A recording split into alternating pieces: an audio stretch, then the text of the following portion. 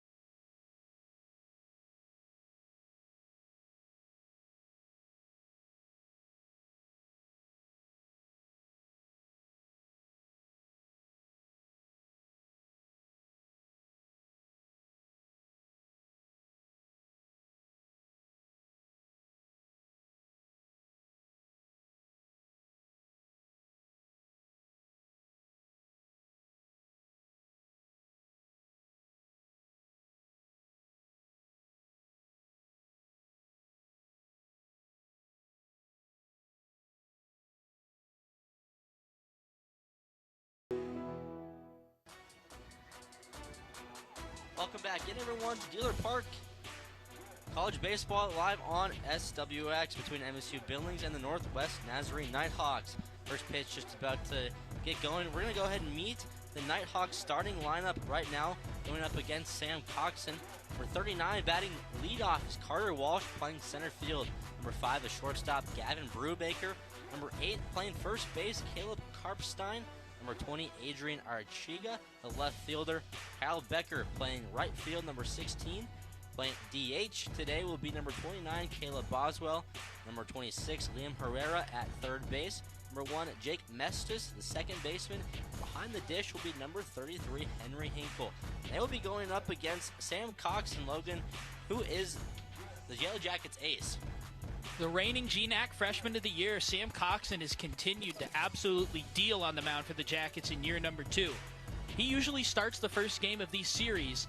A little different last week in the 5-gamer against Western Oregon for MSU-B, but Coxon's going to look to come out here, set the tone as he's done well this season for MSU-B.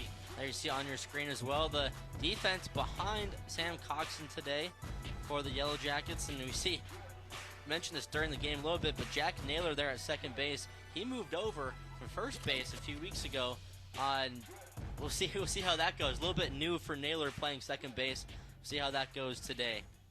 In a little bit of a shock change when that happened, Jack Naylor's been an all-conference, all-region level first baseman. To see him slide over. But with how well Jason Wright's been hitting, you got to find ways to put him in the lineup.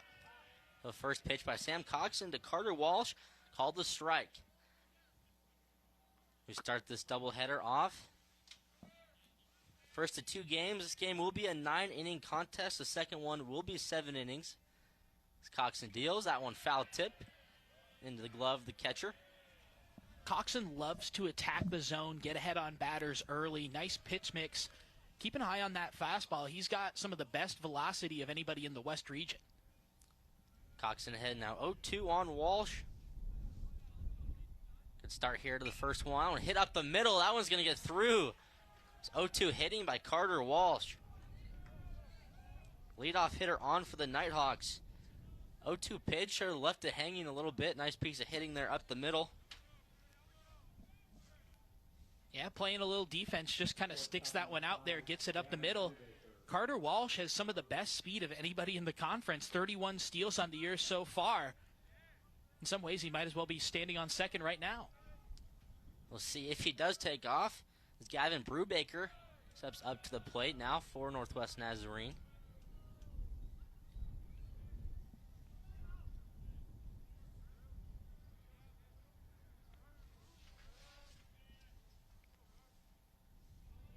Coxon now sets a 1-0 pitch. No steal. It'll be strike 1 on the outside corner.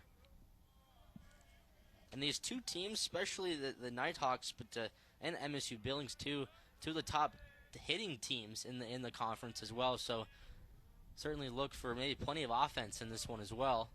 There's no easy outs up and down both of these lineups, that's for sure. Coxon checks on Walsh over there at first base.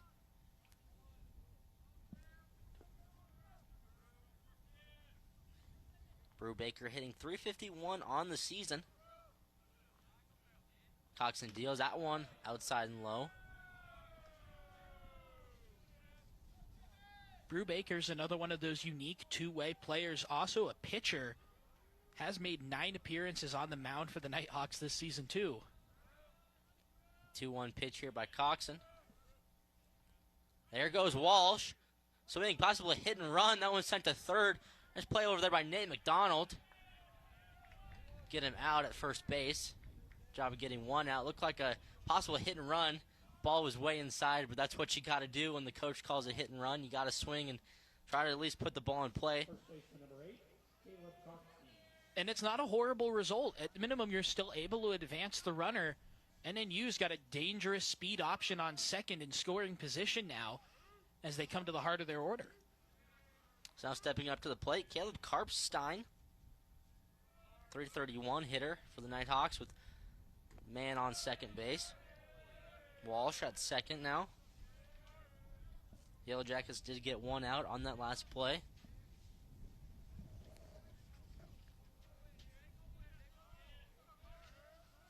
The 1-0. Swing and a miss by Karpstein. He's one of these veteran senior guys. He's been around a while for NNU, seen a lot of success with them. Kind of the inverse what the Yellow Jackets have with Jack Naylor. two real veteran first basemen, although Naylor kicking over to second. 1-1 pitch now, and he did go around. Nice looking pitch there by Coxon. Get him chasing.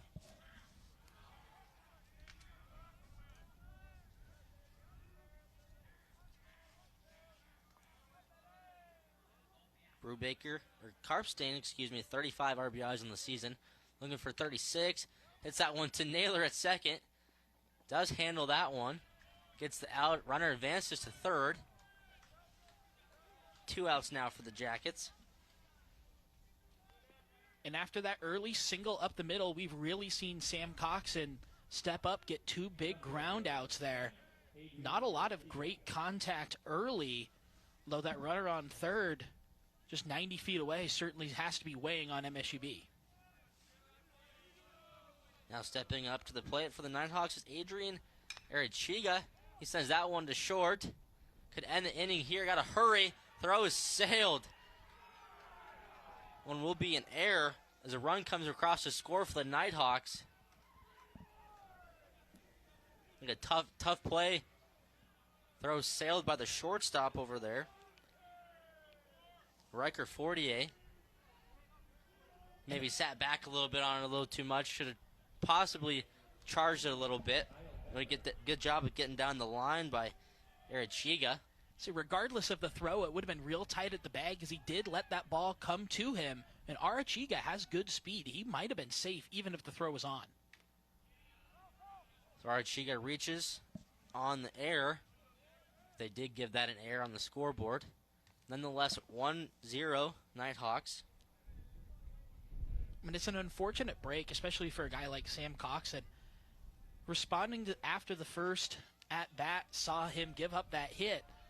It was 3 fieldable ground balls, and the defense just wasn't able to back him up there as one run crosses.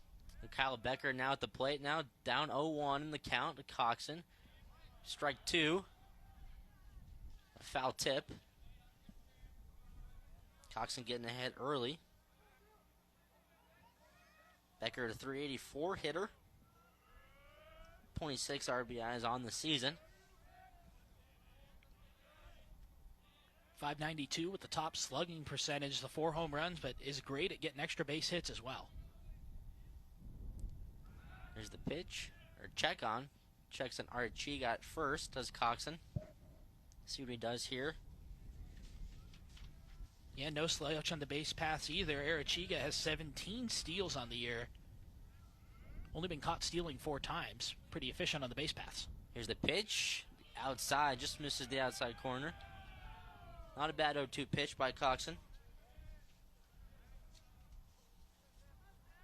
And when you get ahead in the count, you can challenge hitters like that. Try to make him chase something.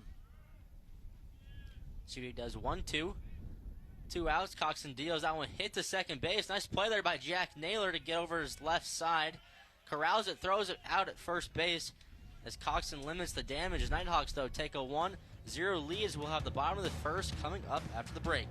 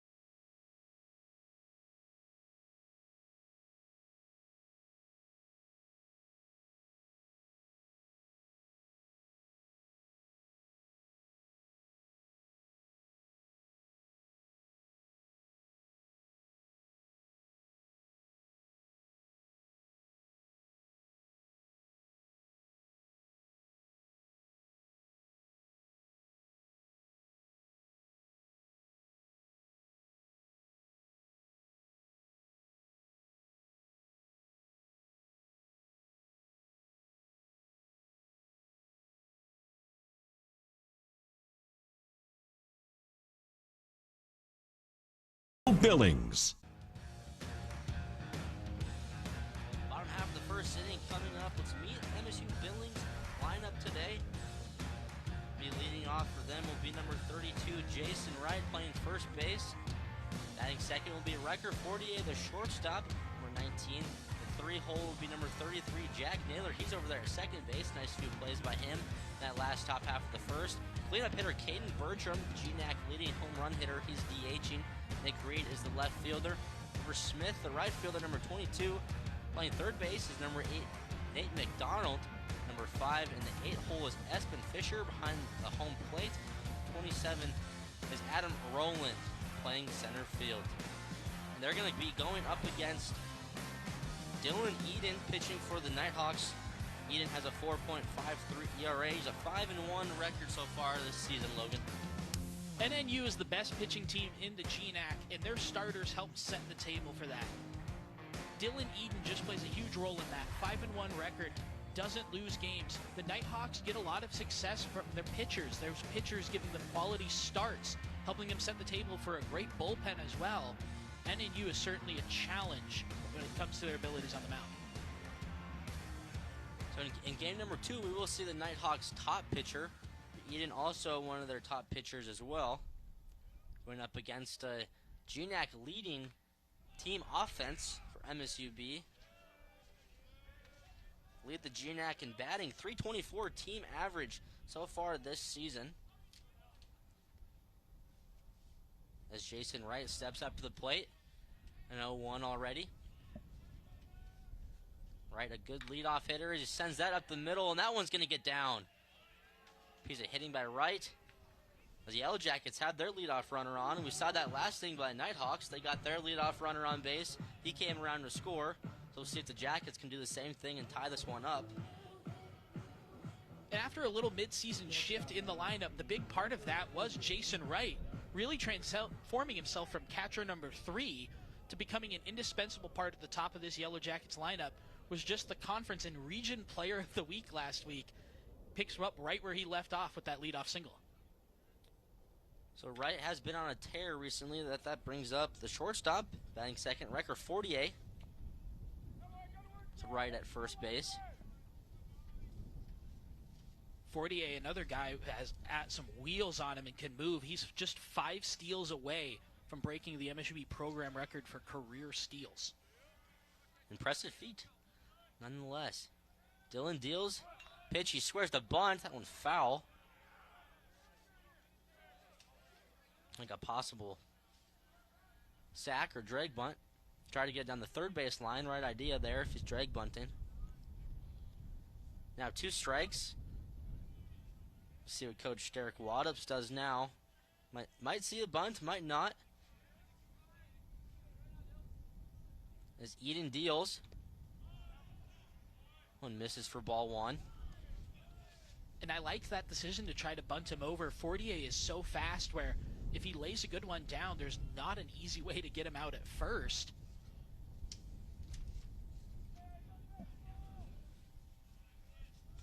Of course, now I imagine they let him swing away here with 2 strikes. Eden deals with 1-2 count. Hey, ball 2. 1 in the dirt. Count even now on Fortier.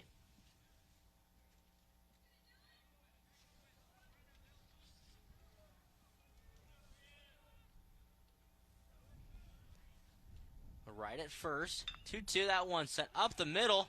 It's going to get through again. 2 back-to-back hits up the middle for the Yellow Jackets. They've got their first 2 hitters on base. The traffic on the base pass now for the Nighthawks. And that's exactly the start you're looking for. NNU's defense and its pitching have certainly been intimidating to teams this year.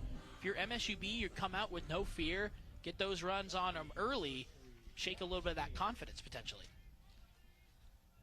Now Jack Naylor stepping up to the plate, one of their top hitters this season, and really in his career as well. 2 runners on. You strike 1 on the outside corner. The athletic department, we just hosted our annual Buzzies Awards, and Jack Naylor picked up the MSU Career Achievement Award in recognition of how much he's done in his career. He's sitting in the top 10 in nearly every single statistical hitting category in program history. He is hitting .378 this season as he takes ball 1 outside. Average-wise, good average at .378, as I was saying, 45 hits on the season. He led the conference in RBIs for most of the year, only recently ceded that back to his teammate Caden Bertram, who's right behind him in the on-deck circle. Takes ball 2. Does have 38 RBIs on the season. Possibly looking for 39 and 40 even. 48 at first. Wright leads off at second. Jackets putting some pressure on the Nighthawks as Naylor pops that one up. Was going to get out of play. First base side. Behind the dugout. 2-2 count now, evens the count.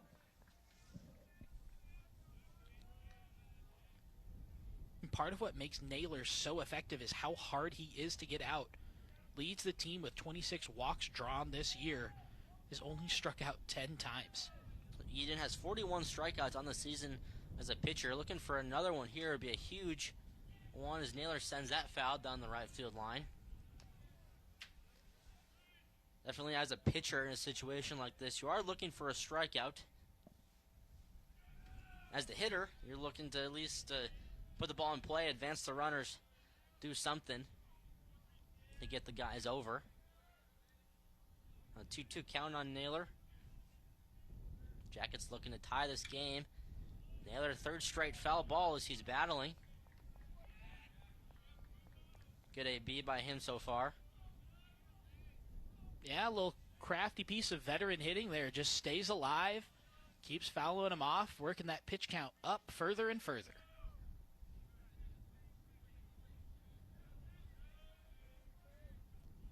A 2-2 pitch by Eden. Naylor shoots that one out to left field. Is playable by the left fielder. No tag up by Wright. Dekes the left fielder. There's Adrian Arachiga out there in left field with the put out. It'll be out number 1.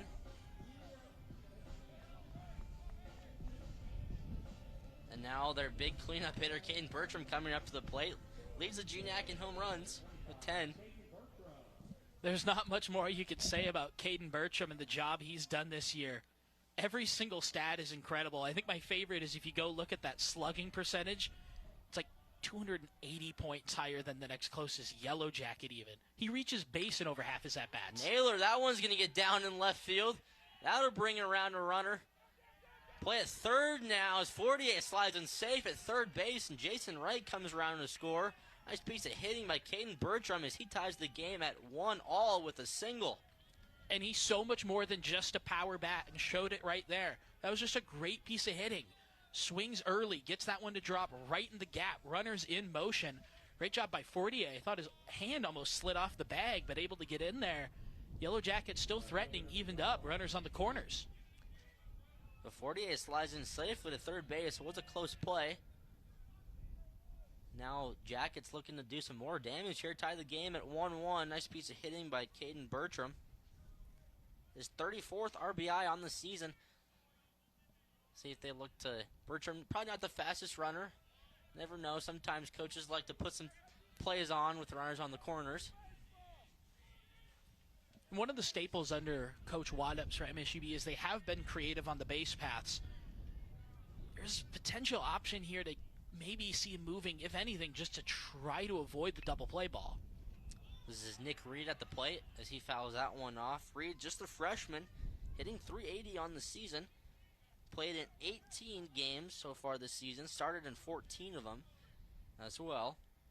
He's worked his way up. The lineup is recent and has really become a staple here, kind of in the middle of the order. A guy who I believe started the year hitting 8 or 7, now hitting 5. Reed takes ball 2.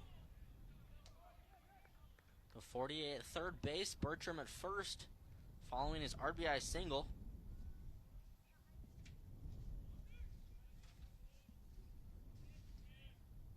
As Dylan Eden looks to pitch himself out of a jam here. He fouled off for strike number 2.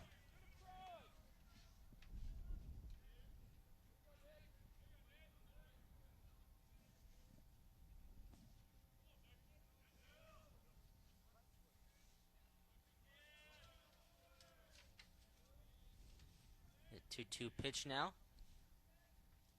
And Nick Reed He bloops that one out. That one's going to get caught by the center fielder. They're going to send home Fortier. He's going to come home safely, diving into home plate as Jackets will take a 2-1 lead. Out goes a sac fly for Nick Reed. He does his job, Logan. The San Diego kid keeps it cool. Just puts one out there. Good play by the center fielder to range that one, but it's deep enough, and with Fortier's speed, you're going to have a hard time catching him at the plate, even with a good throw. That was Carter Walsh out there in center field. Nice play, but just deep enough to score the speedy Riker Fortier. Jackets take a 2-1 lead in this one. Bertram still at first base. Now stepping up to the plate is River Smith, the right fielder. He swings and misses. First pitch. Some more of the local Montana representation here. River Smith out of Livingston. That one fouled off.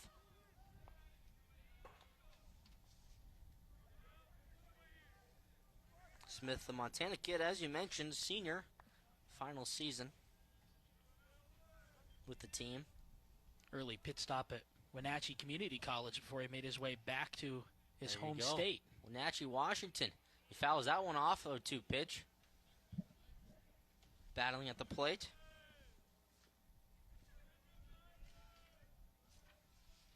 So Eden looking to limit further damage on the mound. We are just in the first inning. Bertram still at first base. Eden deals. That'll be strike 3. As he gets River Smith looking to end the inning, but the Jackets do some damage of their own. They score 2 runs in the bottom half of the first. Take a 2-1 lead after 1 full inning.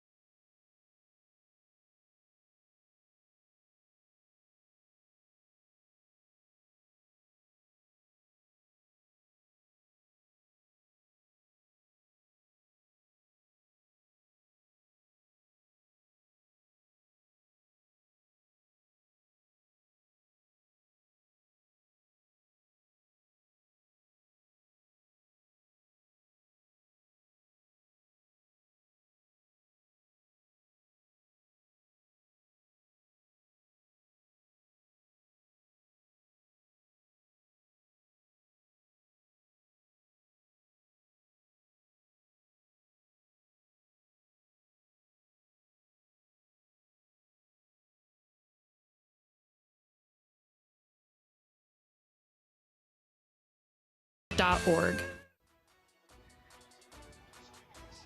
Welcome back in, everyone. Jackets lead this one 2-1 heading into the top half of the second inning. We're going to talk keys to the game, as the keys to the game are brought to you by Butte Auto. Easy to find off I-90 at the Harrison Avenue exit in Butte, Montana. Find your next ride at Butte Auto. All right, Logan, what do you got for us today? For MSUB, you got to set the table at the top. The Yellow Jackets have a lot of talent early in the lineup. Their top 5 hitters are all hitting .340 or higher. They're going to need them to produce. In addition, they live by the home run, die by the home run. This is a team that leads the conference in home runs, but pitching-wise, they've also given up the most home runs. In a place like Billings, the ball flies. A strong wind doesn't help. They're going to need to limit those, keep the ball in the ballpark defensively. The offense has got to find some rhythm there, too. For NNU, it's mastery on the mound. It's the team, or the conference leading 4.19 ERA. That's by more than nearly 2 runs. They're 14th in D2. Speed racers. This team is so good at using its speed, whether it be steals, where they lead the conference with 80, or extending the hits with, turning singles into doubles, doubles into triples. They're going to need to keep doing that, too, to keep putting pressure on the Yellow Jackets defense. So there we go. And you did mention home runs. I remember right a few weeks back, Logan, we did a game together with MSU-B taking on Central Washington, 3rd ranked. And obviously we're at Pertz Field, different field from here. But it was windy. It was pretty cold that day. The ball was flying. There were plenty of home runs. And so we'll see if that is the case again today. Granted, just 1 inning through this game as the Jackets do lead 2-1. But, a little bit different field. This field obviously a lot bigger, too. This field home of the Billings Mustangs, as well as the Jackets and Legion baseball here in Billings, too. So, yeah, and for MSUB, it's an absolute privilege to get to play at a field like this. I mean, it's far and away the nicest facility you'll see in the conference. Just a gorgeous field. Now Sam Coxon back on the mound again. It's Caleb Boswell is now at the plate for the Nighthawks.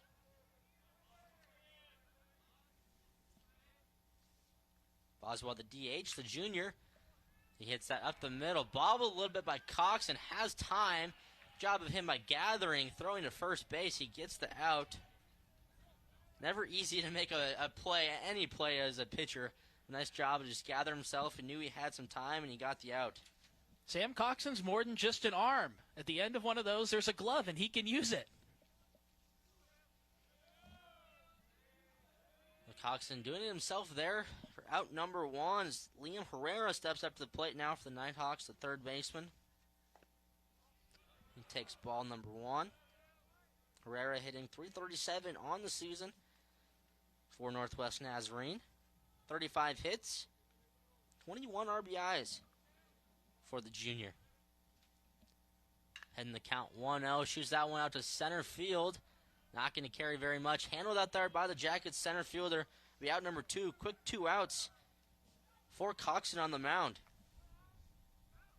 And just like Coxon's been aggressive attacking the zone, these Nighthawks hitters have been aggressive swinging early too. Coxon's pitch count is still pretty low, just sitting in the low 20s. He's been getting through these batters pretty quickly. They'll put out to center field. Adam Rowland out there in center field for the Jackets. Coxon, a lot better start to this inning as well compared to the first. Gave up a leadoff hit. Now he's got the first 2 batters out. Keeping that pitch count low as well, as you mentioned, Logan. A sort of high pitch count for a first inning. So far he's dealing. 1-1 count now. And in a 4-game series like this, part of the reason that you start your starters early is you're confident in their abilities to go long. Potentially save your bullpen for those later games where you're not as confident. Although the Yellow Jackets have 3 very, very good starters. So that is Jake Mestis grounding out to second base as Naylor gets himself another put out over there at the 4-hole as the Jackets. Quick inning by Sam Coxon as we head into the bottom half of the second.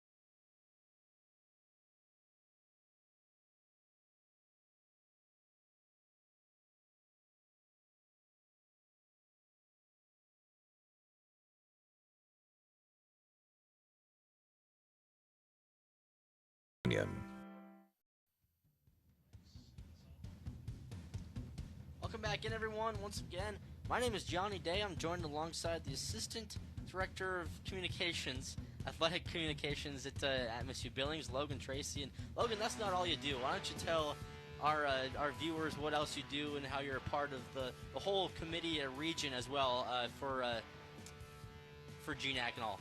Yeah. So in my position, I'm lucky to get to serve as the West Region NCBWA chair for the entire West Region, which means I coordinate our region voters as we vote on our regional top 10s for the media. We also do a Player of the Week combined with the GNAC, the CCAA, and the PAC West, our 3 West Region conferences. And then I get the privilege of voting nationally. I mean, it's a lot of work. You get to watch a lot of baseball, but you get to watch a lot of good baseball. D2 is a fun level for that. So whether you're paying attention nationally or you're watching the region or just focusing in on the GNAC like we are with these 2 teams today, there's a lot of great baseball at this level, a lot of great players. It's a lot of lots of letters to keep track of. I think that's where I get confused with the whole NW, BCA, and all those letters. But nonetheless, it seems like you do a lot, and I'm sure you enjoy it as well. It's good to stay busy, that's for sure. A lot of letters to keep track of, too, when you take into consideration how many polls we have. There's the ABCA, NCBWA, NCAA. I'm sure there's a CSC, D2SIDA. So Dylan Eden back on the mound now. Bottom half of the second inning, Nate McDonald already down in 0-2. He swings and misses. Nice dirty pitch there by Eden as he gets McDonald to swing and miss. Out number one for the Nighthawks. Quick start here by Eden. And after a bit of a shaky start, that's exactly what you needed on the mound if you're Eden. Just calm yourself down, get back to your game. That time, great start to the second inning for him. The Jackets already put up 2 runs in the bottom half of the first. 2 runs on 3 hits in that inning. They do lead 2-1. And coming up to the plate, the catcher, Espen Fisher, nicknamed him Mr. SportsCenter a few weeks ago. Mr. ESPN. Love the name, the freshman.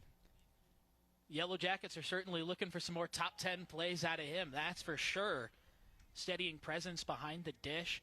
Jackets have a couple of young catchers, freshmen, who have been making an impact this season. Espen Fisher, just one of them.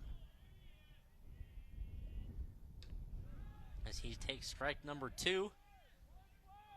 Fisher, the freshman, just hitting 163 on the season. Started in 14 games, though. Played in 15. Can start in 14 of those. Lots of experience so far this season for the young freshman. Eden deals the 1-2. Will be ball 2 in the dirt.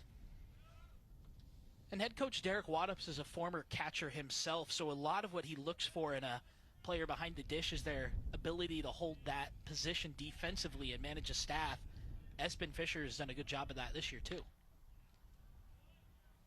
Fisher battles on the 2-2 pitch.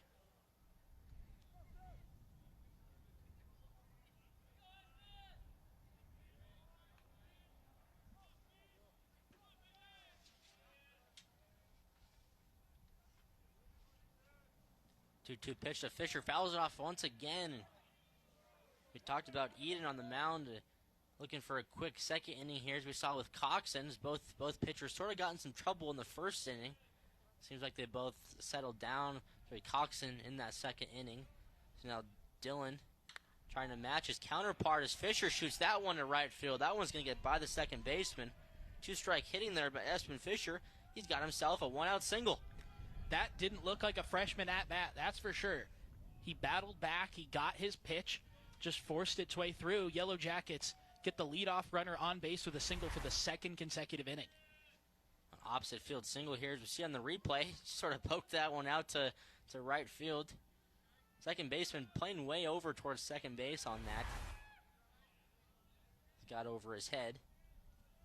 Now 9-hole hitter Adam Rowland stepping up to the plate now as he fouls that one off towards his dugout. Rowland, the junior.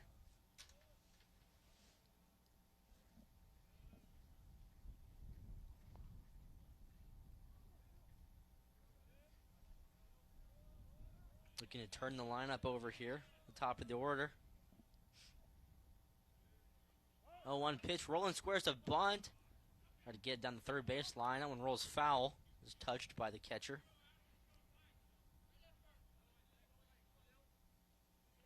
Like he squared pretty early on that one. Possible sack. Nonetheless, now an 0-2 count.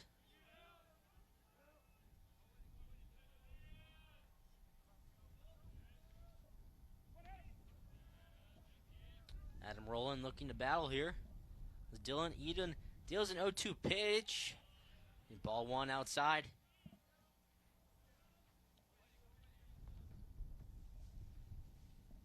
Eden's been doing a great job of getting ahead in the count early here in the second. MSU-B's going to have to battle back once more. Eden already 2 strikeouts on the day. Looking for strikeout number 3. His pitch count's already at 34. Not even 2 full innings through yet. 1-2 count.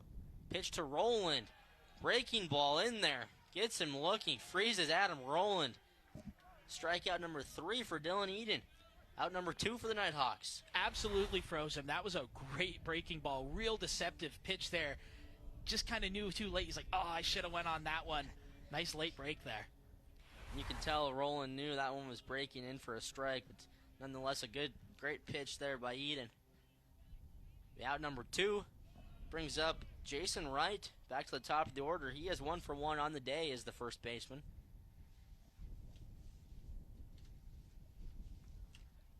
Fisher still at first base.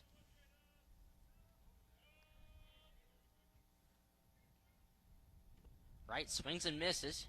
Strike number 1. Another breaking ball there by Eden. My stat for Jason Wright. Since he took over as the Yellow Jackets' everyday leadoff hitter a couple weeks ago, that batting average coming into this one, 511, 539 on base percentage, and that's already gone up with his hit in the first inning today. So the kid is raking. That's what you're saying. The kid has been raking. Ever since they put him at that one spot, he has just found another level. So he's looking for his second hit. Heading the count 2-1. Ball 3. Just missed on the inside part of the plate. Not a bad pitch, though, from Eden. Certainly working the corners early in this game. A 3-1, looking for something good to hit here. Ball number 4. Jason Wright will take his base. Espen Fisher moved to second. That will bring up Riker Fortier with a runner in scoring position. And that would have been just a huge out for NNU. Already had the one base runner on, but after a long first inning with some damage done, it would have been nice to get out of there, no problem. Now you have another at-bat. The Yellow Jackets turning it over to the best part of their order, and 2 runners on again. Ball number 1 to Fortier, who is also 1 for 1 on the day. That first inning, Fortier and Wright had back-to-back singles. Part of that 2-run inning for the Jackets. 1-0 pitch to Fortier. That one fouled back.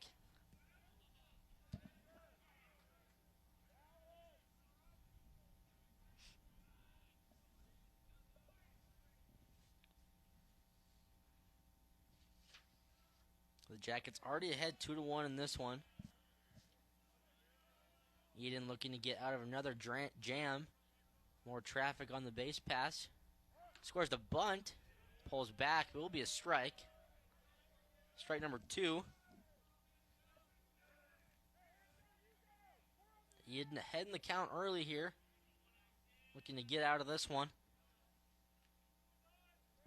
1-2 count to Fortier.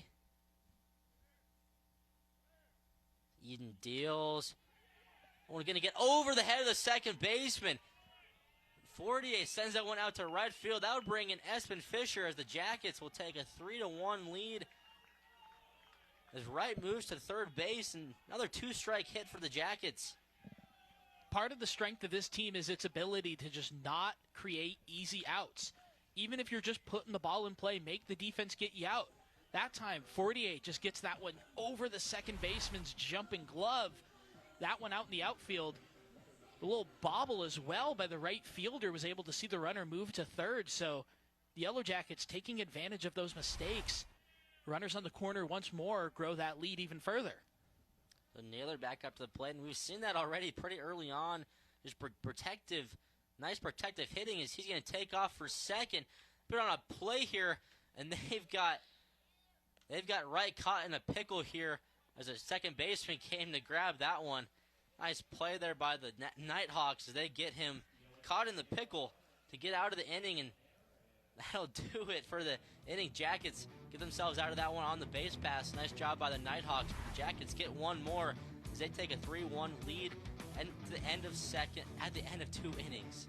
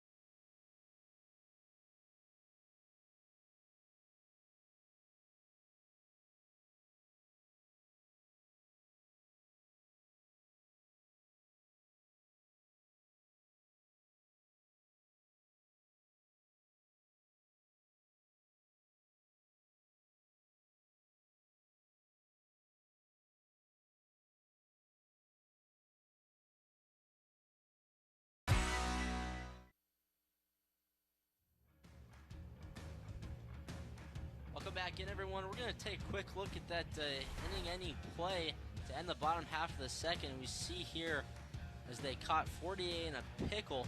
Obviously, a designed play is, or excuse me, 48 trying to steal second base, and that was Jason Wright who got caught in the pickle. A designed play by the Nighthawks, obviously, for their second baseman to come get that one as Jake Messes came up and got the throw. Obviously, threw home, and as a runner, you want to sort of wait that out. If the second baseman comes up, then you freeze and go back to third.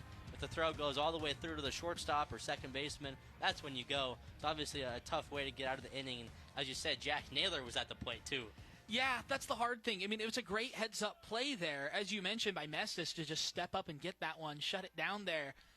But with some of the best parts of your order coming up and a runner at third, it's a tough call. I mean, I like the aggressiveness on the base paths, but I also like seeing our guys hit, and you've got to have a lot of faith in a bat like Naylor.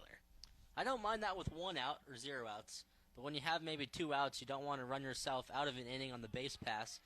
It's obviously tough, but Jackets did get 1 run in that bottom half of seconds. They do lead this one 3-1. And the thing is, against a team like NNU, who's got a lot of pitching depth, the bullpen's talented too, you don't want to leave runs on the bases. That one hits McDonald, handles that one over there at third base. And that was Henry Hinkle, the 9-hole hitter for the Nighthawks, grounds out to third. Quick out for Sam Coxon back up there for a third inning of work. He had a very good second inning. Quick inning as we look at his pitch count, only 28 now. Most of those pitches coming in the first inning, Logan. And the funny thing for him, he's a guy that's got a lot of swing and miss. Not a single strikeout yet. Everything has been a lot of balls on the ground, not a ton of great contact. Coxon is rolling right now. That does bring up Carter Walsh, the leadoff hitter, so back to the top of the order for the Nighthawks. Walsh has their only hit of the game so far. He did have a leadoff single to begin the game. Start that top half of the first. Back to him, the junior. Going to get something going here with 1 out. Coxon ahead 0-1 the count. I'll be ball 1. This Nighthawks team has a ton of talent, and Carter Walsh is a big part of that at the top of the order. 392 batting average. His contact skill is crazy. He can scoot as well. 1-1 pitch. Fouled off way back. Over the concession stand back there. Doesn't look like they're open, unfortunately. I could do with a hot dog right about now. There's one down there. Oh, perfect. They do open one. A little bit different at Yellow Jacket games. Mustangs games, they've got all the concession stands open. There's 2 sides of concession stands here at Dealer Park as Coxon deals the 1-2. That one, nice play over there. Did hit the ground. Job by Wright to handle that one. He just tags the base about number 2. I mentioned earlier how the Yellow Jackets, that right side of the infield, had a little bit of a shift with Jack Naylor switching over to second base to accommodate to get Jason Wright in the lineup. We've already seen both those guys make a number of plays. You'd think they'd be playing there all season. Exactly right. Naylor, obviously, with a few already good putouts through this young game, and right there with a nice play as well over at first base. 2 outs now. Sam Coxon deals. Do strike 1. Gavin Brubaker at the plate now. 2 quick outs by Coxon. Found some rhythm after that first inning. 0-1 pitch, foul ball. Coxon getting ahead and staying ahead. Been the theme in the last few innings for the sophomore.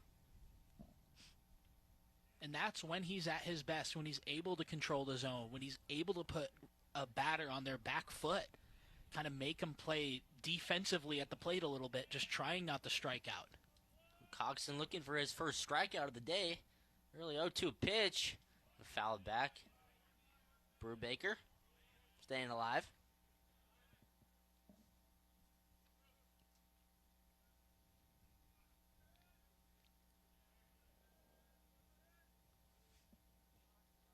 See what Coxon does here on an 0-2 pitch. A lot to work with when you're ahead. 0-2 here. And hit out to right. Carrying. That one gets by the right fielder. That would be a double and hits the fence out there. As Brubaker's got himself a stand-up double. River Smith, that one just kept carrying on him out there in right field and hit the warning track. Thought it was going to be a routine fly ball, but that thing just kept going. It's a tough break. The wind is blowing decently hard now, and it's going directly out to right. That one just kind of caught it. A tough read out there for the right fielder, unable to make the play. And then Hughes got a lifeline in the inning. Brubaker's first hit of the game puts him at second base as Caleb Karpstein comes up to the plate now. First pitch is the ball. Nighthawks looking to cut into the deficit, down 2 runs. Brubaker stands in scoring position. Open his teammate and hit him in. He takes strike 1. Karpstein 0 for 1 on the day.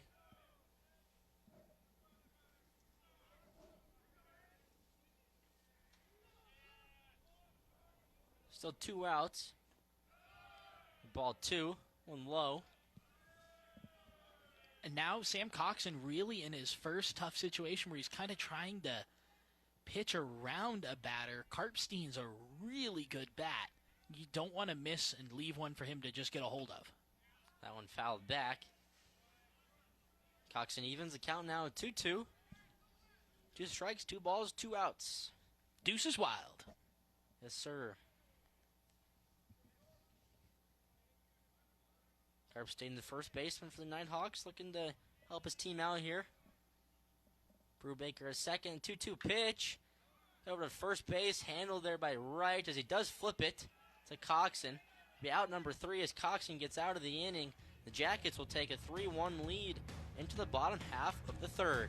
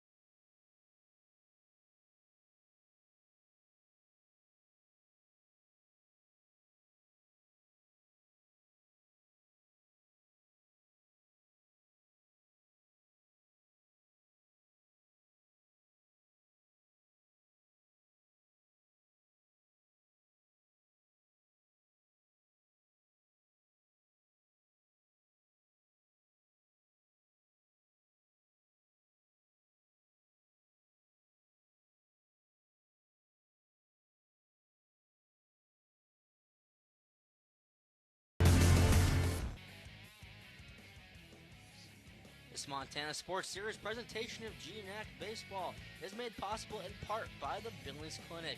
Billings Clinic, trust and be trusted, strive for excellence, serving Montana, Wyoming, and the Dakotas. Yellow Jackets, they get a 3-1 lead in the bottom half of the 3rd inning. Once again, my name is Johnny Day, joined alongside Logan Tracy. Logan, a good start so far for the Jackets is the Northwest Nazarene. Obviously, as we talked about, top team in the GNAC. So far, playing a good game, they're ahead 3-1. I've loved the approach from MSU-B so far. Sam Coxon has been able to control the zone, has created a ton of soft contact, and the infield's done a great job of backing him up so far. Meanwhile, offensively, we haven't seen the power as much, but the Yellow Jackets have just been finding a way to place hits where the Nighthawks can't field them and haven't wasted those opportunities with runners in scoring position. Jackets piled up 2 runs in the first inning. Got across 1 run in that bottom half of the 2nd. Jack Naylor will lead off this inning, 3-hole hitter.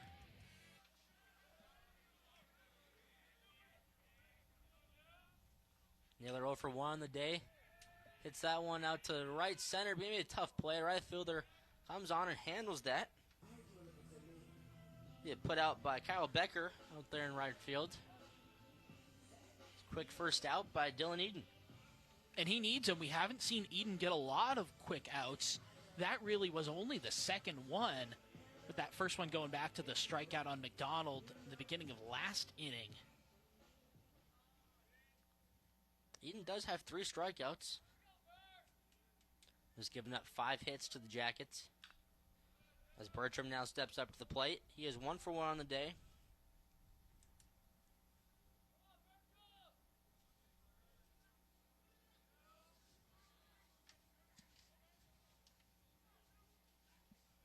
Bertram, we talked about his 10 home runs, lead the conference, but is also second in hitting.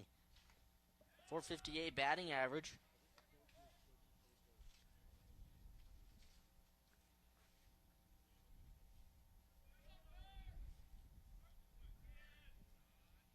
We have a 1-1 count on him.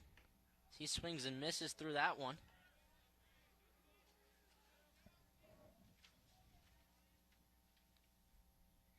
As Eden puts himself in a good position for his 4th strikeout of the day.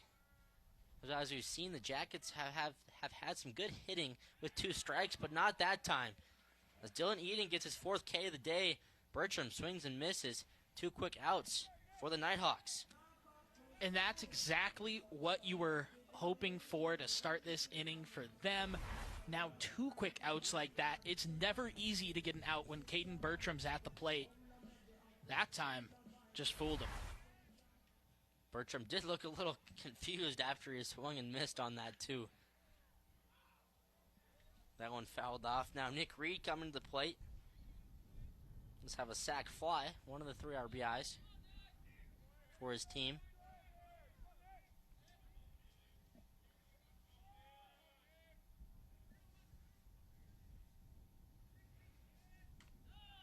Strike 2 now. Head 0-2. Eden's at 52 pitches. Certainly love to make this inning quick and get out of it.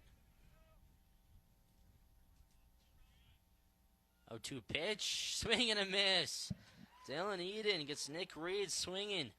Quick 3 up, 3 down from him. Strikeout number 5 on the day. So Nighthawks will look to get back in this one when we come back.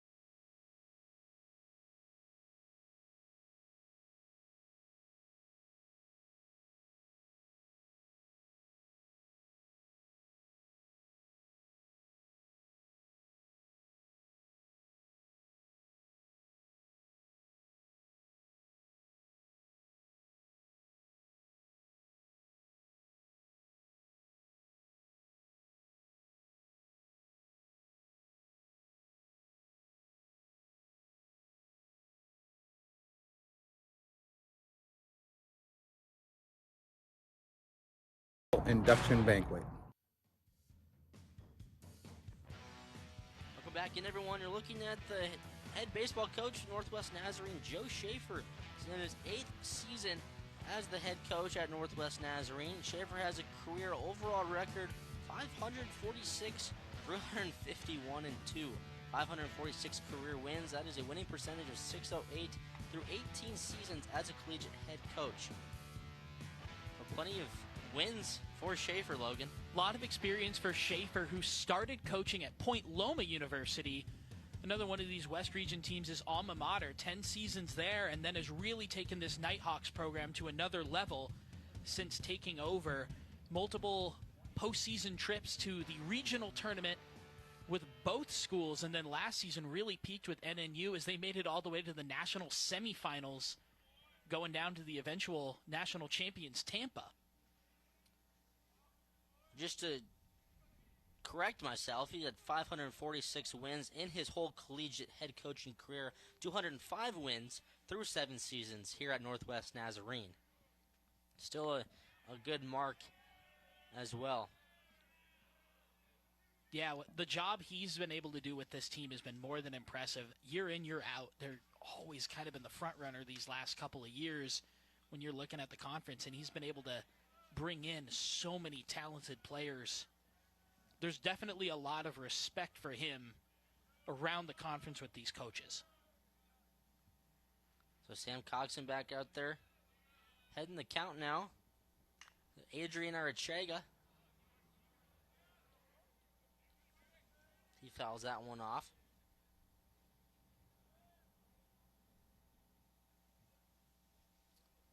Arachega 0 for 1 on the day.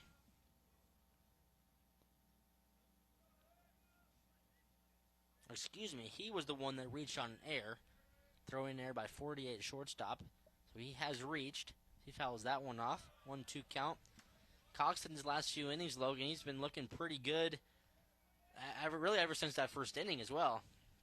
Yeah, and really the only reason a run crossed in the first place to begin with was on that error. His run should be unearned. Man, he has had a great start. I just love the way he's been able to pitch to contact. Another foul ball right there. Arachega staying alive. I believe that would have been an earned run because Walsh was the one that scored. So he reached on a single, which I think he came around to score. Is the 0-2 or 1-2 pitch. We'll send out to right field. Right fielder runs into the net out there. Loses some room. A newly netted Dealer Park. We haven't mentioned that, but you see, folks, it might be hard to see on the broadcast, but all around the field now there is netting down the left field and right field lines, and that is pretty new this year. This park did not really have much protection or netting all the way up down the baselines. So you see that netting goes all the way down to the foul poles. This is actually the first games in this park since they have put in the full netting, so really the first interaction with the netting in foul territory, at least that far down the line this season for anybody. Arachega now evens the count at 2-2 as Coxon deals. Fouls that one off. And as I mentioned to you earlier, as I was walking in here from the parking lot out there in right field, just looking at the netting, it seems a little weird. I've obviously been to this park a lot growing up and never seen that, so it was definitely a different scene to walk into. But I do like it. It's new, but I like it. Coxon deals a 2-2 pitch. Strike 3 gets him swinging. Foul tip into the glove of the catcher. Coxon has himself quick out to begin the top half of the fourth. Strikeout number 1, but gets it doing the same thing he's been doing all game, continuing to attack the zone. Sam Coxon, can't say enough about the job he's done there. Just forces that one by him. A lot of heat. A foul tip into the glove of Fisher for strike 3. Sky high in the air. Kyle Becker. Who's going to catch it? That'll be the question. The right fielder handles it. Calls him off. Nice job by River Smith out there in right field to call off his second baseman, Naylor, and the first baseman in right.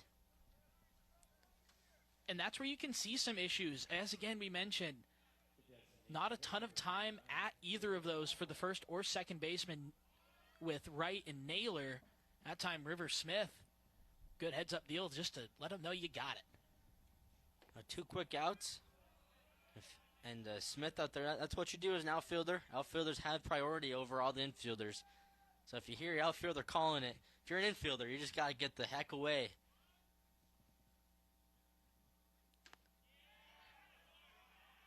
Pitch there by Cox, and 1-1 count now. Up to the plate, Caleb Boswell. Coxon just crossed the 50-pitch mark here in the fourth. He's been working really efficiently. There's that one in the dirt. 2-1.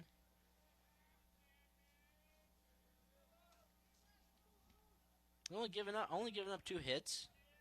Really, ever since that first inning, he's settled down. They come back from behind, 2-1 count. I went ball 3 outside.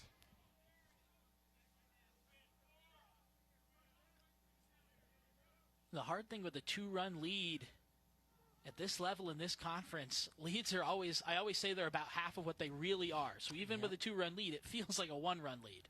A swing and a miss. Coxon, strike number 2. And these are 2 of the best hitting teams in the conference. The Northwest Nazarene second to MSU-B, so never know. Anyone can strike at any time. 3-2 pitch by Coxon, looking to get out of it. Swung on and missed. He dropped third strike as he's going to reach is Boswell. One will go down as a strikeout, but drop third strike rule as he runs down to first and safe as that ball got by the likes of Fisher behind home plate. It's always a tough break as a pitcher. You get the strikeout, but the runner reaches. And that's exactly when coaches preach doing the little things. Your ability to just sprint out of the box there like that is part of it. I mean, not a great swing. He does strike out, but he's got the wherewithal to just get booking it down the line. The throw is never going to catch him. The drop third strike rule obviously coming into play right there.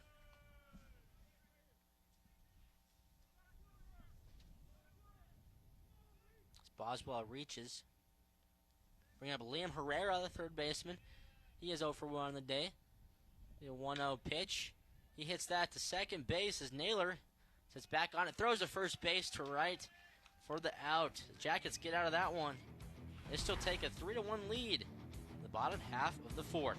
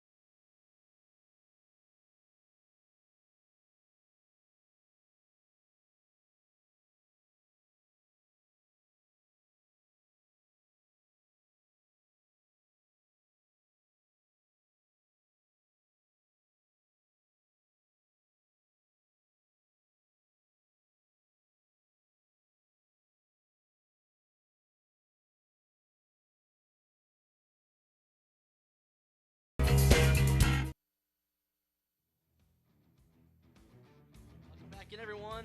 A shot right there of MSU-Billings head coach Derek Waddups. And Logan, this season, he became the all-time winningest head coach in program history, 139 wins.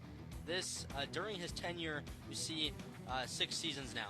It was a really, really cool moment when he did that, too. He said it on the road against St. Martin's. The team kind of hit him with the water treatment there. Definitely got wet after, but it's a testament to how much these guys love Coach Waddups and how much he cares for his players and how year in, year out, he's kind of built this program on, preaching how important people are, not just the way you're playing on the field, but off the field. He's built a really successful program, and it's been very, very cool to watch him do that up close in my position as well. He's a great coach, even better guy. He is in his 7th season as the MSU-Billings head coach, and he was named the 2025 GNAC Coach of the Year as he guided the Jackets through their most historic campaign in program history as they matched a single-season record with 33 wins just a year ago. So plenty of turnaround, too. I mean, just a few years ago, team wasn't really in the talk much, about being up there in the conference. And last year, obviously, a turnaround season, and they've carried that momentum into this year with being second in the conference so far. And the team hit a lot of really nice heights in those mid-2010s, late 2010s, especially when they picked up the team's first GNAC championship. Coach Waddups hoping to kind of re-spark some of that. And last year the team was really competitive again in GNAC play, got that at-large bid to the regional, picked up their first region win. This team is starting to become that group where year in, year out, you're expecting them to be successful. It's not a surprise anymore. It's the norm. Again, bottom of the 4th here. River Smith leading off for the Jackets. Left fielder is 0 for 1 on the day. Dylan Yeadon back out there once again. Swing and miss. 2-2 count now on Smith.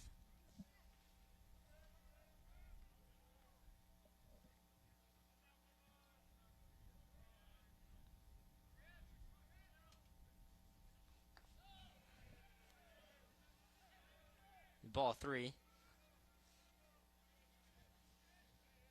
Yeadon 55 pitches so far. Does have 5 strikeouts. A bad outing for him. Just to get out the opening hitter and send out down the right field line. Way foul. Smith staying alive. And this is a big moment here. MSUB started the game by getting early runners on, putting pressure on Eden. He's really taken a step back and recovered the last two. We'll see how this inning fares. Another foul ball towards the Nighthawks dugout.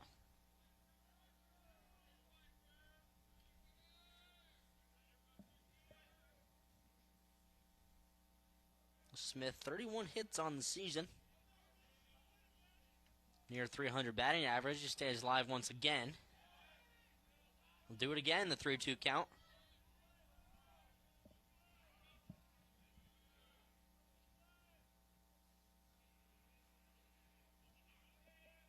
Jackets got 2 runs across in the first and 1 in the second. Another foul ball. River Smith. Good AB here. No easy outs. If River Smith is going to get out here, he's going to want to make him work. Keep pushing that pitch count up. Doing exactly that. We'll do it again. Another 3-2 pitch. Going to hit up the middle. Nice play by the second baseman. Slides and gets to his feet and gets Smith. Nice play over there by Jake Mestis. Gets to his feet and gets the out. Out number 1. And I was so ready there to compliment a nice piece of 2-out hitting. But instead, Mestis, great sliding play. Great job to just collect that one and fire it over to first. Nice backhand there by the second baseman. Got to his feet. Definitely had time to get River Smith. We had number 1 and brings up Nate McDonald. Donald, the sophomore. Played plenty of games here at Dealer and Pertz. The Billings West High graduate, Logan. Hometown kid. He certainly played more than his fair share of games in this town. He hits that one down the right field line. That one's going to get by the left fielder. All the way down there in the corner as McDonald's going to have himself a double.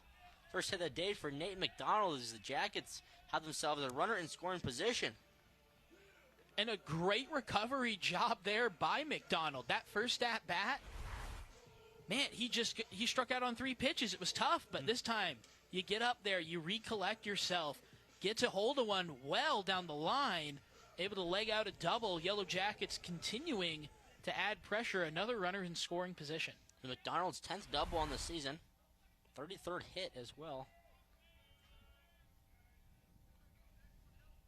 That will bring up Mr. ESPN, Espen Fisher. McDonald at second. Fisher is 1 for 1 in the day. Only has the 4 RBIs. Not a lot of opportunities to hit with runners in scoring position this season for him. The chance to add to that total, it's a small total. He takes strike 1 by Eden. Man, it would be nice to see him do something here. It's got to be an announcer's dream when you've got a guy whose name is ESPN and he does anything cool. A 1-1 count with 1 out to Espen Fisher. He takes ball 2 outside and low.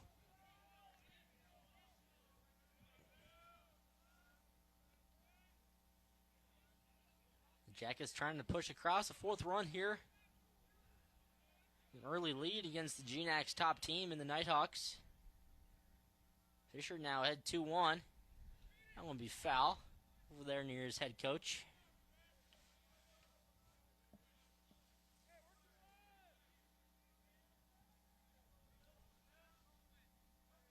Be a good time for Eden's 6th strikeout. He's got 5 of them on the day. Just 1 walk. Not a bad outing so far.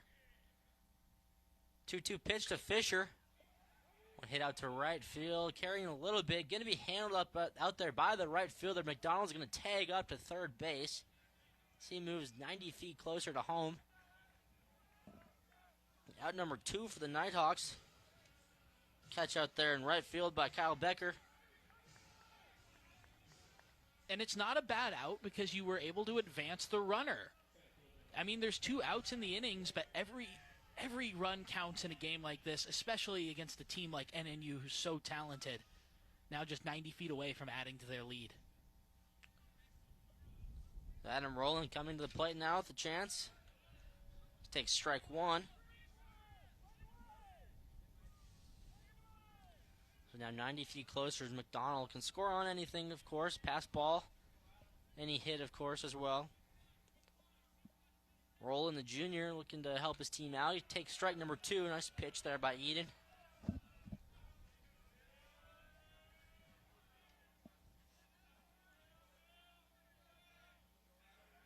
Eden ahead in the count, 0-2 to Roland. Deals the 0-2 pitch. Caught him swinging. Nice breaking ball there by Dylan Eden. Gets out of the inning. No harm, no foul. We're in the top half of the 5th inning. Nighthawks trail this one, 3-1.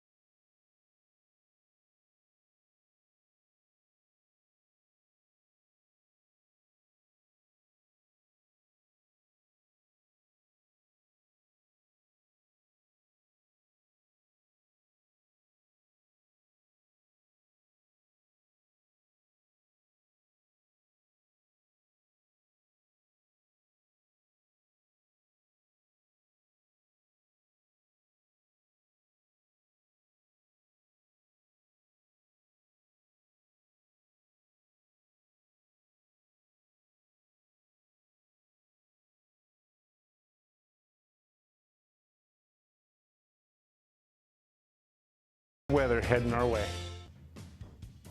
Let's take a look real quick. Once again, everyone, at the GNAC standings this season, as we talked about, Northwest Nazarene leading the conference, 20-4 conference record. A very impressive resume they've got there, 30-12 overall to be in that top spot. There's MSU-B right behind them, 15-10 GNAC record, 21-19 overall. Obviously, those two teams have already clinched the GNAC championship, and then Central Washington at 3 spots, followed by Western Oregon and St. Martin. So it does look like it could be Northwest Nazarene, MSU-Billings, and Central Washington. You know, top 3 already seems like it's going to be that way, Logan. The GNAC standings are funky because it's not a conference where it determines your matchups for your postseason tournament. As we mentioned, those top 3 teams go in and they play a first-round round robin. The only real advantage you get is if you're the 1 seed and all those teams, you go 1-1, you automatically advance on to the championship. So really just clinching is kind of the name of the game, and it's got to be a weight off your shoulders if you're MSU-B to know that you've already done that. So very, very different. I would say sort of a different approach to it does the GNAC, but obviously Northwest Nazarene sitting pretty, and of course the back-to-back champions of the GNAC tournament, so looking for a three-peat. And the other thing is with only having those 5 teams, the GNAC doesn't have enough schools to have the automatic qualifying bid for a regional. So just winning your games is even more important.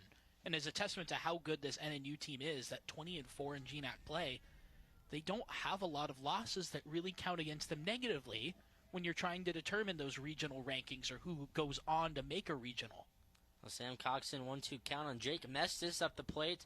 Northwest Nazarene, he fouls that back to stay alive. Mestis 0 for 1 on the day. Coxon just has 60 pitches, fairly good outing so far, really. Giving up one run. With those early runs, wasn't quite sure if we were shaping up for a high-scoring game or not, but in the last couple of innings, it's really been a pitcher's duel. That one's going to get by the shortstop. Maybe got a little bit of glove on it. Did 48. That's going to be a hit by Mestis. Nice piece of 2-strike hitting. Nighthawks got themselves a leadoff hitter on base. And I think that really was the first well-hit ball on the ground we've seen all game. Coxon's done a great job of pitching to contact. The fielders have been able to back him up well all game. That time, that ball was struck well, just past the glove of a diving 48 at short. Now NNU leadoff runner on. A nice effort there by 48. That brings up Henry Hinkle. Where's the bunt? Pulls back for ball 1.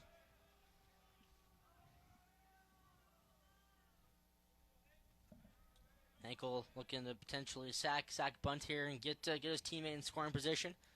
Nighthawks trailers by 2 runs. He does it again. McDonald, easy play by McDonald. for McDonald, rather, as Henkel popped that bunt up. Be out number 1. But not what you want to do, but tough right there if you're a hitter. No, anytime you pop the bunt, you always threaten disaster. You never know quite what's going to happen. That runner on first down has to sprint back. Lucky it wasn't a double play almost. Yeah, I mean, nice job by Mestis to not get too far off the base, right? Certainly can happen. It'd be an easy double play. That one thrown away. The net brings that back into play. But he's going to be safe as Mestis at second. So Coxon threw that one away past right. That net brought it right back into play. An odd play, but Mestis' speed got him there safely to second base. We're certainly seeing the effects of the new extended net. And that time, usually that thing's sitting a couple rows deep. Instead, it was back behind second base. Yellow Jackets were almost able to turn that one into a play. I think Jack Naylor kind of smiling about that one there as we cut to him. I'm going to say that's definitely a first here that I've seen. As Carter Walsh now back at the plate, he is 1 for 2 on the day.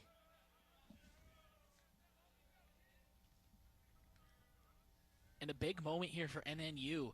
They've had runners on, but they haven't been able to convert them early in this one. You cannot let these opportunities go to waste. So runner in scoring position over there, Jake Mestis. After his infield single.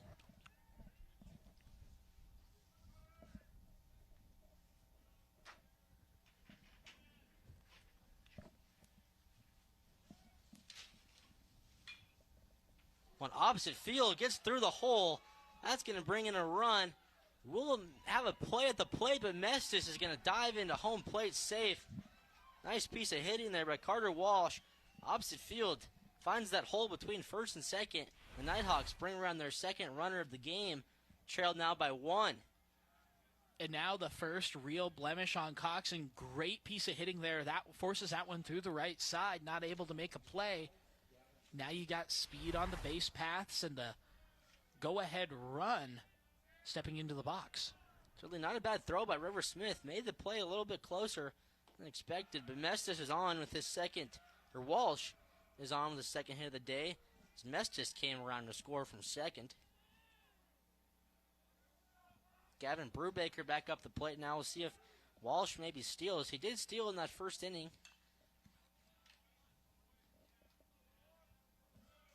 Get another runner in scoring position. I was almost wondering if this would be a situation where we see them bunt. I know there's the one out, but just with how well Coxon's been throwing to try to get speed on the base paths at second. That being said, Brubaker's a talented hitter in his own right. He sort of squares the bunt there. Pick play back to first. Walsh dives safely to first base.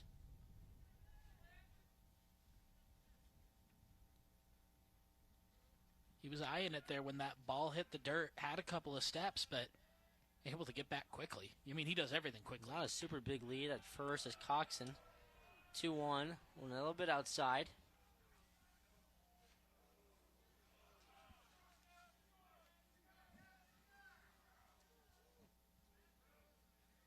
The 3-1 count now to Brubaker. Pick off to first. Walsh back safely again.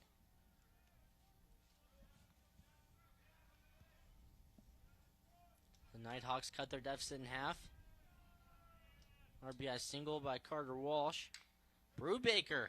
It's that opposite field once again, and that'll get down in front of the right fielder. Back-to-back opposite field hits by the Nighthawks, and they've got something going here, Logan. Absolutely. That time we see it again. Another hitter gets into a favorable count against Coxon, who's starting to get a little less effective when he's hitting the zone there. Able to get a good one in a hitter's count, drive that one opposite field. A good approach at the plate so far by the Nighthawks in this inning. 2 straight singles to right field. Shooting the ball the other way.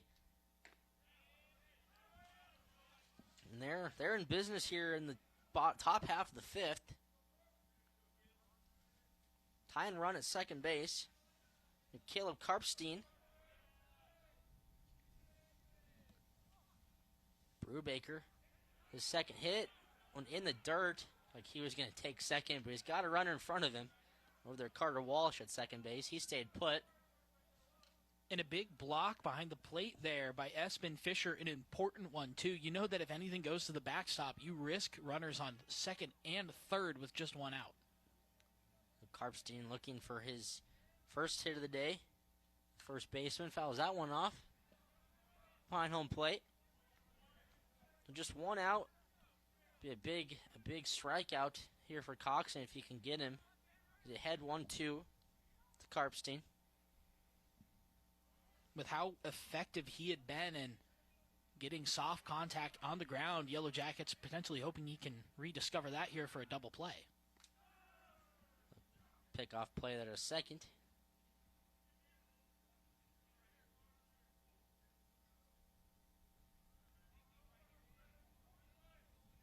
A 1-2 count. Coxon still ahead in the count. Walsh there playing with him at second. Karpstein takes ball 2.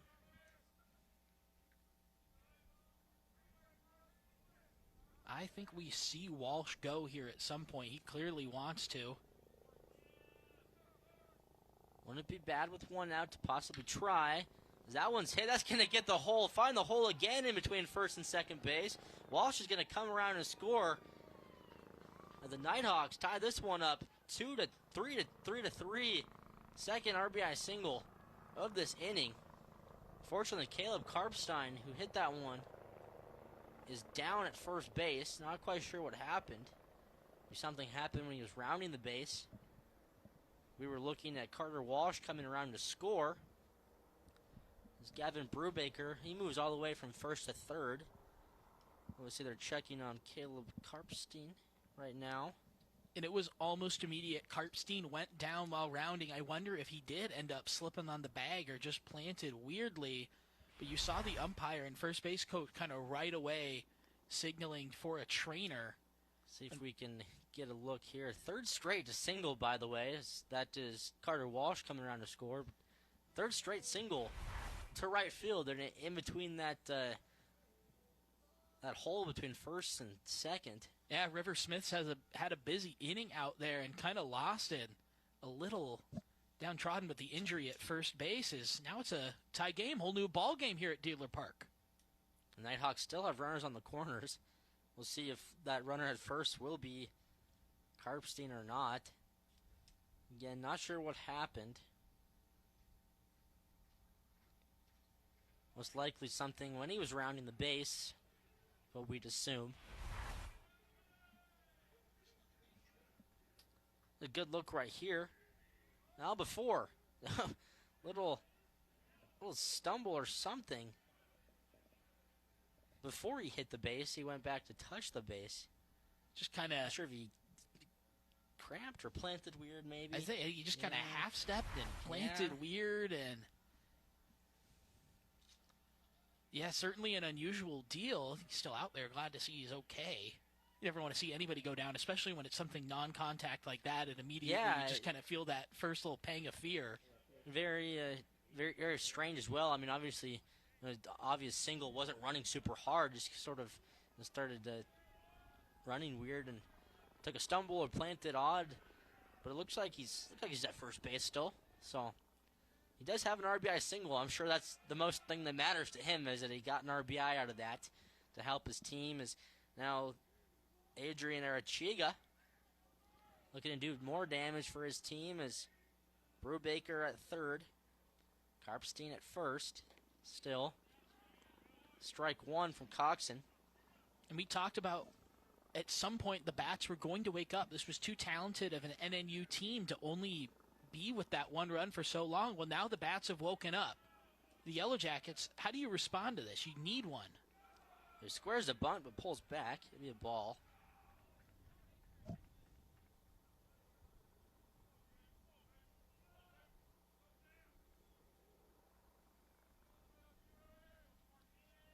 So now the Nighthawks with 6 hits on the day, even that total up with the Jackets. That one's hit to third, or hit to pitcher. Coxon plays it, but goes to third with it. Nice job over there by Brubaker to stay put. Beautiful base running to see that one through all the way, and notice it didn't get by the pitcher, so he didn't take off. You see here on the replay.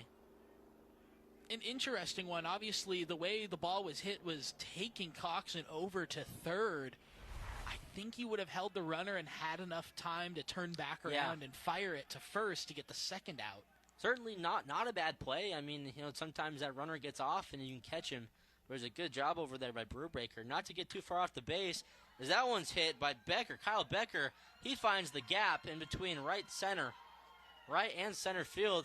That's going to come around. That's going to bring a few runners across, but they're both trailing each other. All three of them are going to score. As two Nighthawks runners were trailing each other right behind one another. They both come sliding in head first to home plate, and that's going to be a 3-run double. The Nighthawks take a 6-3 lead. Wow. Yeah, a little bit of a traffic jam at home there, but everybody got where they needed to go. First pitch swinging by Becker. Belts that one, probably the hardest hit ball we've seen all game.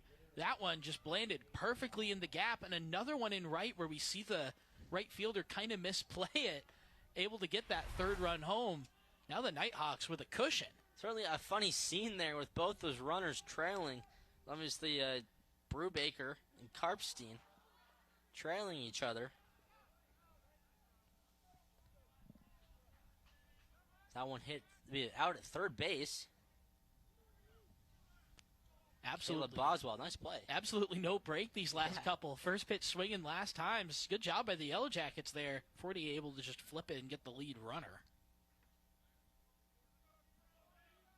2 outs now. Liam Herrera back up at the plate.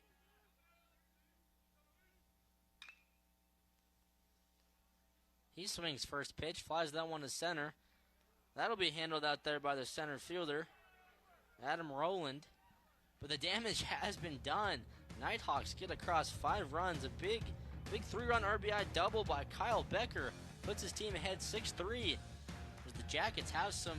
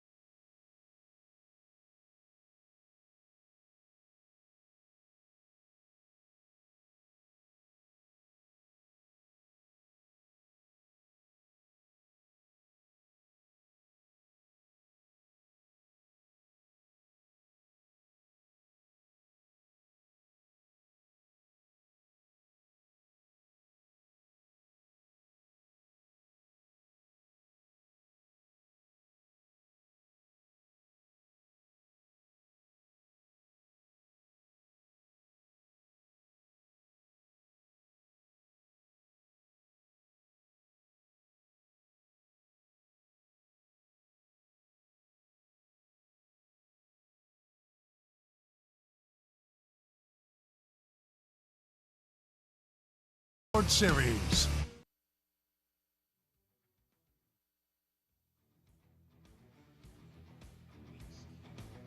Go back in, everyone. Nighthawks for the big inning. They score 5 runs and they'll take a 6-3 lead in this one. But you're looking at right there, Jackets first baseman Jason Wright, and he sure came on recently, Logan, and he recently won West Regional Player of the Week and GNAC Player of the Week. Did the first baseman. That's one of the more fun votes I've got to coordinate. Jason Wright. The last couple weeks, it was really in the second half of the Yellow Jackets home series against Central Washington where they started putting him at that leadoff spot, just had some struggles there early. Wright has really taken that spot and made it his own. He began the year, the senior was mostly a third catcher or a pinch hitter. He's now become an indispensable part of the Yellow Jackets lineup. It's just been such a cool turnaround to see. And then last week, really peaking against Western Oregon, picking up that Region Player of the Week honor was awesome. I mean, the dude's only started 4 games now.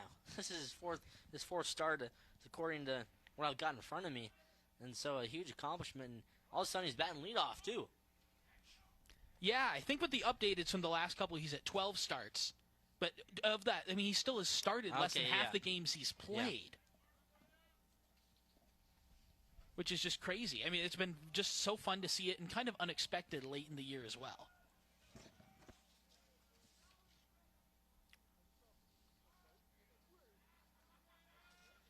So he is here, leadoff hitter. Begin the game, leadoff hitter to begin this bottom half of the fifth. Jackets have some work to do, and that'll help. Jason Wright, right on cue. Mr. Wright, base hit out there to right center. Plenty of rights in that sentence. Jason Wright is on to lead off the inning. And that's exactly why he got elevated to that spot. With the run now, so Jason Wright hitting with the bases empty, he's hitting .538 on the year, which is just absolutely incredible. I mean, when he's leading off an inning, basically, he gets on over half the time.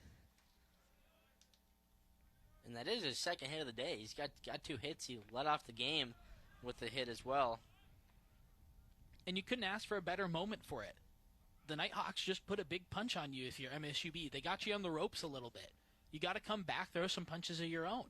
That's the time to do it. The 2-hole hitter now. We got 1, 2, 3, and 4 in their lineup. And Wright obviously started off the inning with a single. So now 48, Naylor will be on deck. 48, 2 for 2 on the day himself. 2 hits and an RBI. And yeah, there's lots of work to do. I mean, Kyle Becker with a 3-run RBI double in that previous top half of the inning for the Nighthawks to put them ahead. So 6-3 game. Things can change just like that, and they could change again in the Yellow Jackets' favor. Get a few runners on and see what they can make out of it. Is 48 down, 1-2 in the count. Dylan Eden back out there once again now with the lead. That's definitely huge for a pitcher's confidence as he deals that one a little bit high and inside. Yeah, he's been working the inside of the plate this at-bat for sure. 2 pitches ago, kind of made 48 duck at that one. Eden now a 2-2. Pitch to 48, right at first. Could be a threat to steal. One hit to short. Nice play by shortstop. Played a 6-4-3, but they can't complete the double play. Be a 6-4 put out. Job of getting one out, Gavin Brubaker. 48 got down the line to avoid the double play, but he's on the fielder's choice. Yeah, and it was a good ranging play there to get over. Right, not slow by any means, but certainly isn't Riker 48 when we're talking about speed. So a great job there by the Nighthawks to get one, avoid having 2 runners on with nobody out. And he got that lead runner as well. So no harm. Still a runner at first. This time it's 48's Naylor pokes that one out in the gap, but it will be handled out there in right field. Ranging over, Kyle Becker to make the catch. Out number 2 now. So 2 quick outs all of a sudden. Naylor, I think, now is swung and made contact in the first pitch in his last 2 at-bats. That one, not bad contact by any means, just a little too under it. So maybe not your typical day at the plate for Naylor. Is 0 for 3 his first 3 at-bats, but now up to bat is Caden Bertram. I don't think I can remember the last time that Jack Naylor's been 0 for 3 on the day. Bertram swinging on the first pitch, fouls that off. Runner was going. 48 trying to steal a base right there. I'm thinking that one might have been that hit and run as well.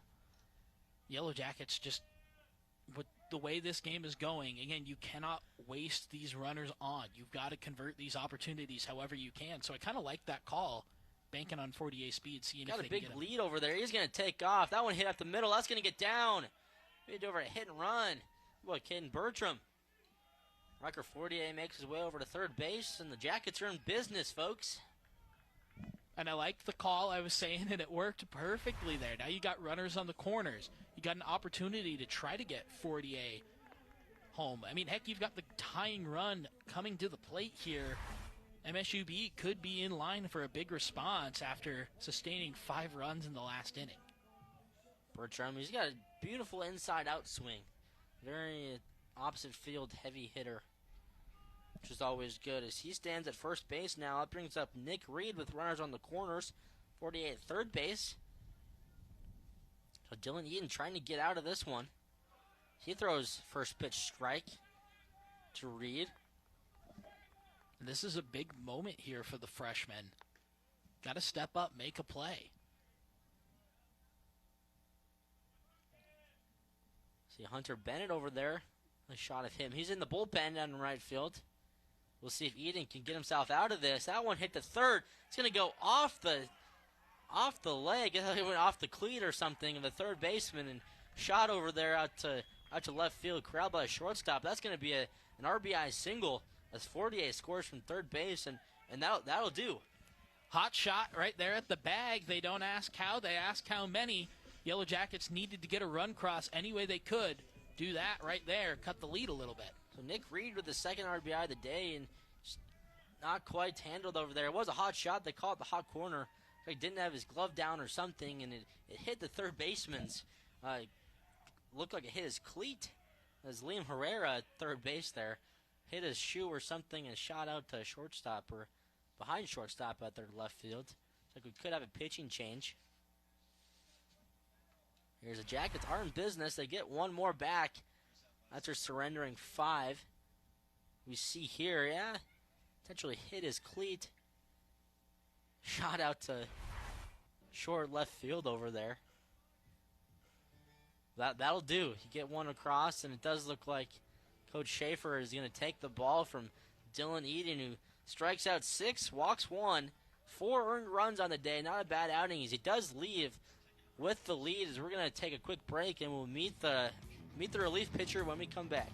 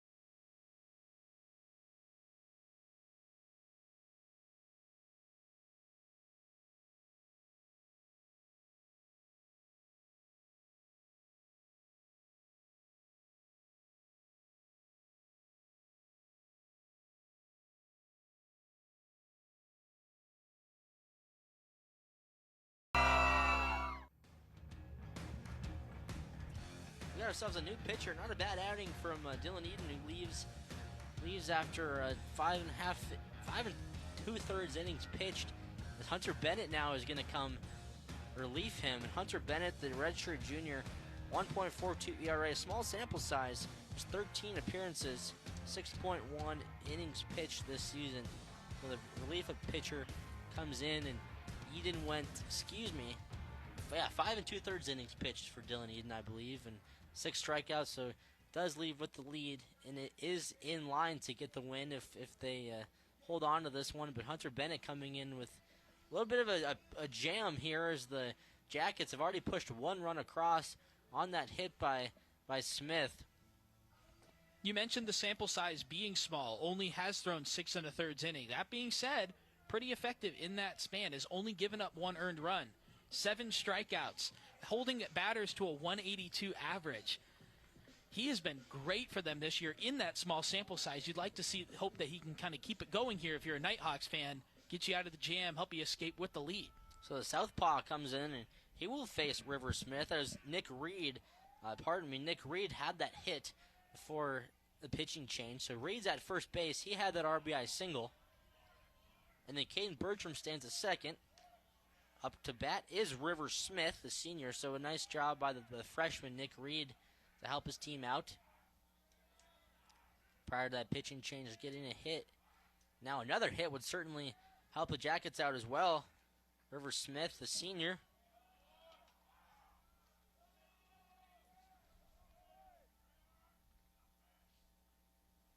River Smith, a lot of opportunity to hit with runners on the bases this year, is hitting .324.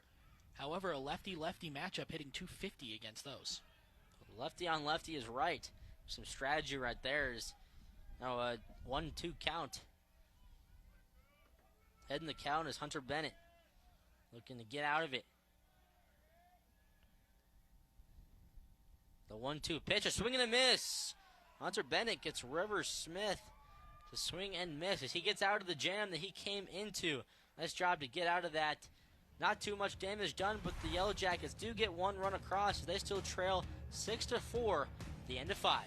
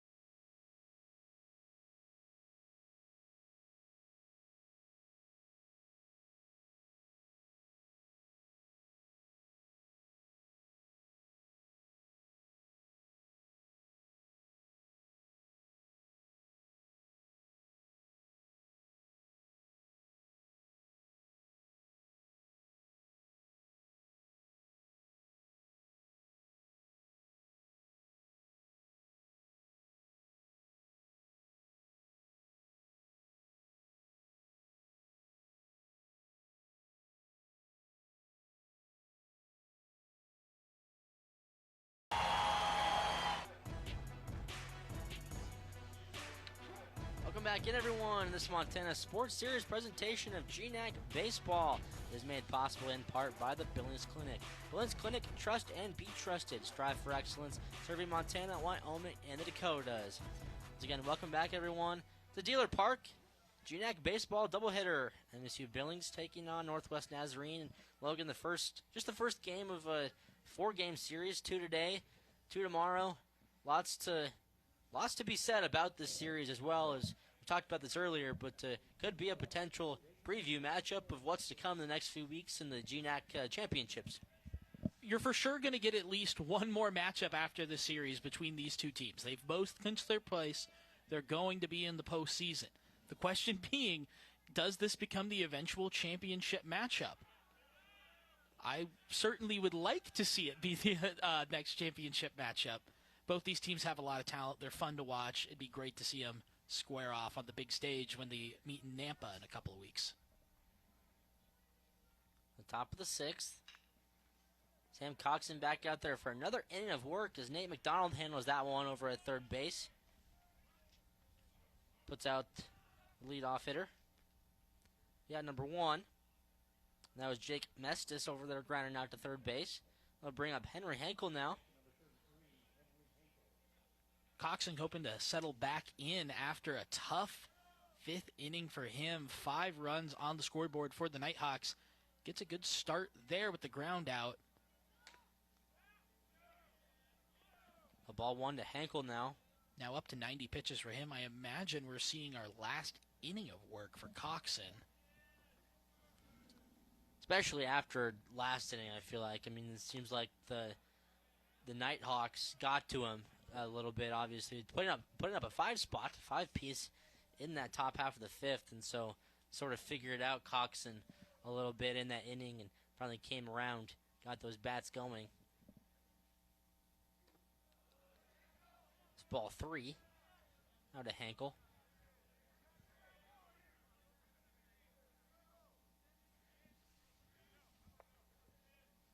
The question now, if you're MSUB, is who do you trust coming out of the bullpen to help you guys just chip away at this lead more and more? Is Coxon getting a little more loose? Coxon walks Henkel. That'll bring us back to the top of the order. And Carter Walsh. Walsh, 2 hits on the day, 2 for 3 with 1 RBI. Bring it back up to the top of the order that really got things going in that last inning for the Nighthawks. I mean, Walsh, Brubaker, and Karpstein, who are all coming up to the plate. They had some big hits in that top of the 5th. Now all of them are going to come back up to the plate in this inning, at least a few of them. There's Walsh, takes strike 1. Yeah, Coxon struggled a little trying to face guys that 3rd time through the order. Now starting his 4th trip through. We'll see how he navigates here. That one fouled back.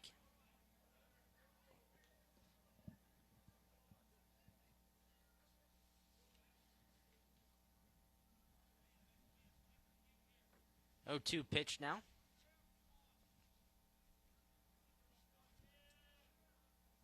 Henkel leads off from first. Walsh down in an 0-2 hole. Coxon deals. One fouled back. Fouled off to third base, rather, near McDonald. Schaefer picks that one up.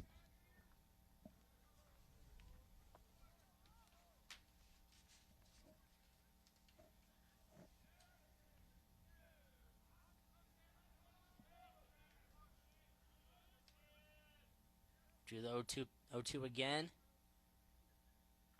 Coxon deals, swing and a miss. Gets Carter Walsh swinging. Gets him chasing on the outside breaking ball. Strikeout number 3 of the game for him now. Coxon has been very good on the season so far at navigating these situations with runners on the base paths. 218 average given up coming into this one. Obviously a little more inflated after the last inning, but this time hoping to keep the score at 6 for NNU as he gets him swinging there. Looked like a slider. Breaking ball in the outside corner. Outside part of the play. Got him chasing. He's probably off the plate. But Carter Walsh, one of their better hitters, he gets him out. A big second out as well as now Gavin Brubaker comes back up to the plate. Another guy who's 2 for 3 on the day for the Nighthawks. Ball 2 in the dirt. Potentially probably last few batters, or at least last inning for sure. Here for Coxon. He's nearing 97 pitches now, nearing that triple digits.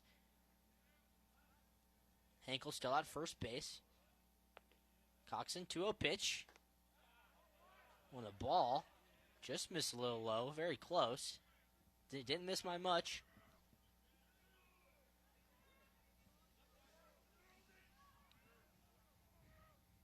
As I look down the line for MSU-B, looks like Malcolm Bartholomew, the big lefty, warming up for the Yellow Jackets in the pen.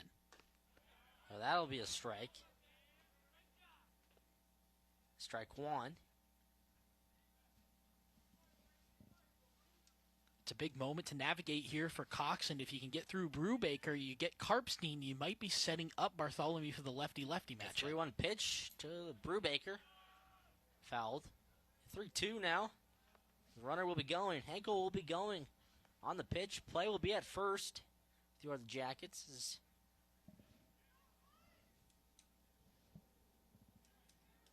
Big pitch coming up here. Coxon versus the Brew Man, Gavin Brubaker. 3-2, 2 outs. Coxon will deal. That one hit out to right center field. In the gap. Is going to get caught out there just near the warning track by the right fielder. River Smith puts that one away. And that'll do it for the inning. Coxon gets out of it. The Jackets still trail this one 6-4, heading into the bottom half of the 6th.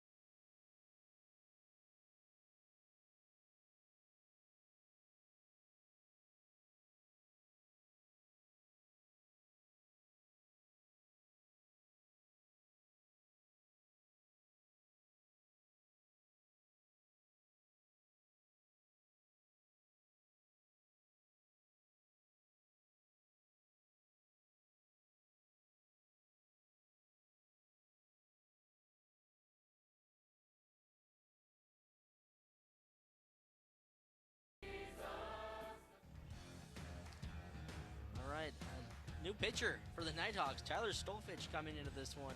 Relief of Hunter Bennett, who closed out the last bottom half of the inning. Stolfich just 2-0 record, 3.80 ERA, 8 appearances, three games he's saved on this season, or games started. Excuse me. He's got 3 starts on the season, so maybe a mix of a relief pitcher and a starting pitcher as well. But senior, he's looking to keep the momentum going. I mean, last few innings have really been to the Nighthawks, Logan, and obviously the Jackets pushed a run across last inning to cut in the deficit, but now at this point, sort of a bullpen game for both teams, and obviously the Nighthawks, they want their bullpen to carry them the rest of the way to get this W. NNU's got a lot of pitching depth. They've got a lot of effective starters that help set the table for them. They need these relievers like Stolfich to come in and step up and get big outs, especially in a tight game like this. So far, pretty good year for him with that 3.80 ERA in 21 and a third. Pretty good sample size. He's been effective. He'll need to be effective here. So Nate McDonald stepping into the play. He's a double last plate appearance, but at pitching-wise, Northwest Nazarene, best ERA in the GNAC. And a sizable gap there, too. Exactly. The Nighthawks have themselves a team ERA of 4.19. Next best is Western Oregon, 6.02. So you got to give it to that pitching staff and mix in the hitting, and obviously that's a big reason why they're so successful this year once again. McDonald 1-1 count. And some of that is your environment, and not that the Yellow Jackets, I'm not saying they're a bad pitching environment. This isn't Coors Field exactly, but it certainly is a lot easier to hit in a place like Billings than it is with Nampa with their dimensions and their height. And McDonald, hard hit to shortstop, handled. Nice throw over there.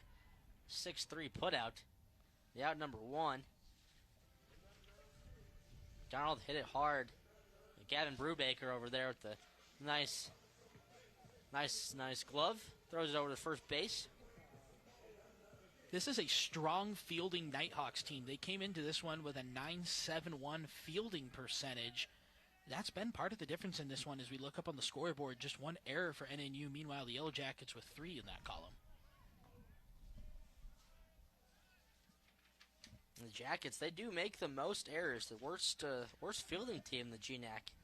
So, air-wise, coming into this game, 68 compared to Northwest Nazarene's 41. Again, coming into today, each team's had one or two errors, but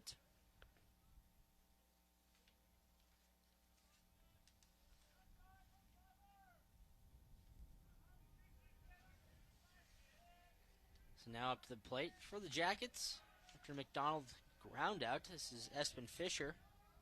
He is 1 for 2 on the day. Already had the single earlier with nobody on and 1 out, up in a similar situation now. Is down in the count, 1-2 to Stolfich. A ball low.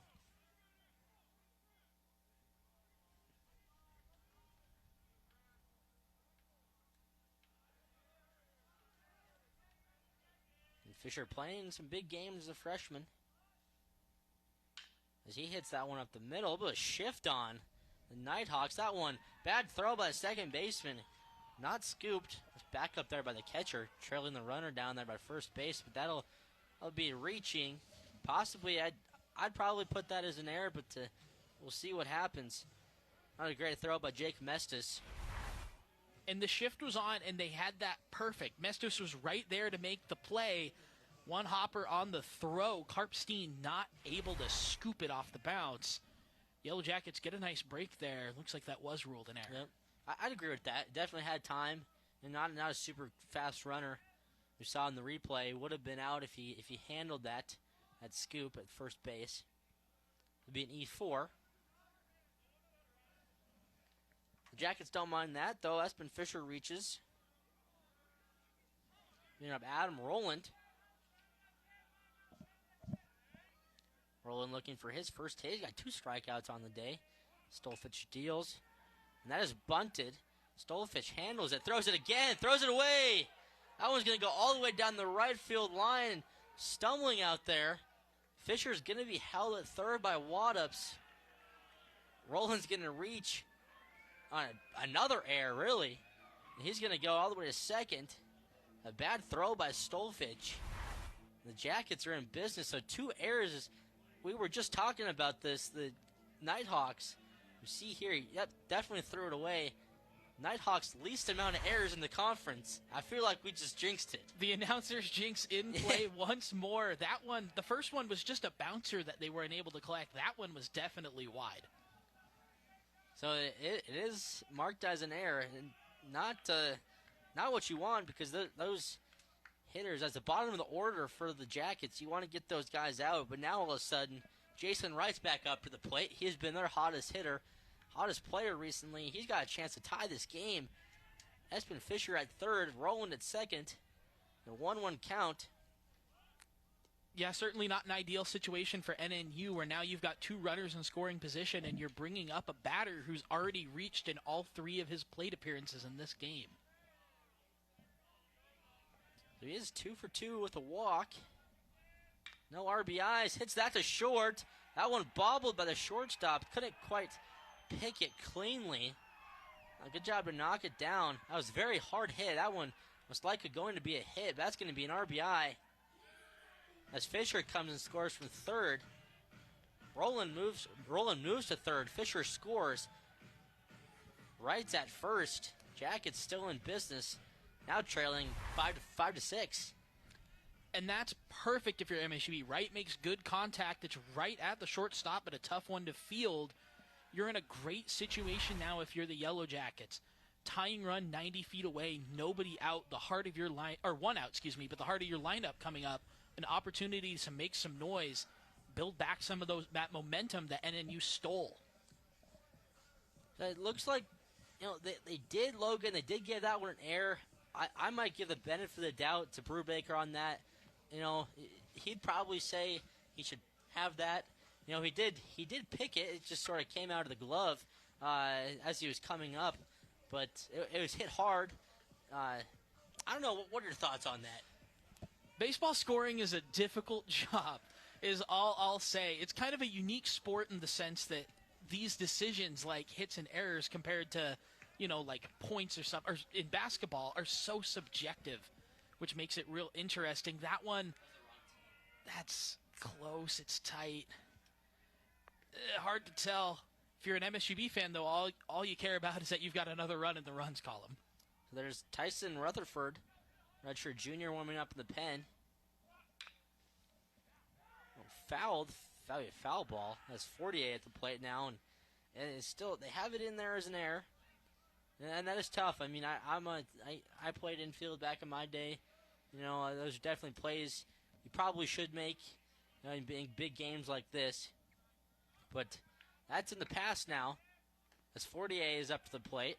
I do a lot of statting myself, and I'll tell you, that's a play that you want to definitely go back and look at, because that's the hard thing, is there's so many factors to take into consideration. You're trying to judge bounces. You're trying to judge how hard a ball was hit. It's hard. I definitely think that maybe the live stream replay got paused, and somebody's second-guessing themselves for sure just to make sure they get that one right. But 48 with a chance to tie the game, potentially give his team the lead. There's Roland out there. He scores the bunt, gets it down. That's going to get a run across as Roland comes around to score. Nice base running by him. Saw the ball down, took off for home. And that'll be a squeeze or sack from 48. Perfectly executed there. He gets that one down the first base line, and he's not running outside the base paths by any means, but kind of lets himself be a bit of a shield on that play. Makes it a little harder when you don't have that clear. Laid that one down perfectly, and you still advance a runner. So now, runner still in scoring position.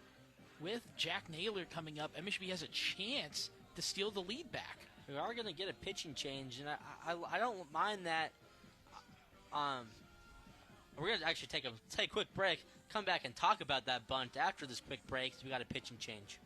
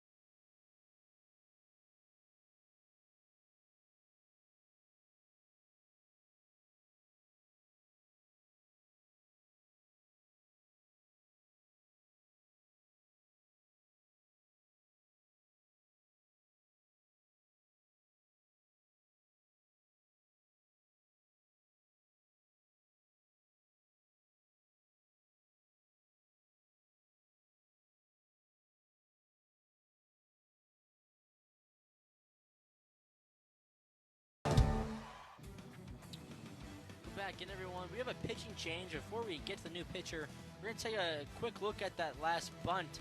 Nice bunt by Riker Fortier to get a run across here. And that is what you call a safety squeeze. Runner at third, saw the ball down. You don't take off. Suicide squeeze, you're taking off no matter what. And the hitter's just got to get the bunt down no matter what. But a nice job by Roland to see that ball down. He scores. Tie the game up 6-6 all of a sudden, Logan. And now we got ourselves a new pitcher in Tyson Rutherford, a junior. Rutherford comes into this one, 3.68 ERA. He's made 15 appearances, so appearance 16, 22 innings, pretty good sample size. Ender's in a tough spot here now. The nice thing about that play, and why I like the bunt overall, is Fortier is a guy who hits a lot on the ground. He's a contact guy, but with one out, you're risking the double play. He's, I think, already maybe hit into one in this game even. There you take the double play ball out of effect. You're able to just get that one down. You get the run across. Yeah, you sacrifice that second out, but you still get the runner in scoring position. You give yourselves a chance to take the lead. This is a tough jam now for Rutherford, who's got to escape. All of a sudden, runner at second, Naylor up the plate, and he is due. He's 0 for 3 on the day. You mentioned earlier, you don't see that too much from Jack Naylor, and so I feel like this kid is due. They got the go-ahead run now at second base. And there's Jason Wright out there. Should be able to score on anything with 2 outs as well. He's running on contact. That's going to get by the catcher. He's going to move 90 feet closer, so now he will score on a hit for sure. And a tough inning in the field for NNU. Not sure if they're going to call that one a wild pitch or a pass ball. It did hit the catcher's glove. But already with the 2 errors and then there, a tough play that you're not able to block that puts the runner even closer to scoring. Rutherford behind the count, 2-0. Naylor flies that one out to right field. That one's going to hit the net. Hit the new netting out there down the right field line.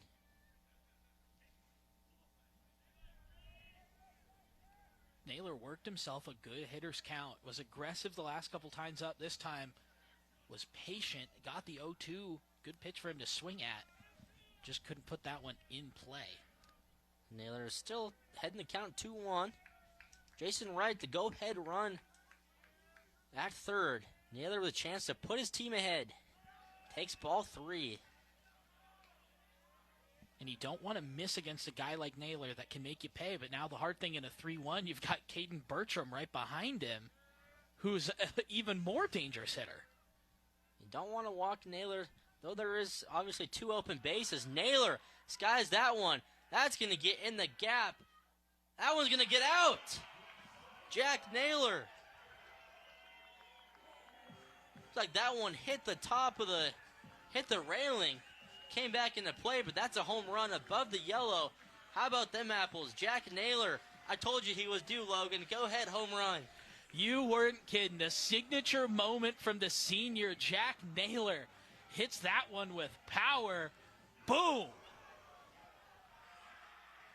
There we go. A 4-piece in this inning.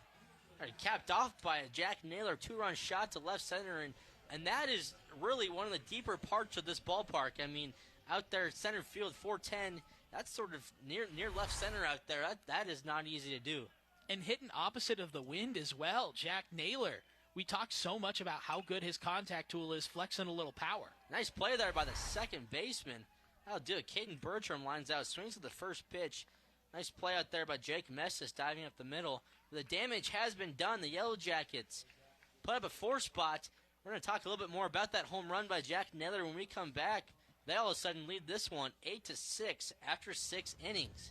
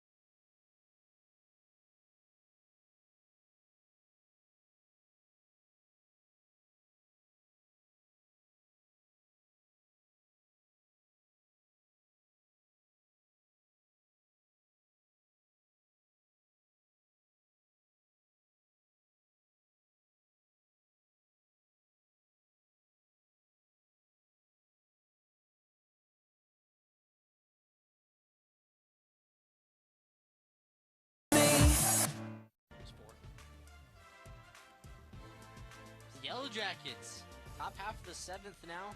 They lead this one 8-6, and big part of it, a 4-piece in that bottom half of the 6th inning, capped off by a Jack Naylor 2-run home run, his 4th of the season. Just a ginormous moment there from a senior who's made so many plays already in his career. Makes another big one there. Now new pitcher on the mound. Yellow Jackets are starting to work with a lead. How about Malcolm Bartholomew coming in in relief of Sam Coxon? And if you're Sam Coxon, you're probably pretty happy Jackets putting up a 4-piece in that inning. And now, right, it's not so much about this, but Coxon can't get a loss anymore. He's back in line for the win, and now it's up to Bartholomew to get a hold here for him, making his 12th appearance on the year, a 6.38 ERA, 18 1/3 inning work. Bartholomew is a senior. He's one of the more trusted relievers in this stable of arms for MSUB. Comes in at a big moment here as they look to take one off the top team in the conference, close that gap a little bit. Jackets still in play for the GNAC regular season title, even with some long odds.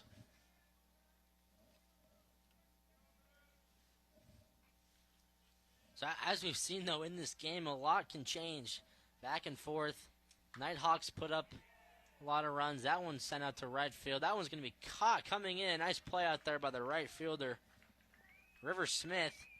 Sprinting in to catch that one. Looked like it could drop. Be out number 1. That was Caleb Karpstein who gets out. I like the play to put Bartholomew in here. You've got a couple of pretty solid lefties coming up. Karpstein there, you get him to pop out. Becker on deck here. Bartholomew could get a big set of outs. Bartholomew does have 11 appearances, 6.38 ERA.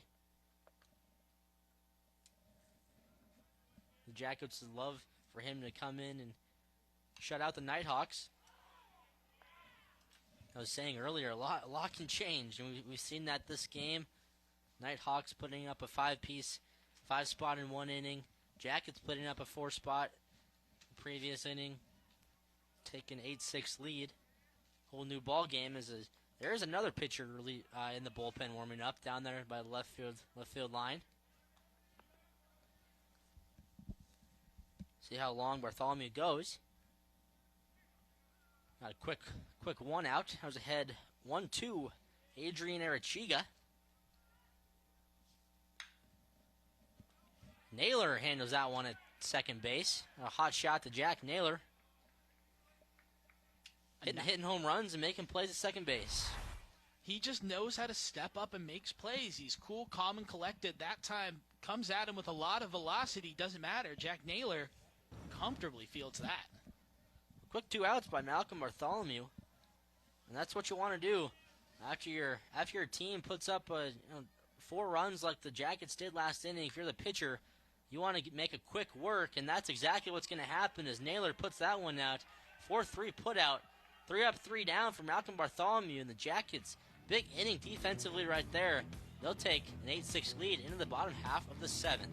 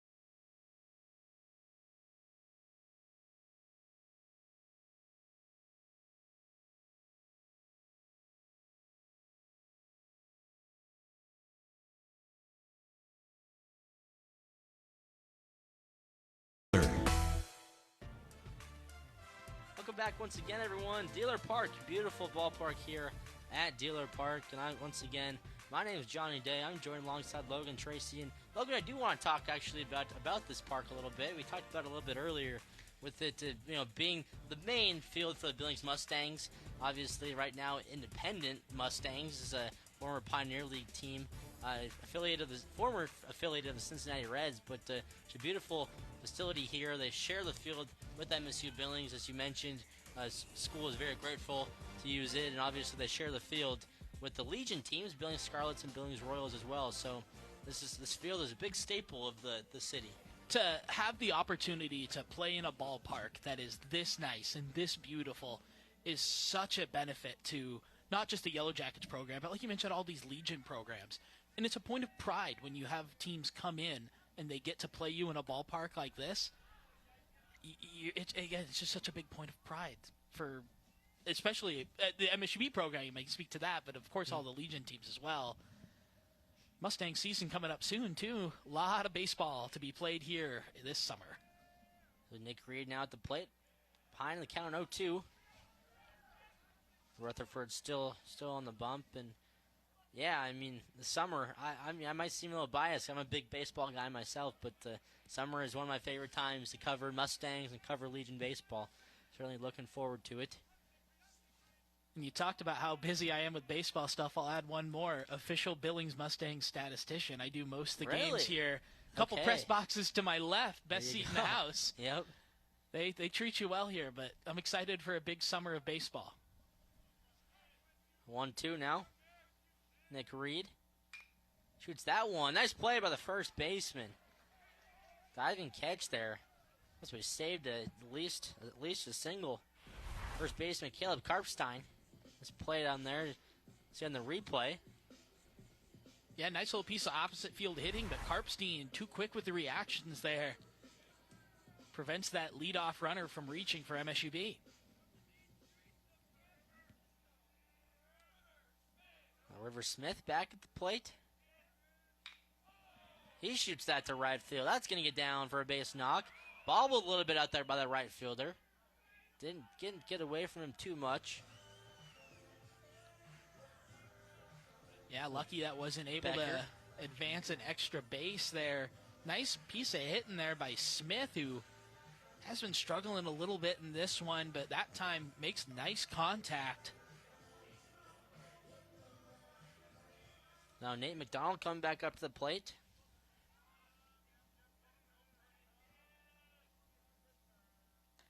Swings and misses at a breaking ball. Slider. Had the big double down the left field line earlier in this game. As you look, the infield certainly shifting, expecting him to hit that way. A big gap if he's able to push that opposite field. It's interesting because they're working him outside. They've been working him, throwing him some breaking balls on the outside part of the plate. Is 1-1 count. Almost forcing him to go opposite field. You know, if you're McDonald's, try to stay inside the ball and poke that the other way. If you've got yourself a hit here, the second baseman is almost playing even to second base. That has to be the scouting report on him. This Nighthawks team must know that he doesn't push a lot opposite. They're pitching and fielding in accordance with that, clearly trying to get him to push something out that way. 1-2. Going outside again, outside slider. That's where they've been able to get McDonald all day, is he hasn't been able to lay off that outside breaking ball. They get him. That'd be out number 2. Nice pitch by Rutherford. They know he's looking for something low and away. He's been chasing low and away in every single at-bat. His hit that he does have was off a pitch low and away that he was able to just get around and force. A double down the left field line. Exactly. So 2 outs now. Oh, that one hits the 8-hole hitter. That's been Fisher. Fisher will take his base. So that'll move River Smith in a scoring position. Jackets looking to make use of this. Bring up Adam Rowland. They got it right in the back. Wearing it. Put that on SportsCenter. That was the best highlight hit by pitch I've ever seen. So Adam Rowland stepping up to the plate now. Yeah, help his team extend the lead here. He bunts. 2 outs. Sure what he's doing there. He's trying to bunt for a hit, but that'll be fielded by the catcher. Henry Henkel, he puts that one away. The Nighthawks get out of it. No harm done. They still trail this one 8-6, looking to come back in the top half of the 8th.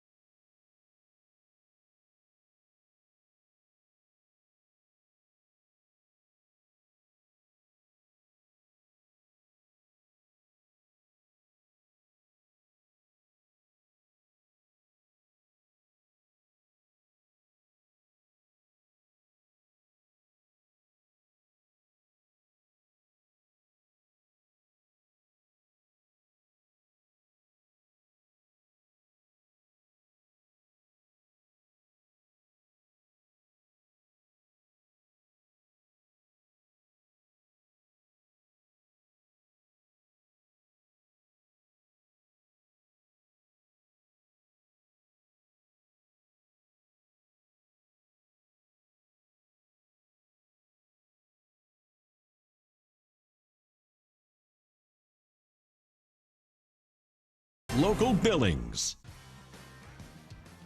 8-6, MSU-Billings leads this one heading in the top half of the 8th inning. We're going to revisit our keys to the game we talked about earlier. These are brought to you by Butte Auto. Easy to find off I-90 at the Harrison Avenue exit in Butte, Montana.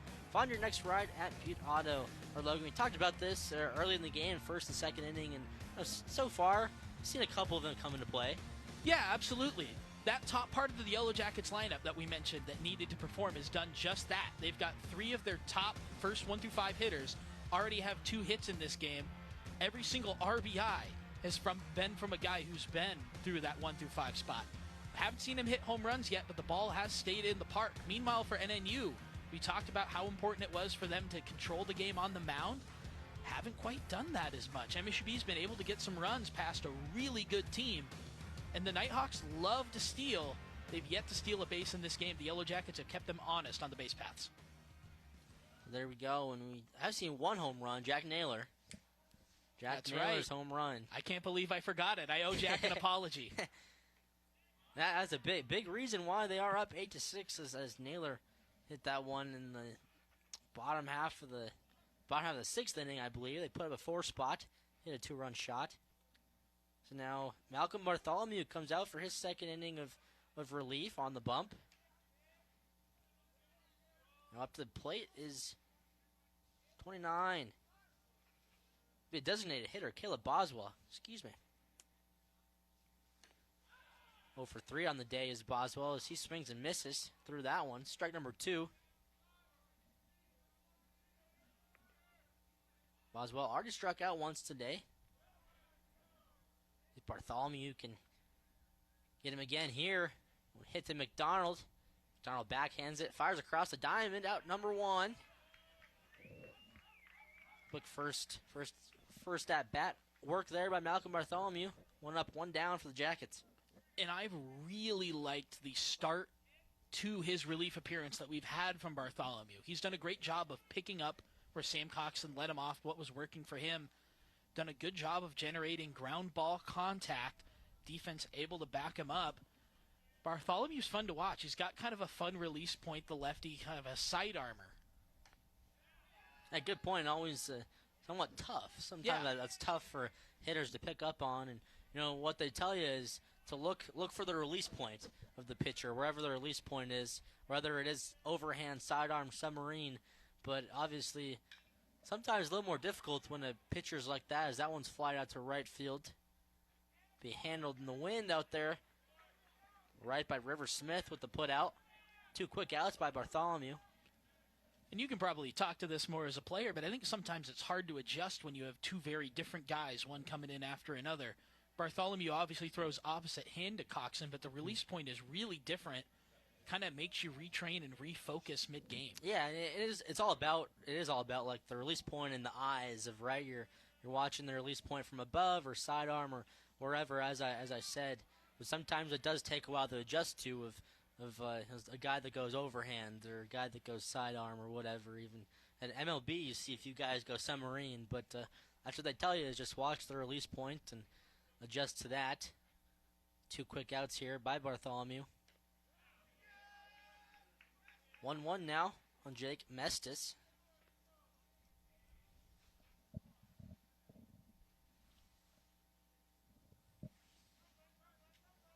Bartholomew looking to make quick work once again, and a great top half of the 7th when he came in. That one is going to get down in left field. That's going to be fair. Fair ball in left field, just inside the line. Mestis is going to have himself a stand-up double. As Reed goes to get that one at the wall. A 2-out double by Jake Mestis. All of a sudden, Henry Henkel comes up with a chance to give his team another run, cut into the deficit. Mestis kind of scooped that one low, put it up. Felt like it kind of hung in the air for a really long time, and then just was able to kick up chalk down the line. Big break, nice little 2-out double for him. Trying to look where it would land out there. The ball is in there for quite some time, but Mestis at second, Henkel at the plate, still 2 outs. Bartholomew throws strike number 1. The first blemish on his line, but he's been pretty effective here as we go into the top of the 8th. setting the Yellow Jackets up well. So that was his first hit allowed. That'll be a second hit allowed. The back-to-back hits, and Messis is going to come around to score. Henry Henkel, RBI single to center field. And the Nighthawks trail by just one. The Nighthawks love to get production from up and down this lineup. This time it's the 9-hitter, the catcher, Henkel, just gets a hold of that one. Jack Naylor was going the opposite way and kind of had to retrace his steps, unable to get there. Able to get that one through. The lead is now just one. Well, a good effort by Naylor. Came pretty close to it, laid out, extended. A too hard hit, a little bit too far to his right. All of a sudden, it's a 7-8 ball game. And he was almost exactly where that ball was hit right before, and then just shifted back over pre-pitch. And that's just one of those where you're like, man, I was there. I think he knew it, too. He sort of slapped the ground with his glove after when he dove. That brings up the top of the order. This Henkel does a nice job of turning the lineup back over to Carter Walsh, one of their better hitters today. 2 for 4, 2 hits, 1 RBI.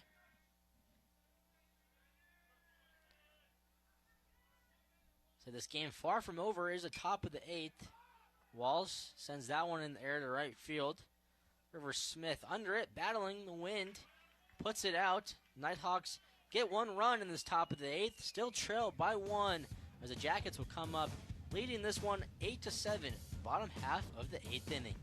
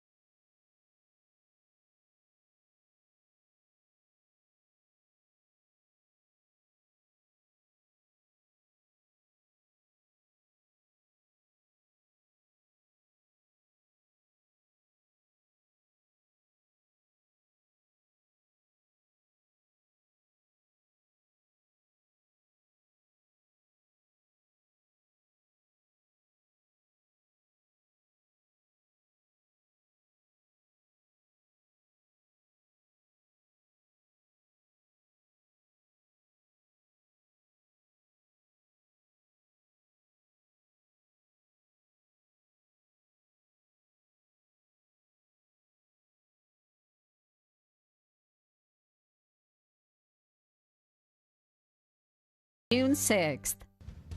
Bottom half of the 8th inning here at Dealer Park, and got a cool graphic for you folks up there. Championships leaderboard. This is the leaderboard for most GNAC titles, and we see there Western Oregon leads the way with 6, and Northwest Nazarene there with 4, and Central Washington, MSU-Billings tied at 1 apiece, and Nighthawks are defending back-to-back champions, really, right? Yeah, NNU has really owned the 2020s in the GNAC. MSU-B at its most dominant peak had a number of regular season titles in those mid-2010s. Weren't really able to break through until 2019 when they picked up their first crown. Western Oregon has been very, very good historically, but as of the last couple of years, it's really been the Nighthawks conference to lose. They're looking to set the table again, that too, currently holding on to that top place in the conference. So they do trail here, 8-7. Bottom of the 8th. They got good game so far. Back and forth, high-scoring game, plenty of hits. I mean, 20-plus total hits across the board for each team, combined rather, between the two teams, and so plenty of action today so far. That is Jason Wright scoring a bunt. Looked like he attempted drag bunt right there. I respect it. The reigning GNAC player of the week is picking up right where he left off. He's reached base in all 4 of his at-bats, 3 hits and a walk. This time swinging away, takes for ball 1, down low in the dirt. Wright really coming along recently for his team. 1-1, one fouled back. Nighthawks haven't been able to get him out. Looking for that is Tyson Rutherford back on the mound. In their defense, nobody's really been able to get Wright out as of the last couple weeks. Exactly. Rutherford deals to Wright. Heading the count 1-2. That one ball 2. Breaking ball in the dirt.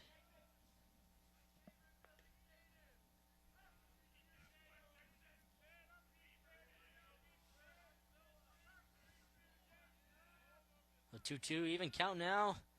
Right, looks like did he go around? No. He held up. Ball was inside, and Wright held up, make it 3-2. The third base umpire down there said no.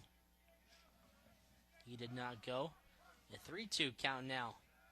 Wright swings and misses. He went around that time. As Rutherford gets him out for the first time today. Out number 1 for the Nighthawks. Yeah, it didn't hold back that time. That pitch did something similar to what it did on the one that he checked earlier. Some late break going inside. Right, unable to get contact, proving he's human after all. Here comes Riker, 48 now. 2 for 3 on the day. 2 RBIs. That one hit right back up to Rutherford. Nice job. Looked like it just went right into his glove as he was following through on the mound. That'd be out number 2 as he pitches it to first base. Quick 2 up, 2 down by Rutherford. That was a heck of a play. You weren't kidding. That was one of those where you blink and you're trying to find the ball, and hey, it was in the glove. I couldn't believe it. Just sort of found his glove almost. Bounce up there. It's like I had a magnet in there. Now, Jack Naylor, the hero so far. If they end up winning this game, at least he will be. 2-run home run in the bottom half of the 6th inning. Put his team ahead. No stranger to timely hitting. Naylor already had a go-ahead home run earlier in the year. He hits that one up the middle. That'll be back-to-back plate appearances and back-to-back hits for Jack Naylor. As he got out 0 for 3 to start the day, and now a 2 for his last 2. You said he was due. You sparked him.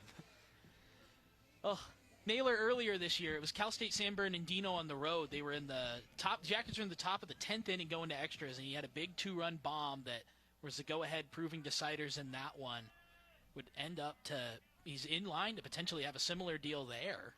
Well, clutch hitting for sure as Naylor sits at first base, and Bertram now swinging on the first pitch from Rutherford. Bertram, another guy, and yeah, Logan, as you mentioned, to start the inning, going back to the keys to the game, 1 through 5 hitters for the Yellow Jackets, really coming up clutch today, including Bertram, of course. 1 RBI go along with his 2 hits. That one is upstairs. Bertram came into this one hitting .458. What if I told you that that's the 5th best batting average in the entirety of Division II? I'd believe it, I'd believe it. It is. What he's been able to do at the plate this year has been nothing less of impressive, and I imagine he's a designated hitter. He's doing exactly what the Jackets need him to do and more. I imagine when coaches are looking around for those postseason awards, as they're looking for that GNAC Player of the Year, Caden Bertram's name has got to be at the top of a lot of lists. So 2-1, Bertram doesn't go around. That'll be high. And that's almost what your job as a DH is. You're power hitters. DHs are normal power hitters, usually power hitters, that is. And he's got 10 home runs to lead the GNAC. But, of course, your job is just to hit, and that's what he's done. And he's a really complete bat. He's got great contact. He can push stuff opposite field. He can get a hold of stuff. Check swing right there, but misplayed at third base. That one will be an E5. Like Liam Herrera out there at third, came across to cut off Gavin Brubaker, a shortstop, to field it, but couldn't quite come up with it. As that'll be that one an error. I'd mark that one as a sure thing error for sure. And it looks like that earlier one, they did go back and rule that as a hit. So the 4th error of the game, but an uncharacteristically sloppy game in the field a bit for the Nighthawks, and it's cost them late. It is, and I know I said the pitch here, that one outside. I said earlier, right, least amount of errors in the conference for the Nighthawks, and 4, and that's compared to, MSU-Billings led the GNAC in errors, but to 3 today. So a bit more of uncharacteristic for the Nighthawks to make that many errors. As Nick Reed steps back up to the plate.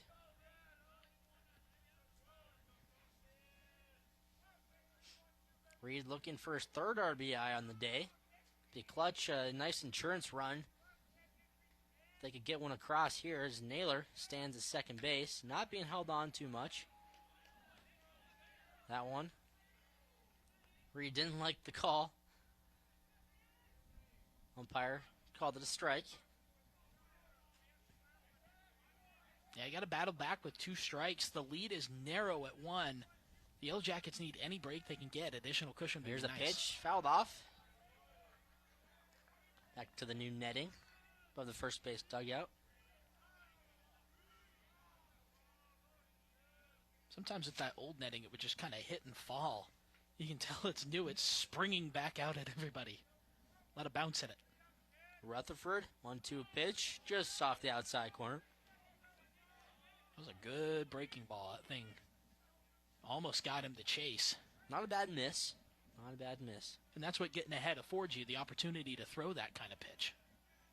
So all twos across the board. 2-2, 2 outs.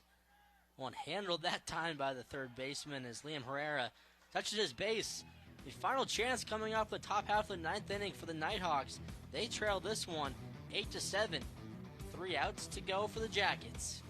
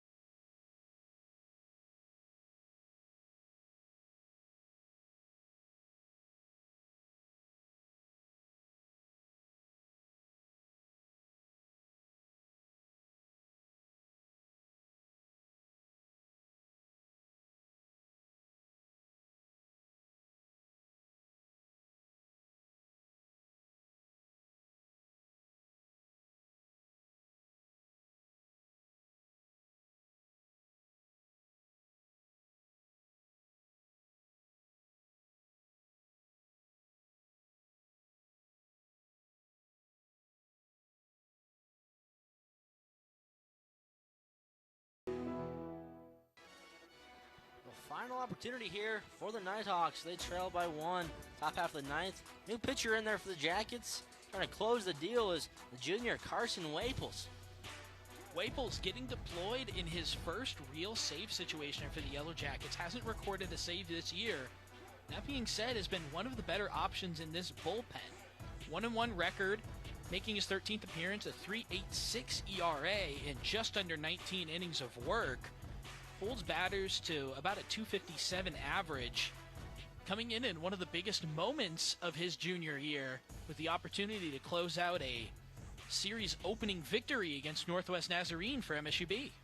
And this would be huge, Logan, right? If they can steal this game 1, and you mentioned this, in line to pitch the second game for Northwest Nazarene is their ace, the GNAC's leading pitcher. So obviously, this would be huge for the Yellow Jackets to close the deal on this one and pick up the first win. Yeah, the Nighthawks in their game 2, they throw Corbin Talley, who's one of the best starters in the entire nation right now. He's undefeated on the year in games he starts. He's first in the GNAC in wins. He's tied for 10th in the nation, and then has a 1.49 ERA, which is 5th in the nation, top of the GNAC. That is impressive. We will see him starting for the Nighthawks in game 2. Got to finish this first game, though. Would be big for the Jackets to close this one out as Waples, his first pitch almost hit the batter. Comes back with strike 1. The batter is Gavin Brubaker. The Brew Man with two hits on the day. He takes ball 2 just inside. And an opening series win here for MSU-B can really help set the tone for the weekend.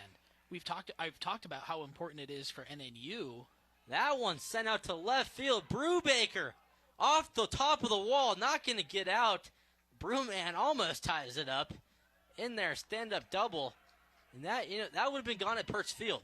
But obviously this is Dealer Park, so the Jackets are thankful for that. But he's at second base with a leadoff double. They've probably never been more thankful to be back at Dealer than they were right there. Brubaker just got a hold of one that was hung up in the zone. You were thinking it was almost gone. Just hits at the top of the pads below that brick wall. But that's still not a great situation. It was talking about how important it was for the Yellow Jackets to maybe set the tone for the series or the win here. They can still, if they are able to pull off something crazy, they can put themselves in a situation where NNU hasn't locked the title. Now, not a great start. NNU could potentially rally, tie things up here. Runner in scoring position, nobody out. Caleb Karpstein to the plate now, and that was Brubaker, his third hit of the day. He's the 2-hitter. So those are the best hitters coming to the plate for the Nighthawks, 2, 3, and 4. With Karpstein in the 3-hole now, and one of their better hitters as well. Just one hit on the day. The Nighthawks have a lot of veteran bats in this lineup, a lot of people that have been a part of the last couple years' postseason runs, including last year's big national semifinal run. Brubaker was. Karpstein, who's up right here now, is, as well as the next couple of batters. A nice piece of hitting to get it to the right side, but he's going to be called out still. That was almost bobbled over there by Wright. Picked up. Nice job to get back to it. Still gets him out at first base. And I'm saying, a nice piece of hitting by Karpstein to just move the runner. And good job by Jack Naylor as well, and Waples to cover first base. But also doing his job as Karpstein to just move the tie and run over. And that's what you want to do, is pull the ball and you move the runner to third base with one out. But great job defensively by the Jackets, too. Could have been disastrous. Yeah, that's really the first shaky moment we've seen from Wright at first, who's handles a lot well. That one, he was able to knock it down. It was really, really close at first base, but like you said, the tying run does advance another 90 feet. Now at third, Yellow Jackets are going to need to strand them if they want to get this game over, at least here in the top of the ninth. So the tying run, Gavin Brubaker just 90 feet away is Caleb Karpstein. Was, of course, out at first base there, but he moves the runner, and that brings up Adrian Arachiga. Lots of pressure on the catcher now as well behind home plate. There's Espen Fisher. Got to block everything, as he just did on that one. Arachiga been 0 for 4 today, but has been very, very good on the season so far from NNU. Comes up in a big moment. He takes a strike. Painting the corners. Waples. Maybe another guy that's due here as well. A lot of power in this bat as well. He's got a team-high 6 home runs coming into the game today. So Waples. 1-1 pitch is skied out to foul ball. He 1-2 now. Waples looking for a save here. Tie and run, just 90 feet away. The pitch. That one hit out to left field. Runner's moving. Runner's going to advance. He's going to be safe at the plate. Go for a sac fly as Gavin Brubaker scores. Just deep enough to score him. As Adrian Arachiga does his job and ties the game, we got ourselves an 8-8 ball game. And I like that. All you needed was a ball in play. 1 out at that point. You just got to get it out there. Let your guy try to get home. There, he gets that one deep enough. Throw was well offline. NNU able to even this one up at 8-all. And that's just good baseball in my opinion, Logan. I mean, you got leadoff double. Get him over. A guy gets him over. Hits it to the right field, right side of the infield. Moves to third, and then you got to get him in opportunity with the sac fly. I mean, right? There's no hits, but they score the tie and run, and that's just good baseball in my opinion. And get him over, get him in. That's how it works. So now tie ball game. Waples head 0-2 on Kyle Becker. And if you're MSU-B, I think you're thankful for it after the leadoff double a little bit. Oh, exactly. It certainly could have been worse as well. I think you'll take a tie game, 2 outs here. Yep. Opportunity to get your bats back up in the ninth, try to make something happen. Waples definitely trying to just get out of this. The Nighthawks have tied it up. That one ball outside. We'll have a 2-2 now. 2 strikes, 2 balls, 2 outs. Waples deals, swing and a miss. He gets Becker swinging and missing, but the Nighthawks tie it up with some good baseball.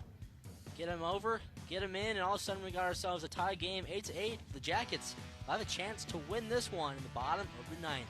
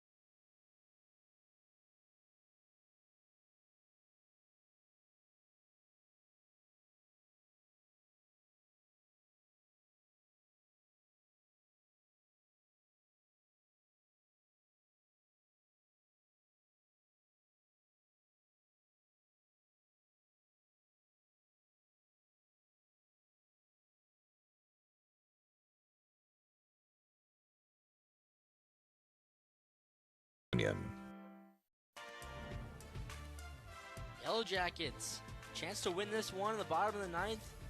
Nighthawks have came back. They were trailing 8-6 a few innings ago. Battled back, got a few runs across the last 2 innings. Tied the game up at 8. The Jackets still have a little bit of advantage here coming up as a home team with a chance to win the game. As we got ourselves a new pitcher as well for the Nighthawks, Brubaker. Look at that. The two-way guy is getting his spot on the mound.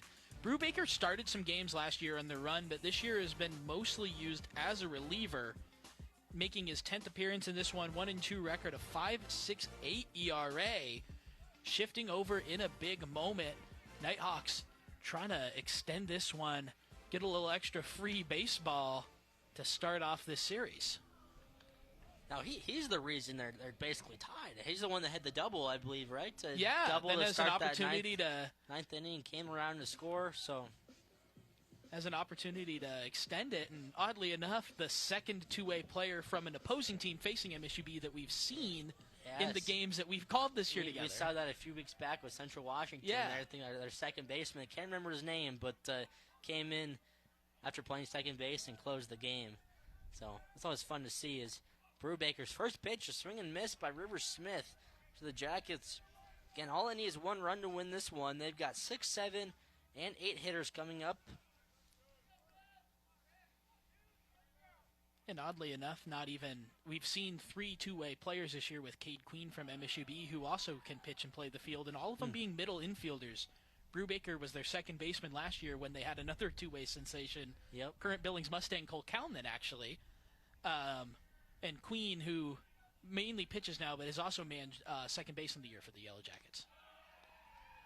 Brubaker behind the count, 2-1. Rivers Smith just looking to get on any way he can. 1 for 4 on the day.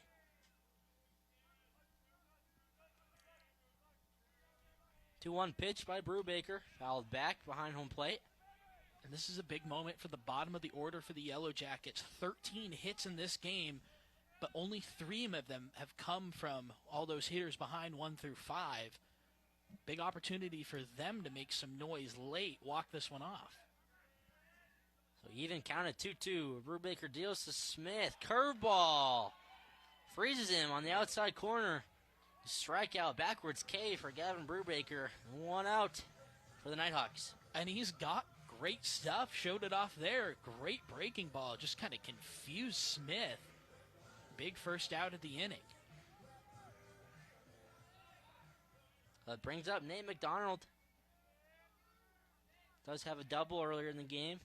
See how they pitch him. Obviously pitched him. He's got a few strikeouts on the day, all outside. So they've definitely pitched him outside and got him chasing a few times for sure.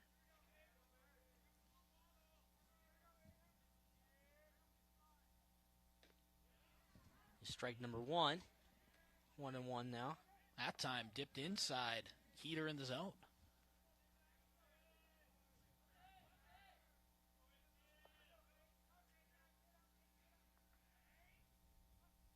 1-1 pitch, 1 out. McDonald swings and misses. Outside corner again, painting that corner, getting McDonald a chase.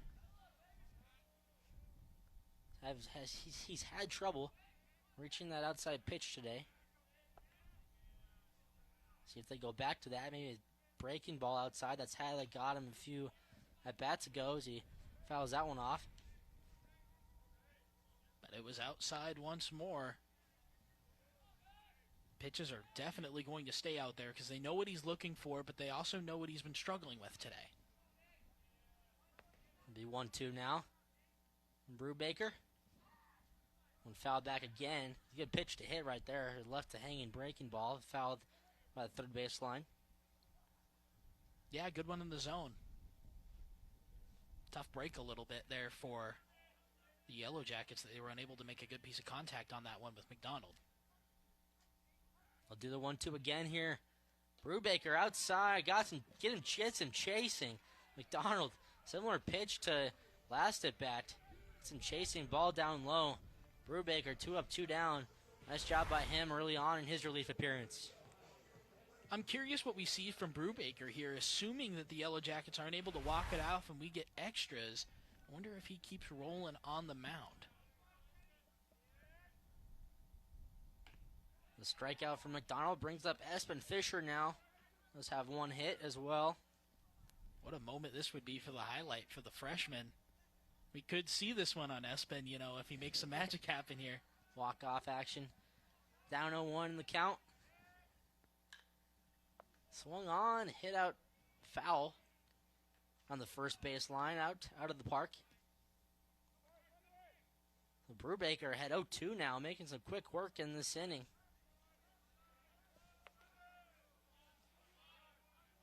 Bottom of the ninth, 8-8.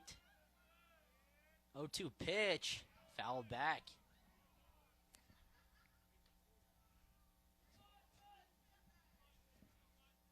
So do it again.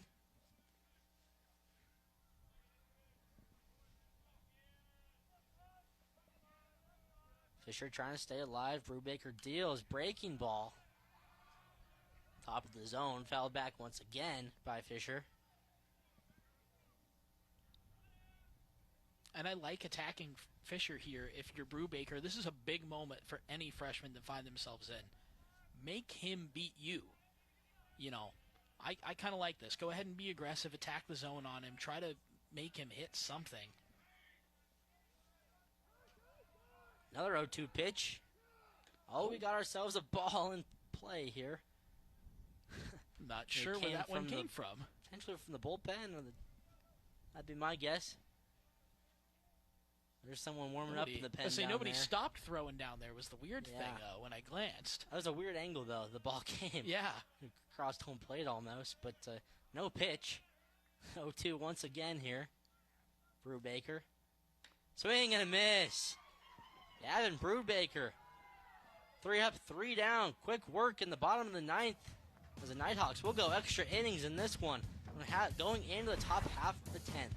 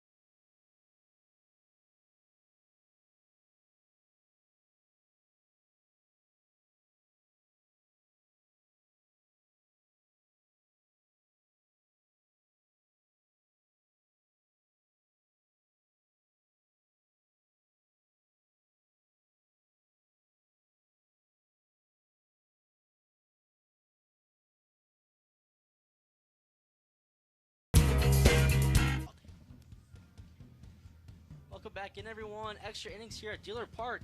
This Montana Sports Series presentation of GNAC Baseball is made possible in part by the Billings Clinic. Billings Clinic, trust and be trusted. Strive for excellence, serving Montana, Wyoming, and the Dakotas. Once again, we're going into the top half of the 10th inning. Nighthawks have battled back from down 2 runs in the late in the game, tie this one at 8-8. They're going to have a chance to go ahead, top half of the 10th. Carson Waples back on the mound for the Jackets, and extra innings. Logan can't ask for much more. With how these two teams have started the series, it's only fitting that we're getting some extras today.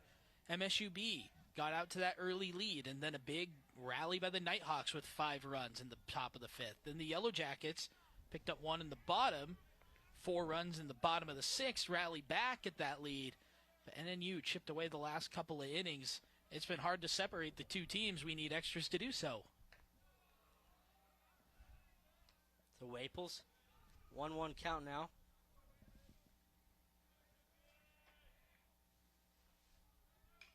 And fouled back. Got a pinch, or no, not a pinch hitter.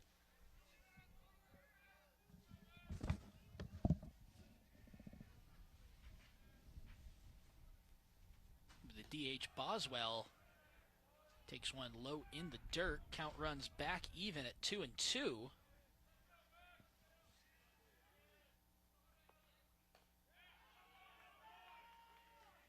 to strike out. Swinging Waples gets the first out of the inning. Helps keeps the Yellow Jackets without number 1. Is now the third baseman, Liam Herrera, 0 for 4 on the day. Will look for an opportunity to get his first hit here in the top of the 10th. Swinging at the first one, fouled off the netting. Waples has done a good job in this appearance, getting ahead early. Does have the one hit, a two strike double down the line. As that one's fouled off, but besides that, has just the sac fly against him. Yellow Jackets it's a team of a higher bullpen ERA when you're looking around the GNAC, but Waples has stepped up in a big way. The righty hurls that one. Another foul tip swing and a miss. So just like that, the first 2 batters are retired on strikeout swinging.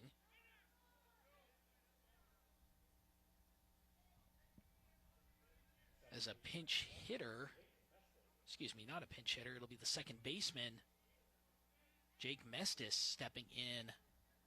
Has hit 2 for 4 in this one. Now 2 outs, Waples. First pitch is skied high, 48 underneath it, waves him off. The wind takes it a little, but he'll land it. So just like that, 3 up, 3 down from the Nighthawks to start the top of the 10th inning. The Yellow Jackets will have an opportunity to walk it off once more. The bottom of the 10th.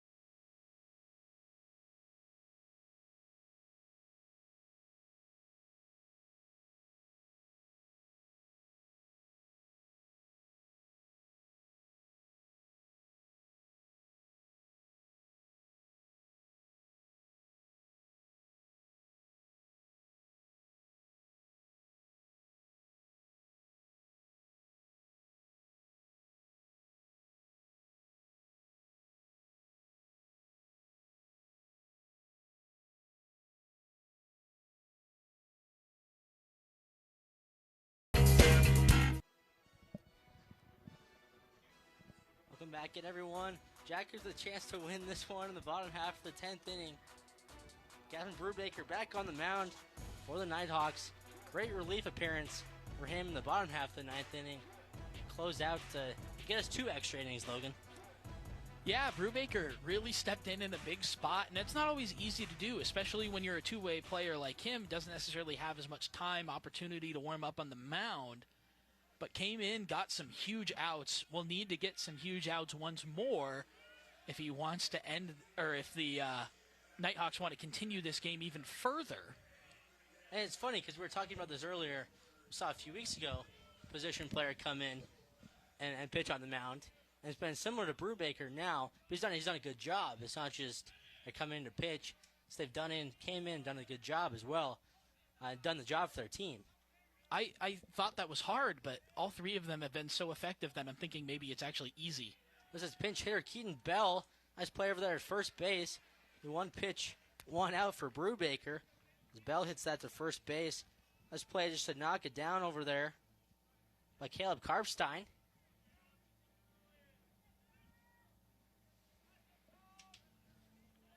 And now a big moment for the Yellow Jackets. Bell unable to get anything going as the pinch hitter at the 9 spot, but you're back to the top of your lineup that's done so well in producing your runs today.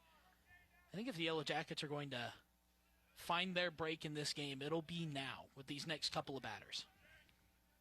And it's what you were talking about earlier is, the top of the order, 1 through 5 hitters, have really produced, and good opportunity for the Jackets to win the game here. As Wright grounds that. It's played over there by a second baseman. Sets his feet and throws. 2 up, 2 down for the Nighthawks. Another good play there by right side of the infield. Jake Mestis with 2 outs. And I didn't love that pitch that Wright chose to swing at. Maybe just in the back of your head that you're trying to make something happen. I'd like to see him be a little more patient. 2 quick outs for MSU-B. And they have swung the bat quick. I Yeah. mean, just, 4 or 5 pitches in the inning, already 2 outs. And we saw the pinch hitter, his first pitch, swinging ground out to first, so.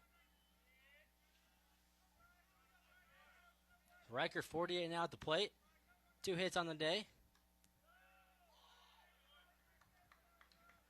Takes ball 2. And I mentioned off the top how good 48 is on the base paths. 100% on stolen base opportunities. If he gets a single here, I imagine he's going to be moving. That one almost hit him. It's somewhat close. Ball inside is 3-0, and this is a big spot for 48 and Brubaker with Naylor and Bertram coming up next 2 batters for the Jackets. You've already seen clutch hits in the last couple of at-bats from Naylor. Bertram's capable of punishing you at any point with how good he is at the plate. Just got to get the runner on here if you're MSU-B. Keep the inning going. You know that you can get 48 a second, although the Nighthawks will certainly be wary of his speed. Brubaker now, 2 quick strikes.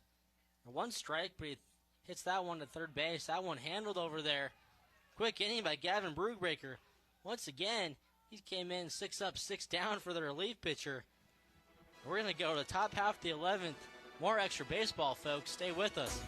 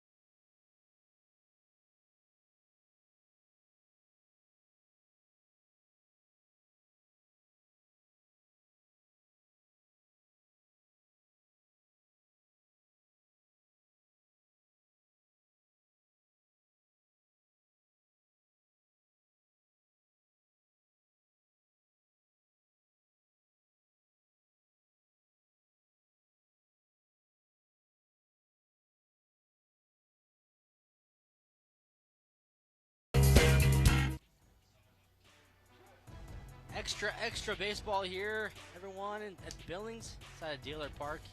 MSU-B and Northwest Nazarene tied at 8-all. We're going to take a quick look at a graphic right there on your screen.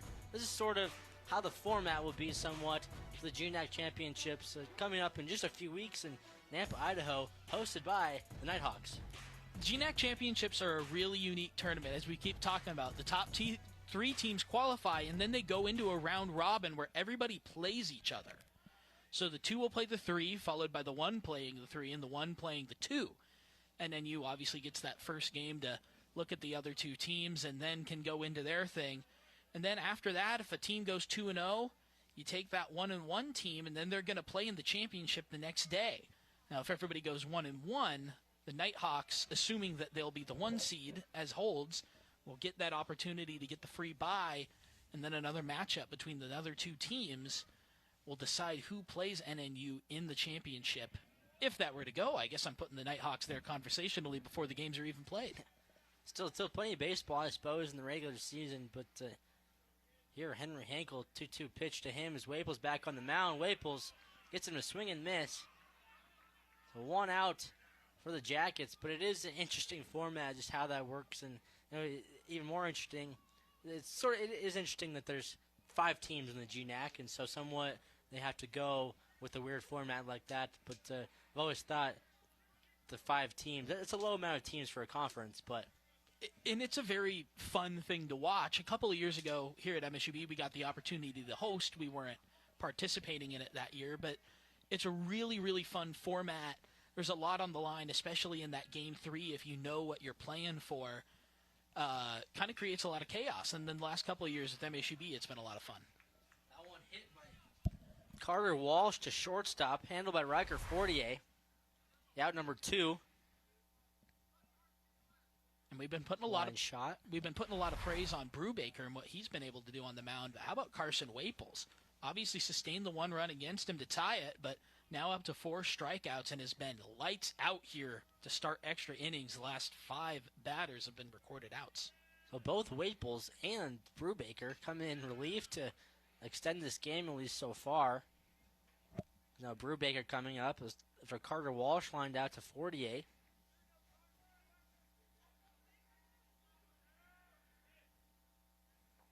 So 1 pitch.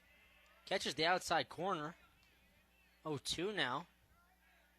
Brubaker, you're getting a lot of ABs in this game, that's for sure. Brubaker 3 for 5 on the day as that one comes right back at us behind home plate.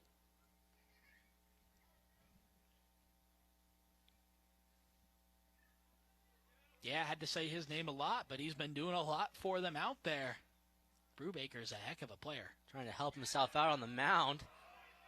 Wanted the call on that one, just a bit outside. Like a similar spot as the last pitch, though. So did that Yellow Jacket dugout, let me tell you. They were ready for that one to be it. It'll be 1-1 now, 2 outs. Waples deals, hit the Fortier again off his glove. Fortier can't handle that one. Big turn by Brubaker. He's got himself a single, 2-out single. 4 for 6 now in the game for him. A well-hit ball, 1-hopper. Fortier not able to get his glove, to just collect that one. I mean, that took a tough bounce, but Brubaker has just been a spark plug for this team in both ways now. Has just done a great job of getting on base. In the 2-hole, 4 hits on the day. That leads to Caleb Karpstein now. Pick off to first. Brubaker back safely. This is the go-ahead run with 2 outs.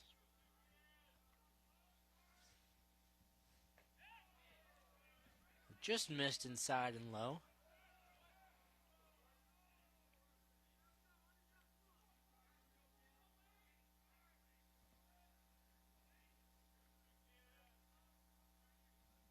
One 0 pitch.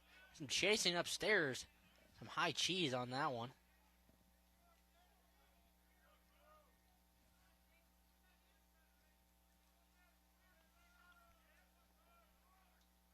One to Karpstein. Brubaker leads off first. Fouled back. 1-2 as Waples trying to get his team back in the dugout. Potentially win the game. Top half of the 11th inning. And you've got a big part of your order coming up here for NNU. It's the heart. If you can get Karpstein out and strand that runner on first, that would be huge. And hits that one to first base. Wright knocks it down. Gathers, touches his base. We're going to go into the bottom half of the 11th. Nice job by Waples to get out of that. Just 1 hit for the Nighthawks. Bottom half of the 11th, another opportunity for the Jackets to come up and win this game.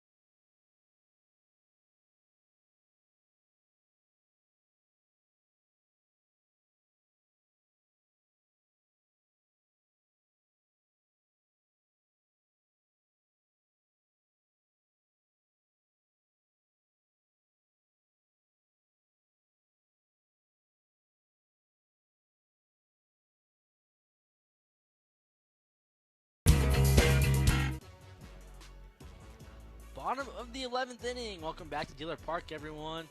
Gavin Brubaker back on the bump for the Nighthawks, and Jack Naylor is about to come up and step up to the plate for the Jackets, and he's the reason we're sort of here where we are. A big 2-run home run earlier in the game, and certainly Could have another one to win the game, but the heart of their order is coming up though, Logan. I think this is a big opportunity for the Jackets to get a W.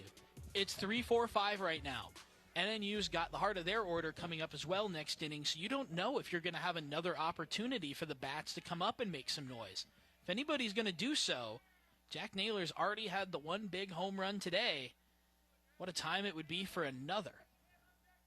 So Naylor takes outside first pitch, and he was 0 for 3, and then he came back and 2 for his last 2, including that big home run. So he gotten a little bit hot his last few at bats.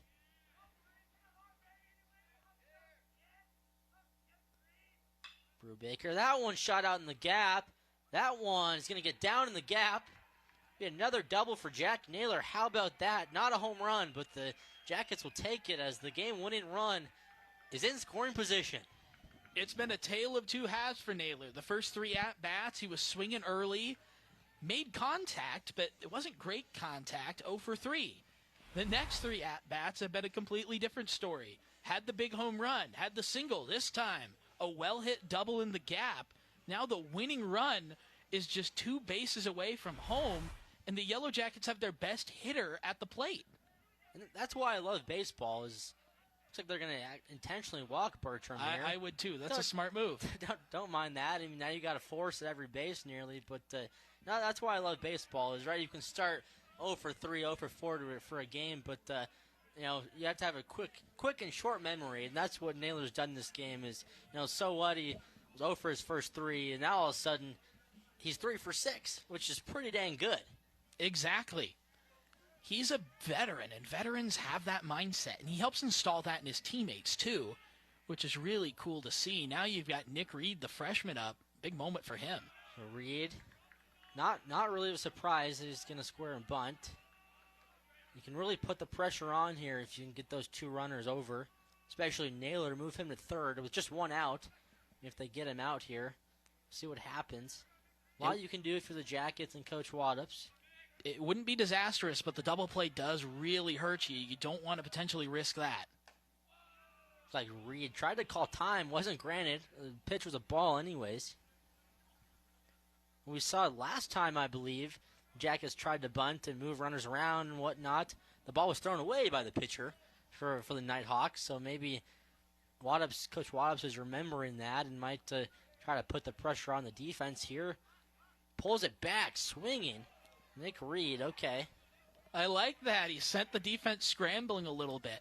The bunt call isn't bad here. NNU's been a little sloppy in the field compared to what they usually are in the year. Make them make the play here. Again, anything to just avoid that double play ball. You give yourself a little more margin for error. You can afford to get that other out and still have another bat. Nick Reed, that time, scoring the bunt again. Does pull back because it's a ball. So 3-1 now. Hitters count. Game-winning run at second base. Worst thing you want to do is walk the bases loaded with no outs and put that game-winning run at third. See what Reed does. Swinging. Popped back foul. Full count now. Okay. And I was thinking we'd see him pull it back just because he's too good of a hitter to, in a 3-1 count, not let him try to get one if he's got a pitch he thinks he can hit.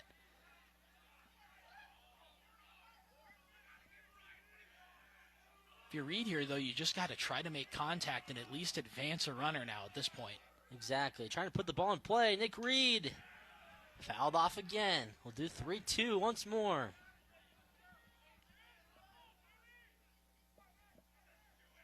So Brubaker back up there again. This is his 3rd inning of relief, technically, and a guy that's played the entire game. 2-way player. Lots of pressure on him on the mound. 3-2 again. Nick Reed fouled off once more. I say B by Nick Reed. Now, longer in the bat goes, the higher the chance is. The more chance goes up for the batter to get hit. Eventually, the pitcher might make a mistake and throw you a good pitch. 3 straight foul balls. 3-2 count to Nick Reed. Swing and a miss. Brubaker, beautiful breaking ball. Gets in chasing. And what a battle back from Brubaker. He was down in the count 3-1. Reed's a talented hitter, had some opportunity, but instead hangs with it despite the foul ball, is able to get a great pitch past him there for the first out of the inning. Nick Reed chases ball in the dirt. That'll bring up Rivers Smith, the 6-hole hitter now, getting back to the bottom of the lineup for the Jackets. The bottom of the lineup has been handled pretty well today, as we've talked about, by the Nighthawks pitching staff. Obviously, huge opportunity for Rivers Smith. He does have 1 hit. Naylor still at second. It's blocked there by the catcher. Lots of pressure on Henry Hinkle there behind home plate as well. This stage of the game, I think there's a lot of pressure on everybody. You can feel it just kind of building up as this game goes deeper and deeper. It's a big game, as we've talked about, folks. 1-1 count. Rivers Smith, Jack Naylor at second base. Takes strike 2.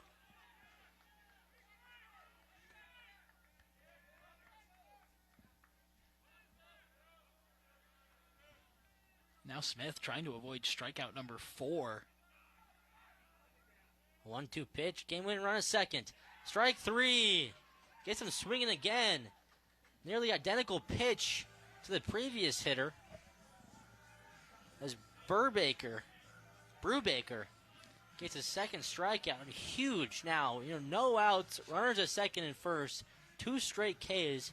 And now all of a sudden, 2 outs. Able to battle it back, and he hands Smith the sombrero while he does it. Strikeout number 4 on this game.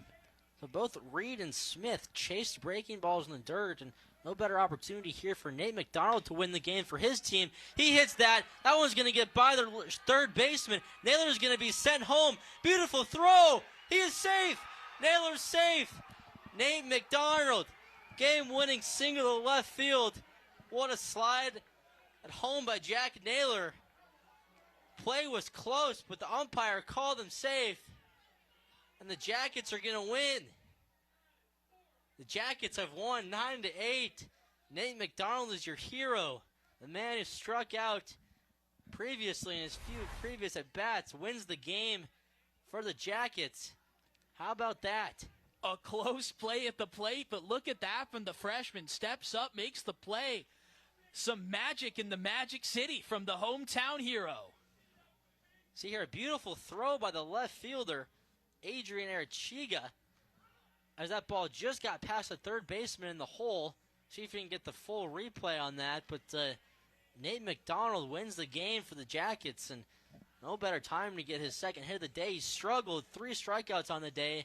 It comes up clutch when his team needs him the most, and there you go. The Jackets pull out a crazy victory, Logan. I mean, what a game for sure. See here, final play. Henkel, hard to tell from that angle if he tags him. Coach Schaefer certainly thought he was out here arguing with the home plate umpire, but he can't change the call. Nothing you can do about that.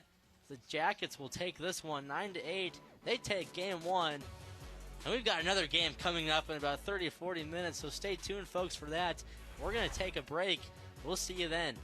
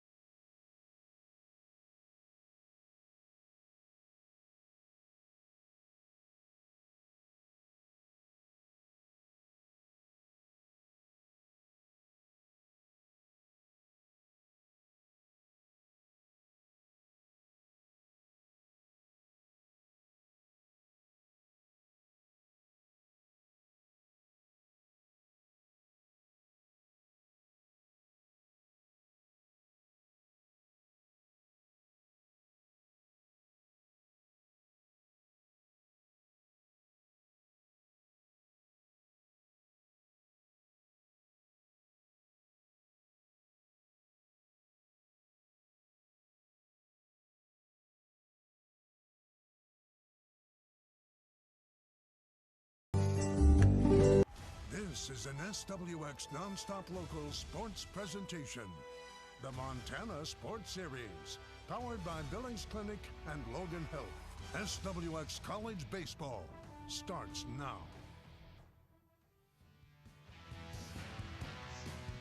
Welcome back, everyone, to Billings, Montana for college baseball live on SWX. It's our second game, two-game doubleheader between Northwest Nazarene and the home team, MSU-Billings Yellow Jackets. Once again, if you're joining us earlier, my name is Johnny Day. I'm joined alongside Logan Tracy, and if you missed the first game, it just got over about 30-45 minutes ago. You missed quite the game, and Logan, let's just talk about that real quick. I mean, extra inning game, a walk-off hit by Nate McDonald to win it for the Yellow Jackets. I mean, you couldn't have somewhat scripted a better ending for the Yellow Jackets, too, especially against a team like Northwest Nazarene, who's top of the GNAC. Couple of heavyweights here. They both threw some big punches, but the Jackets got the last one. Some fireworks from Nate McDonald, the hometown kid, to finish it off. Yellow Jackets get a game back, prevent NNU from clinching a GNAC title early. So look at the GNAC updated conference standings now after Yellow Jackets take game number one, and that's a walk-off single by Nate McDonald. Earlier we see Northwest Nazarene still sitting pretty in that top spot, 20-5 now in the GNAC, and now 30-13 overall. And MSU-Billings right behind them at 16-10 and 22-19 overall. And they're followed by Central Washington, Western Oregon, and St. Martin's. And we'll talk about it again throughout this broadcast. But the top three teams make the GNAC championship, and so obviously seems like those top three teams will be the three. I know Northwest Nazarene and MSU-Billings have already clinched, so they're top two. Yeah, the Yellow Jackets, great start for this weekend, too. You get the big win right here. You got an opportunity to make some noise, take the conference rival.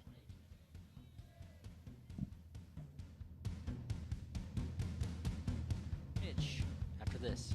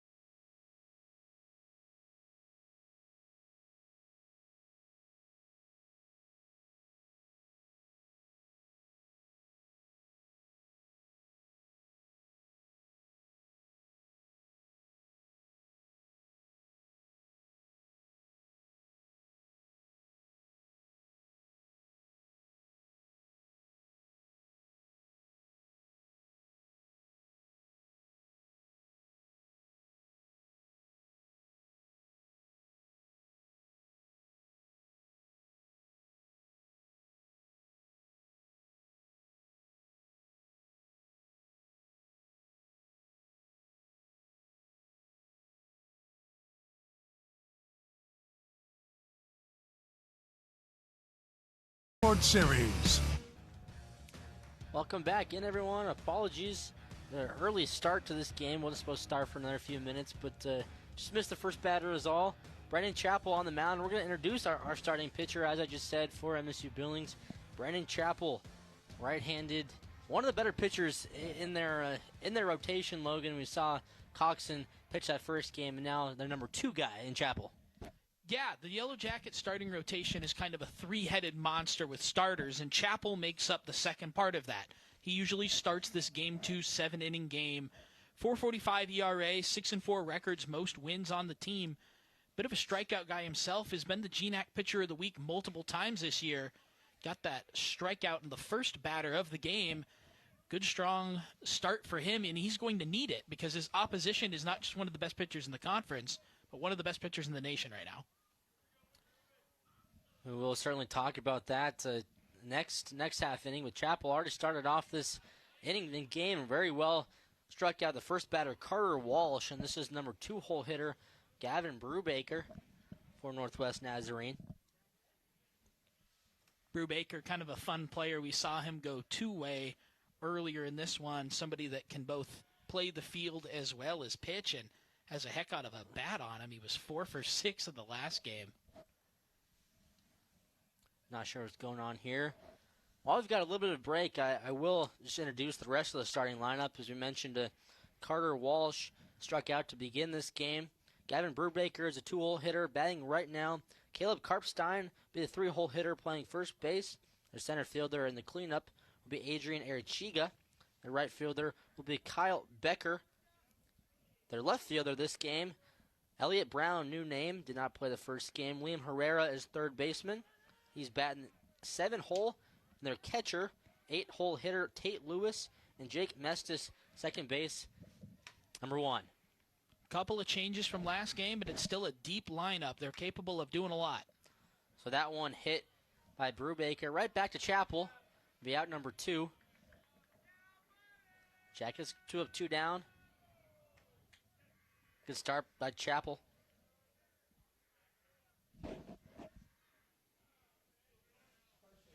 Chappell's a guy who's got a lot of swinging and miss in his game, kind of the same as Coxon. They've kind of just been at that level, pushing each other. Coming into today, Chappell had just thrown 60 2/3 innings. Coxon had 60 1/3, and then Coxon just 2 more strikeouts before this game. They've really pushed themselves as that day one combo for MSU-B, kind of going back and forth, raising that level and standard for each other. Now Caleb Karpstein to the plate. 1 through 4 and 1 through 5 hitters for Northwest Nazarene had themselves a good game 1. And same thing with the Jackets. We'll talk about that when they come up to the plate.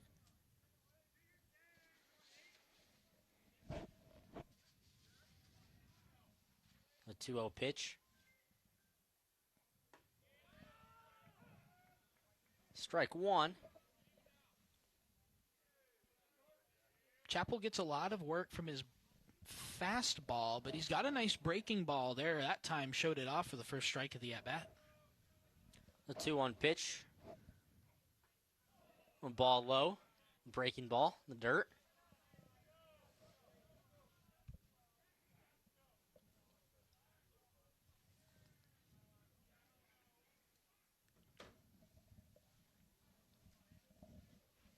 The hitters count here 3-1 to Karpstein. Swing and a miss. Swings right through that fastball. Pumping some gas is Chappell. Flexing it there. He's got a great fastball on him. A lot of velocity, kind of some deceptive movement on it as well. So payoff pitch. 3-2, 2 outs. Fouled off. Let's do it again.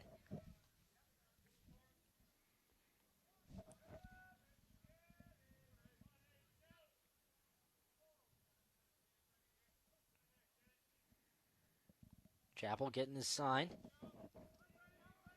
Landon Carter is behind home plate in this game. The Jackets 3-2 pitch again. That one inside. Ball 4 as Karpstein takes his base. Bring up the cleanup hitter, Adrian Arechiga for the Nighthawks. Nighthawks avoid the 1-2-3 inning, get the runner on. Chappell was going to try to go high and inside to challenge him there. Wasn't able to locate that one.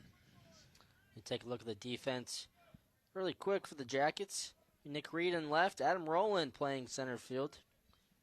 Rivers Smith out there in right. Jason Wright, first base. Jack Naylor out there second base, seen him quite a bit. Riker 48 at shortstop. Nate McDonald again, the hero in game one, at third base.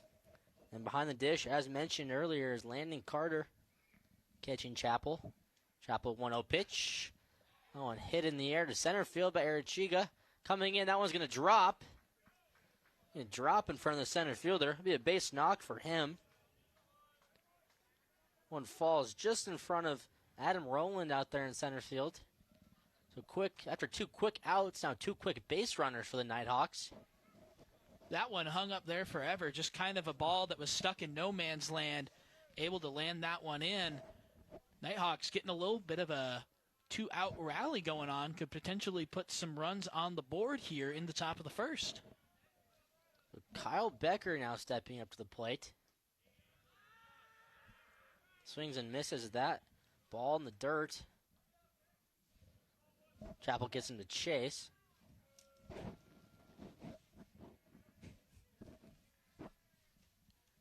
Chappell 0-1 now on outside. And it's a big moment here for Chappell and MSU-B. Corbin Talley is an incredible pitcher on the other side who we'll talk about more, but runs are going to be hard to come by for MSU-B. If he's up to his usual standards, you've got to keep some clean innings here. Another swing and a miss. Nice pitch by Chappell. Breaking ball inside. Look at that thing move. Beautiful pitch. Makes it a 1-2 count. Chappell looking to get out of this.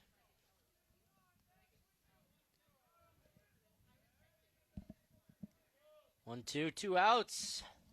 One foul down the first base line. Count stays the same.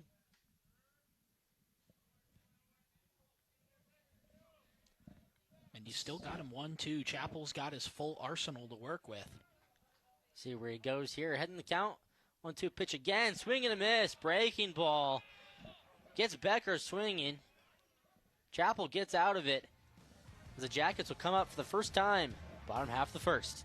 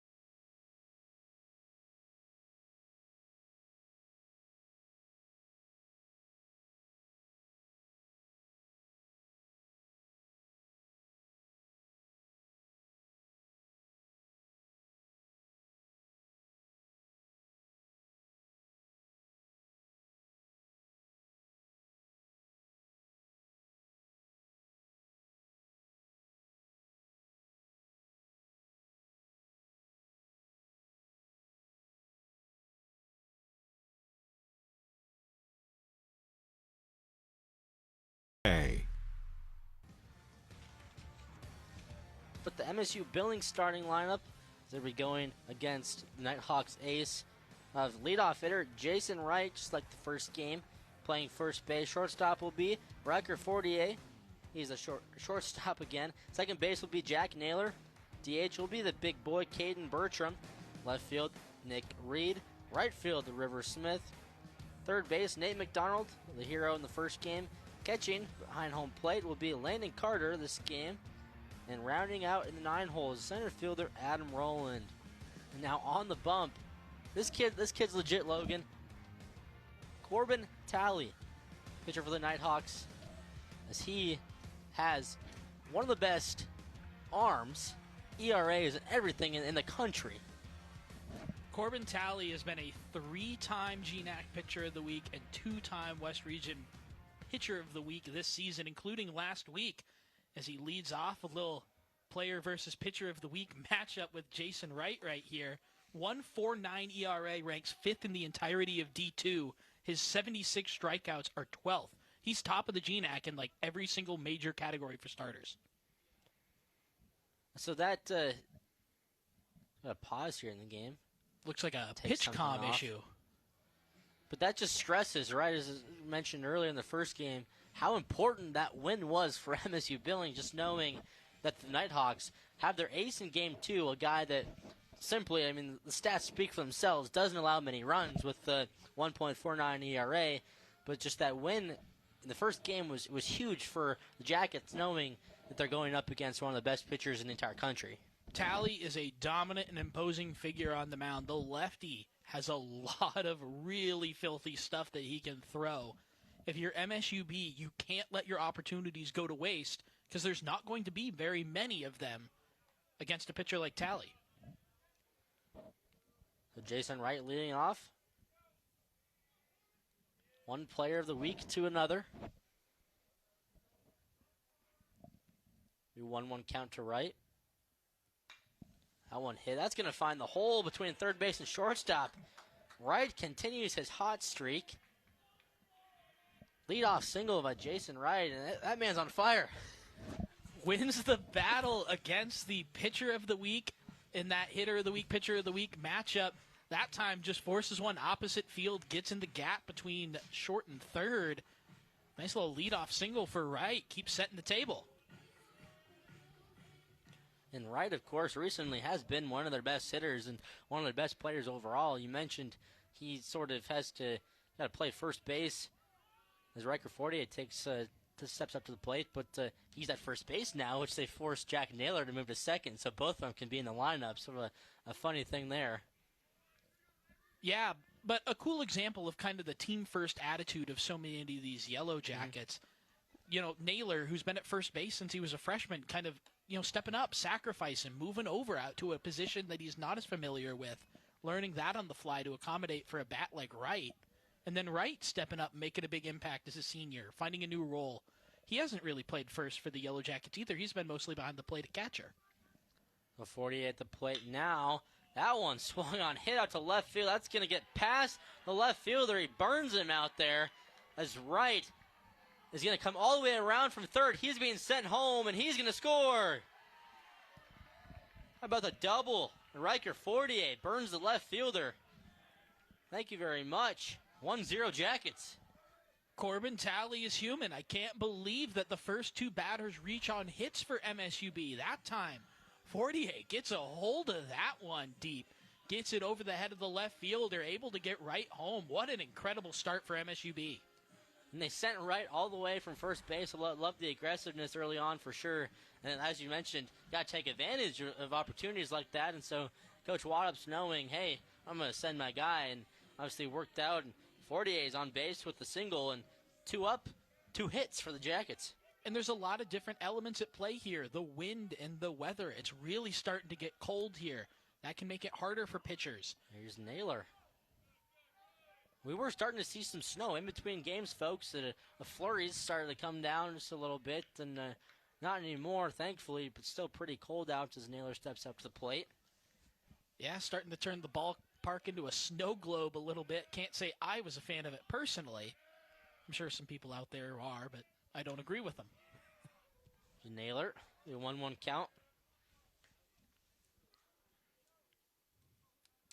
And the other thing with Talley to note, too, is right after that second pitch, they did have a pitch comm issue, and he's kind of continued to mess with it a little bit. I wonder if they're just having issues relaying some of their calls, potentially, even after that stoppage to address that. So 48 second. Naylor takes ball. And Talley, we talked about his impressive stats. I mean, and the Jackets getting to him early. That was just his 10th earned run allowed this season. He's got 10 appearances to 10 starts, of course, 8-0 record. And so, big first inning for the Jackets. Just to get one across, they might scrap another across here. Naylor pokes that one the other way. Waddups is going to hold 48 third. Don't mind that, no outs. So Jackets still in business, runners on the corners. And, I mean, props to the Jackets here, going after the Nighthawks ace and getting to him early on. Certainly not the start we were expecting from either team. Talley has just been so dominant on the year and was really good against the Yellow Jackets in his first appearance against them as well when these teams first met in Nampa. You kind of thought he would be in for something similar, but instead, he's just been leaving some pitches up there for MSUB to capitalize on. So all of a sudden, 1-0 Jackets early on, and they got runners on the corners for one of their best hitters, not to one of their best hitters just all season long, Caden Bertram. best average on the team, most home runs in the GNAC. This guy can swing the bat. He swings and misses right there. To keep our parallels going, too, now you've got one of the guys who's top 10 in the nation in ERA going up against a guy who's top 10 in the nation in batting average. We'll see who folds here. Mano here.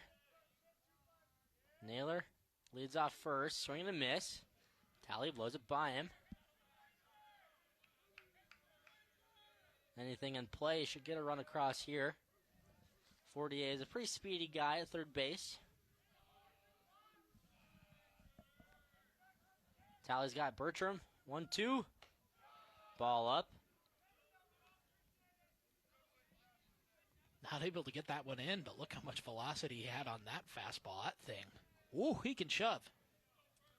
I know they do the radar and miles per hour during Mustangs games in the summer. I'd like to see that sometimes for the college games here. 2-2 pitch, fouled back. Might need to make them turn that on in between innings somehow. If we can get that, I'd love to have it for these starters, especially guys like Talley and Coxon in game one. Chappell as well has got a nice fastball. I'd love to see how quick those are going. For context, folks, on the scoreboard here at Diller Park, they have a little thing that says how fast the pitch is. Just for Mustangs games, though, as Bertram pops that one up again.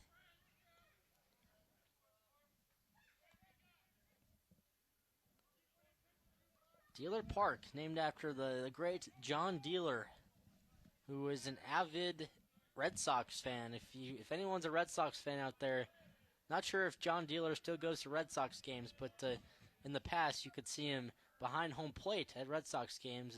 That pitch is swung on. Bertram skies out to right field. That ball is carrying. That ball hits the top of the wall. Gonna be a double. Potentially no. Nice throw by the right fielder. What an arm out there.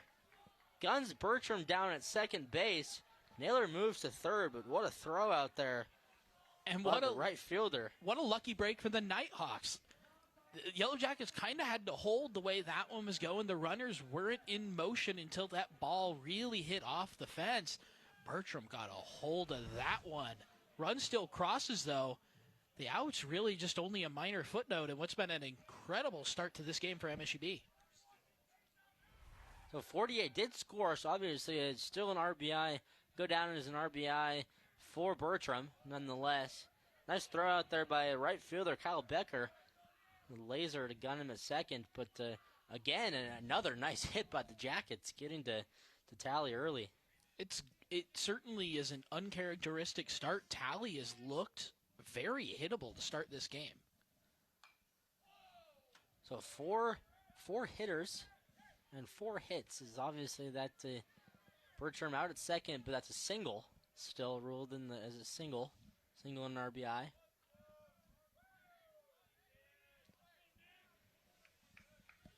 Jackets aren't done yet. Naylor's still at third base. He moved from first to third on that hit.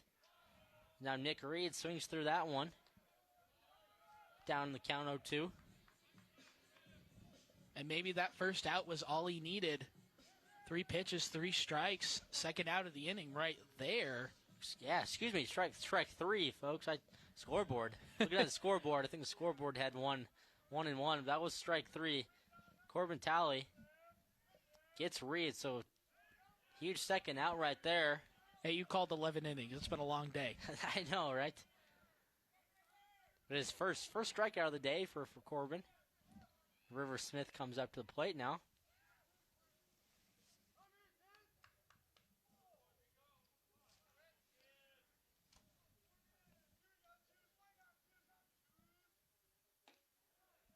One pitched in there for strike 1. Jackets couldn't ask for a better start to this game. All things considering, you're going up against the top pitcher in the country. See 4 hits already and 2 runs. That one out to center field. A can of corn for the center fielder. That'll do it for the first inning, but the Jackets, they get to Nighthawks ace early, and they lead this one 2-0 after 1.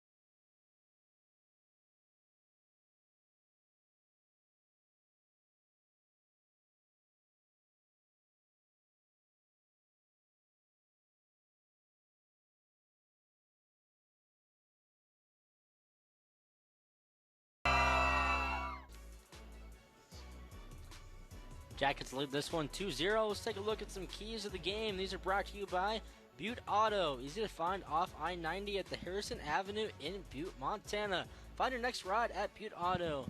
All right, Logan, I know we talked a lot about these in the first game, but these also really apply to the second game as well here. Yeah, I think if both of these teams are going to be successful, they're going to need to do the same things we pointed out game one.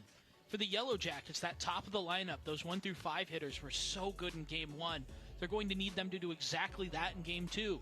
Meanwhile, some big home runs in that one helped set the part while the Yellow Jackets kept the ball in the ballpark. Pitching-wise, they're going to need to do that again here in game two. For NNU, we've seen some inconsistent pitching. The fielding's helped hurt them a little bit, but a human start from Talley in this one where he hasn't lived up to his usual standards. They'll need him to recover and continue to dominate on the mound. And we've really yet to see the speed of Northwest Nazarene, who lead the GNAC in steals, play a factor in this one. And speaking of set the table, you saw there, Jackets did that in the bottom half of the first inning with their 1 through 4, 1 through 5 hitters. I mean, they went 4 for their first 4 and scored 2 runs. So obviously that came into play right away. It always makes you feel good when you get those keys right. When you have that evidence to back you up, it makes you feel good about yourself. The Jackets have set the table early on in this one. 2-0 lead. It's Brennan Chappell out there again. That one's got into right field. That one's carrying. Going to die a little bit out there in right field. Going to be caught by the right fielder, Rivers Smith. Elliott Brown almost got a hold of that one. Maybe the wind killed that one. It got caught in the warning track out there in right field. That was one of those that felt really good off the bat. You just kind of watched it go. You thought it would keep going, and it just ended up dying at the warning track. Unfortunate break there for Brown. Now Liam Herrera at the plate now after that fly out.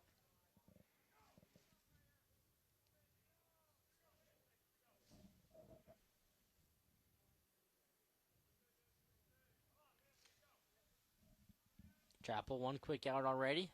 1-0 pitch. Fouled back by Herrera.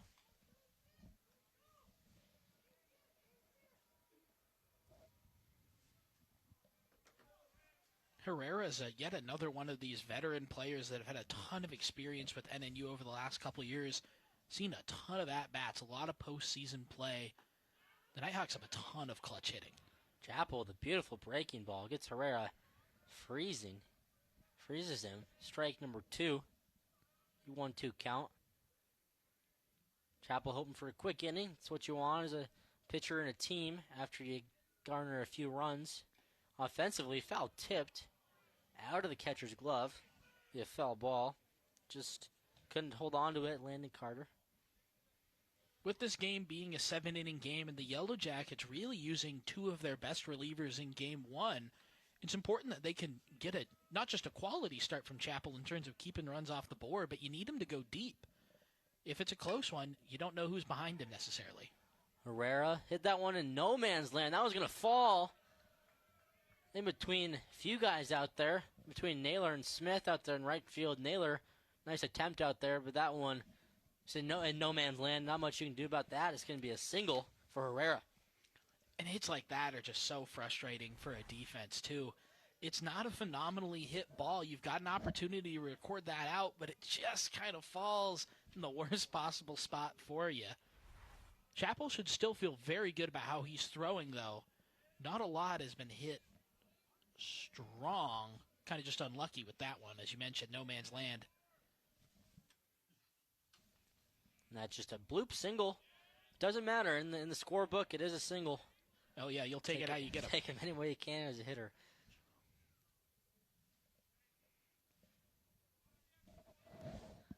This is Tate Lewis. Tate Lewis getting the start. This game, the senior catcher. He hits that one out to left field. That one's going to get down. A shot on the left field line. It's going to go all the way to the corner. Schaefer's going to send a runner. We're going to plate the relay. Safe at the plate is Herrera. As Lewis slides in safely at third base as well as the throw goes home, and he's got himself a triple. They cut into the deficit 2-1. Nice piece of hitting there. Shoots that one down the left field line. There's a big boy Herrera diving in safely. And a huge heads-up play there. That ball was blocked, but it was a little too far in front of Carter. Huge heads-up play there by Lewis, who's able to turn that one into a three-bagger after legging it out off the bounce there at the play at home. So he's on third. Tying run. Just 90 feet away. Tate Lewis, his first debut of the day, getting the start in this game, number 2, for not playing the first game.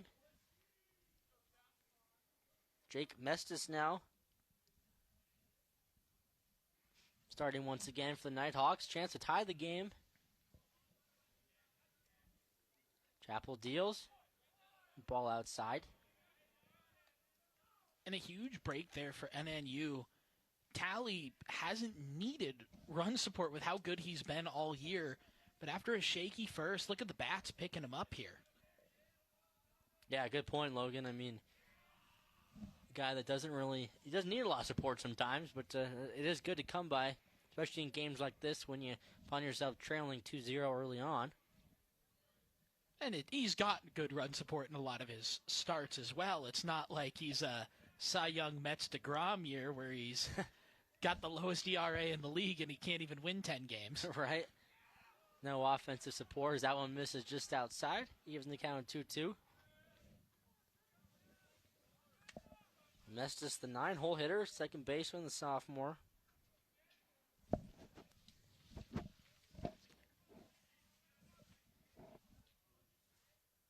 The 2-2 pitch. Swung on and hit. It's going to stay up in the air for center field. They're exactly going to send Elliott as he's going to come around and score. Excuse me, Tate Lewis. Tate Lewis comes around to score from third base. Be a sac fly for Jake Mestis, and we're tied at 2 apiece. And that's a great job by the offense to undo the damage there. Now it's a 0-0 ball game again. Nice piece of hitting there. Yellow Jackets field it, but the sac fly. Well, Tate Lewis scores the game tying run. Tied at 2 apiece as Northwest Nazarene ties the game at 2. Gets 2 runs of their own. Certainly help out their pitcher as well. Go back to the top of the order. Carter Walsh, who was 0 for 1 on the day.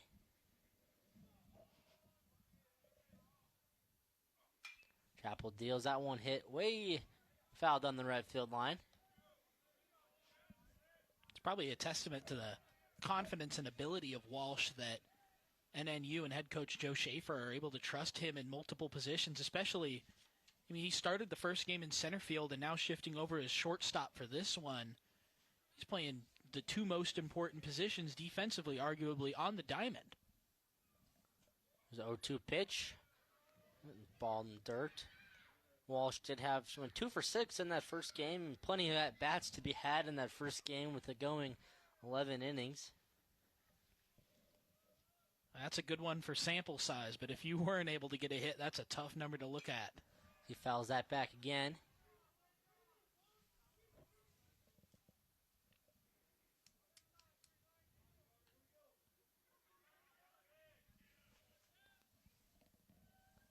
The base is clear now after a sac fly with Jake Mestis.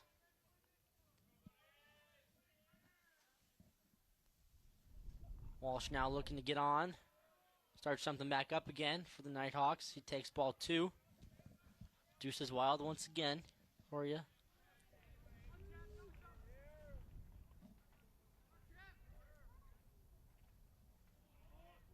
Chappell again. Sets, fires.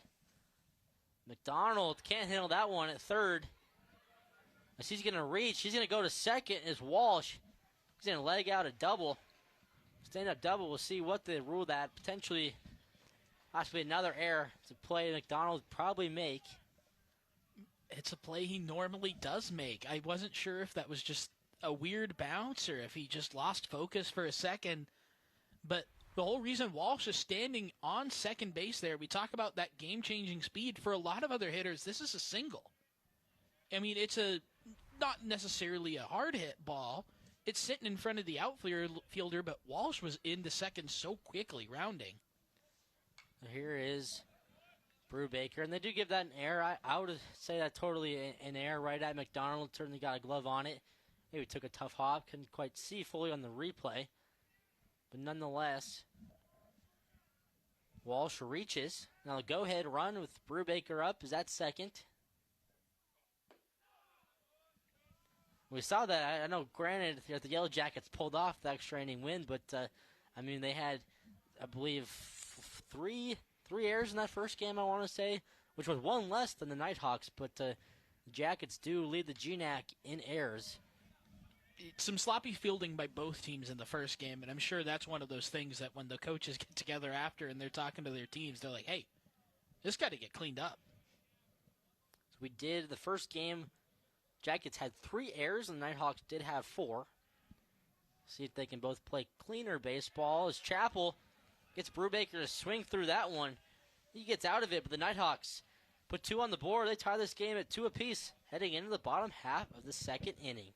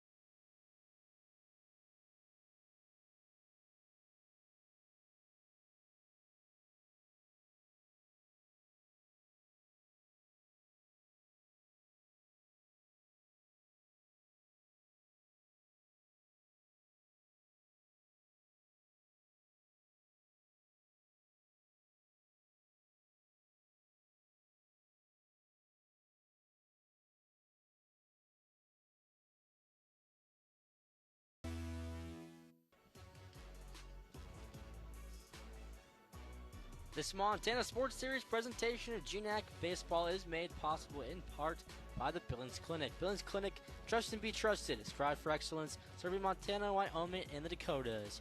Shout out to Billings Clinic. Thank you very much. We're back here at Dealer Park, game number 2. The 4-game series between Northwest Nazarene and MSU-Billings. 2 games today, obviously. It's the second one. 2 games tomorrow, Logan. And it's a cold, we'll say it's a cold day. We saw this a few weeks back when MSUB was playing in Central Washington. The game had to get moved to Perts due to rain. Obviously, luckily, game here at Dealer, which is a nicer field in my opinion, but still a pretty cold day, I would say. And it was so nice earlier in the week, too. We're just begging, like, can we get a good warm weather baseball game at home, please? And Nate McDonald stepping up to the plate. McDonald, 2 big hits in the first game.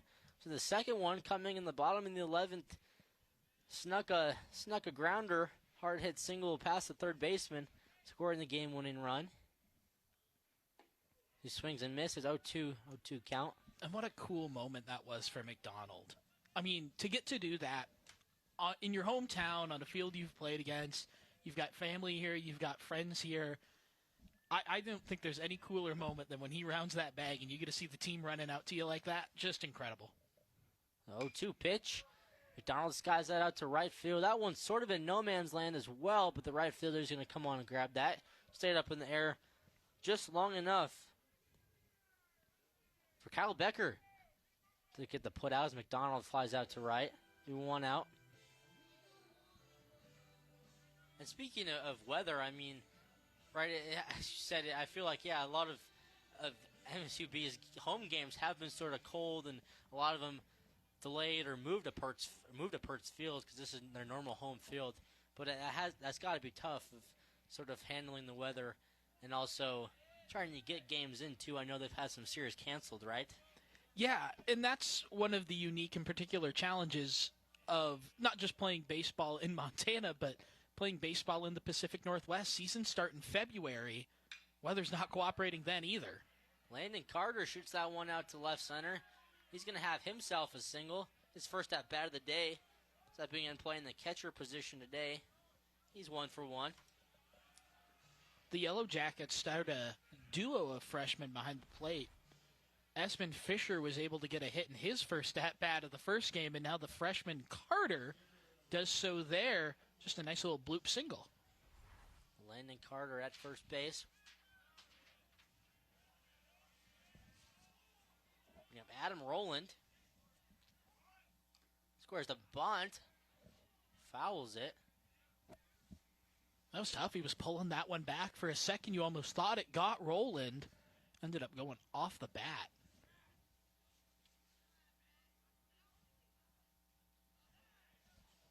Rowland, the center fielder, junior. Was hitless in their first game. Some international flair. Rowland from Okotoks over up across the border in Canada. Canadian coming to Montana. Play some baseball. I would love that. The only international player on the Yellow Jackets lineup. Interesting. Fun fact. Thank you. Stick with me long enough, you'll get some more. All right. There's 1-1 pitch. Breaking ball. Nice pitch by Talley.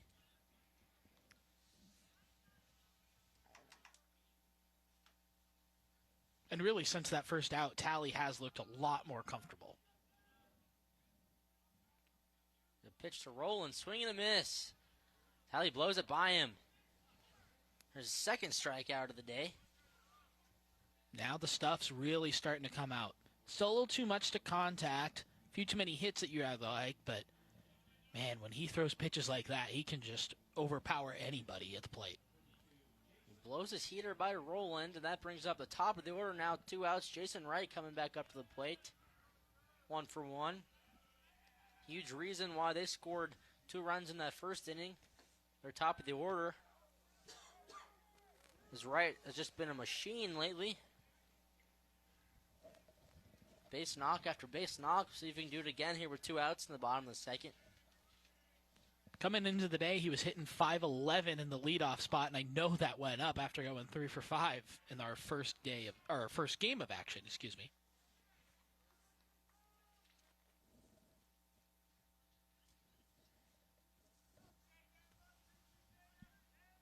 A 1-1 count on Wright.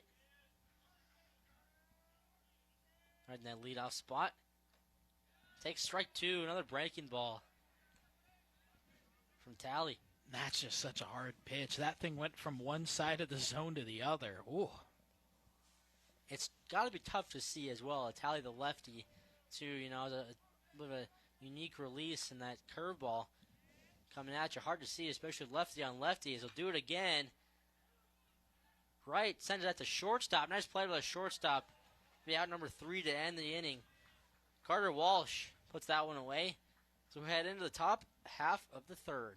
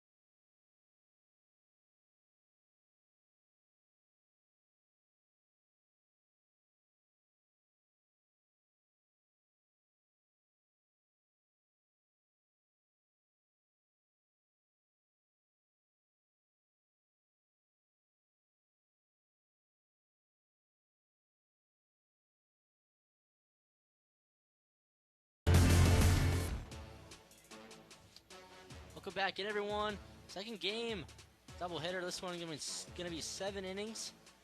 Tied 2-2 so far. Top half of the third inning. Once again, I'm Johnny Day. Joined alongside on this broadcast, Logan Tracy, who's got plenty of different titles to his name. Assistant Athletic Director of Communications at MSU-Billings, a.k.a. also the GNAC guy. That's, I think, my new nickname for you, Logan, is the GNAC guy. But Thank you for joining us all. Happy to be here. It's a pleasure to be on. I'm always happy to have you guys when you want me on. It's just one of many hats I get to wear. And you do, I don't know if we've talked about this, right? You do play-by-play and color for a lot of the sporting events for MSU-Billings, whether it be basketball or volleyball or etc. I dabble when I can, yeah. Yeah. There you go.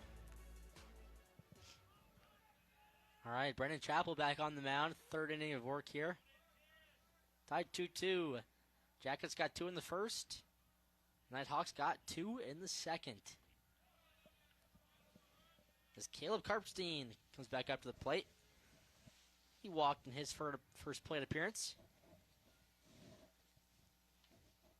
1 of 6 in the first game today, but did have an RBI hit and scored a run. Along with having a couple of really nice plays in the field over at first. Takes ball number 2.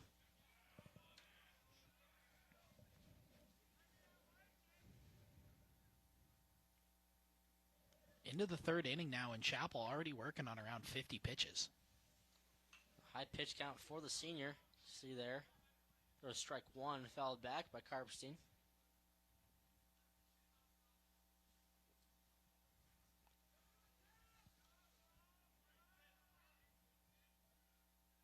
Chappell deals a 2-1. One swung on foul ball. Over there by right at first base.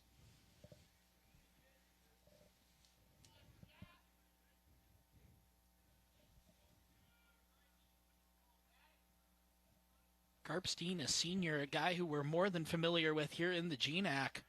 More than a couple all-conference awards to his name and some all-region love as well. That 1-3, low and outside. We'll have a payoff pitch here, 3-2 count.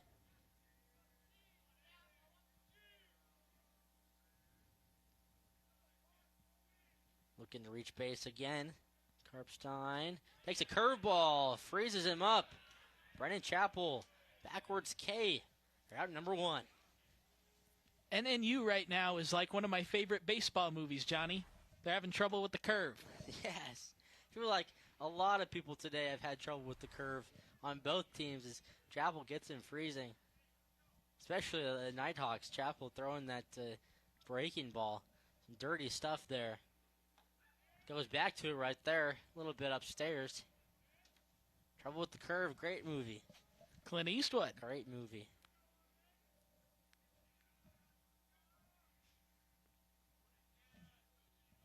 Adrian Arachiga back up to the plate now. Fouls that off. He does have himself a hit. One of the 3 hits early in the game so far for the Nighthawks. A lot justifiably gets made about the wheels on a guy like Carter Walsh, but Arachiga, 17 steals on the season. He can scoot as well. Went sky high in the infield. Who's going to catch that one? Catcher calls it off. That one's going to drop. I saw that coming from the very beginning, to be honest with you. Is Arachiga's going to reach. He's got himself probably going to be another error. But he stands up at second, and that was sky high in the air. Wasn't going to, hard to see who's going to call it off, but I will say that's probably the first baseman or the third baseman's ball. I know that's a tough play for anyone, but the catcher just with that angle, Logan, of him coming on the field, never easy to catch that. And of course, he did have his back to us, which obviously makes it a lot harder. Now Kyle Becker, sends out to left field. That one's going to drop. Archega moves up to third. Kyle Becker's got himself a hit.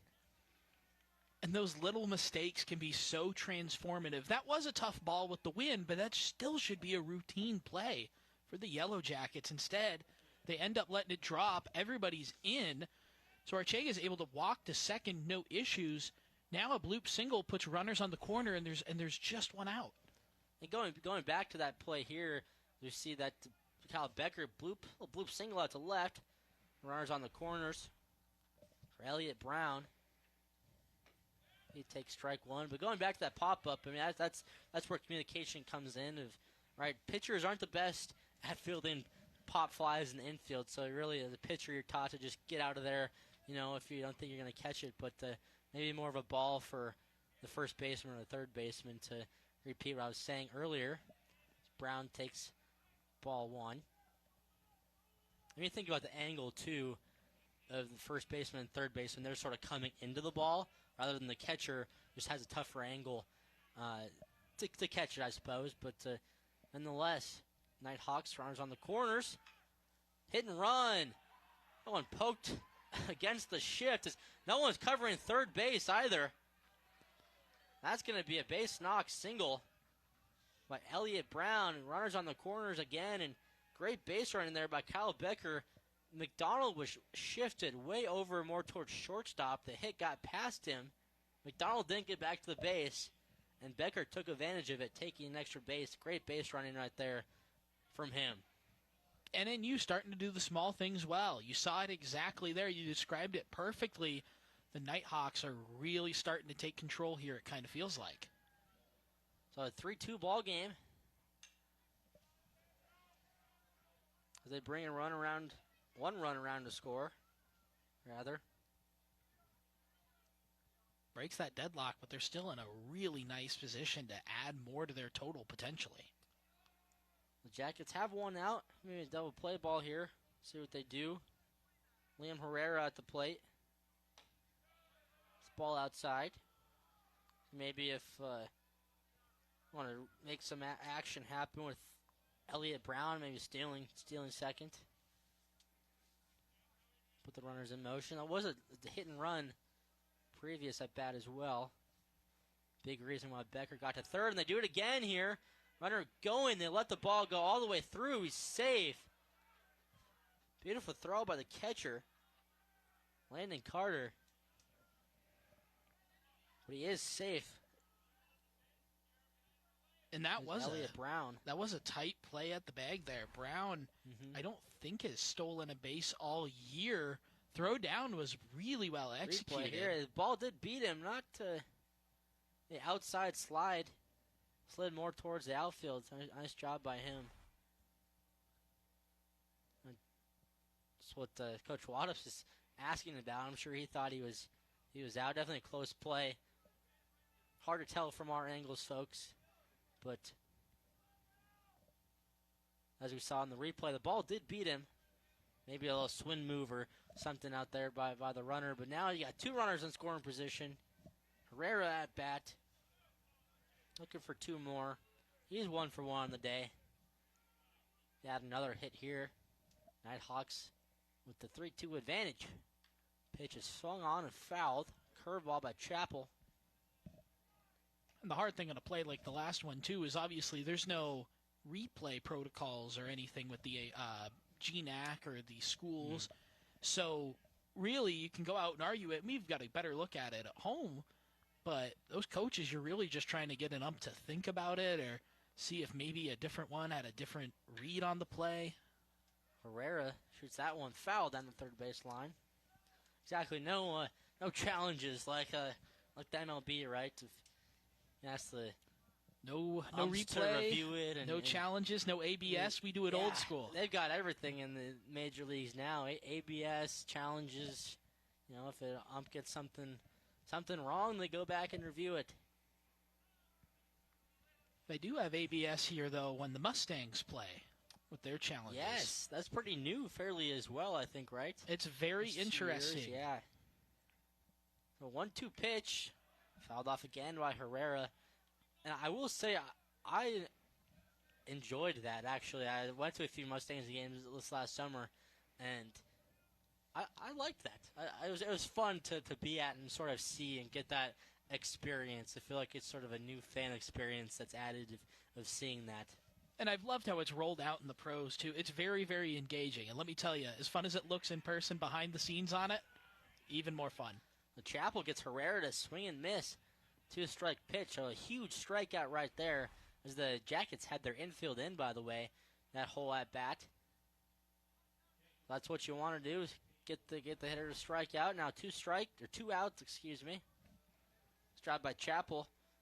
Tate Lewis comes to the plate now.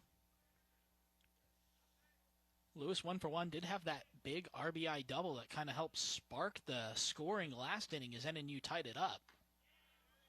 See if he can do something similar to that. He takes strike one.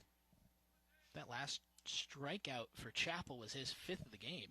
He's been doing a great job of inducing a lot of swing and miss. I think he is the one looking on the breaking ball, and everything else has been swinging. Fouled off for strike number 2. So Chappell looking for his 6th strikeout. They'll limit the damage. Already just one run across. The Nighthawks have scored 3 runs. Just the last few innings. 2 in the top half of the second. Now 3 in this top of the 3rd inning. See if Chappell can get himself out of it. Get his offense back. Back in the dugout. 0-2 pitch. Outside. Beautiful miss. Right to where Landon Carter was positioned and set up. That's one of those where even if it doesn't catch the zone there, you maybe wonder if he's setting him up for the next pitch. See if you are right. They go inside, outside, back outside, breaking ball. Swung on and missed. Carter tags Lewis. Chappell gets out of it. Nighthawks strand 2 runners, but they get one across, and they lead this one 3-2.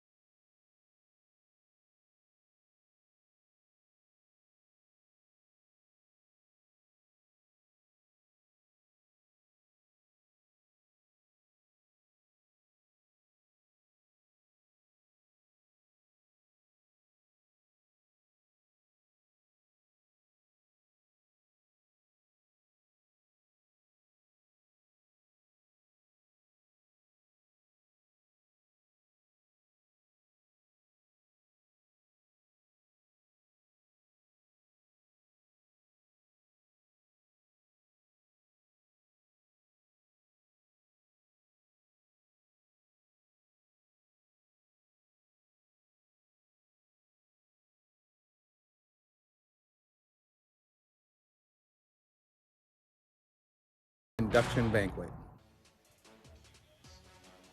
Let's talk about once again MSU-Billings head coach Derek Waddups. Waddups now the all-time winningest head coach in Yellow Jacket program history. He eclipsed that mark, I believe, a few weeks ago, right? So just recently, Logan?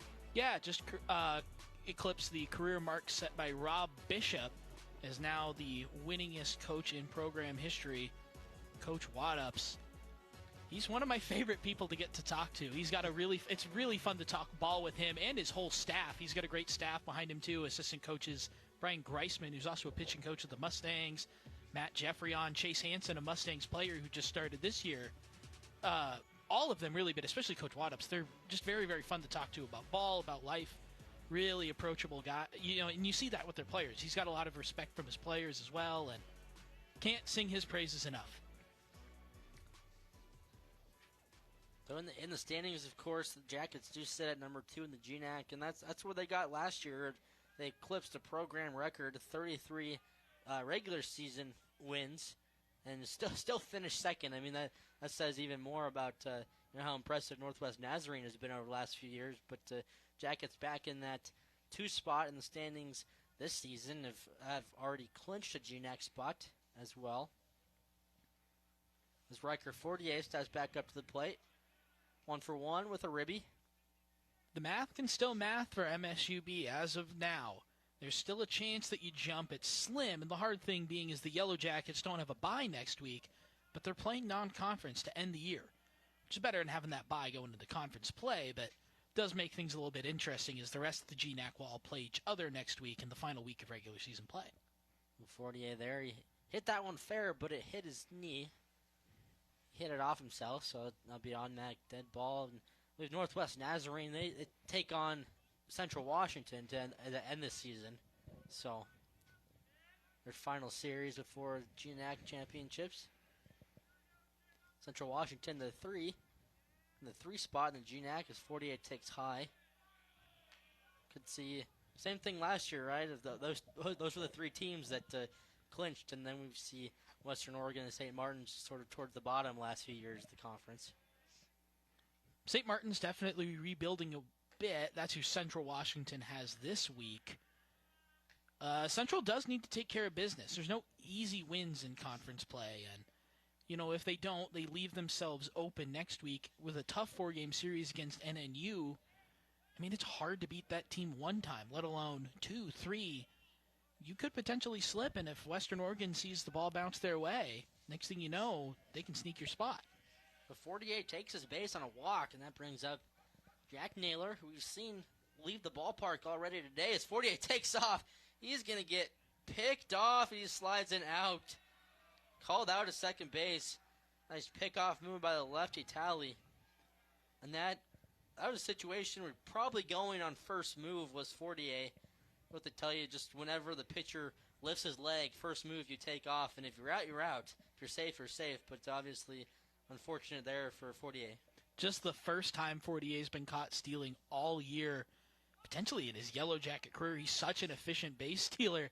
But that time they get him with the unorthodox 1-3-6 caught stealing. It was certainly a nice pickoff move, and we saw him go right away as Talley lifted his leg. It's a play where you just take your chance as a runner. Now, 1-1 count on Naylor now as base is clear. That's impressive. The first time getting caught stealing. That is a rare feat right there. Especially with the quantity of how often he runs. Yes. Naylor swings and misses. Pitch by Talley. Talley settled down the last few innings. He's had his offense help him out as well his last 2 innings with the Nighthawks scoring 3 runs to give him the lead. But he's really settled down since giving up 2 runs in that opening frame as he deals a 1-2 to Naylor, fouled back. I keep trying to decide which lefty MLB pitcher I want to say that Talley reminds me of the most. Ooh, that's a good question. Very good question. I think I got to be more observant of his wind-up and stuff. 1-2 pitch here. Gets Naylor swinging.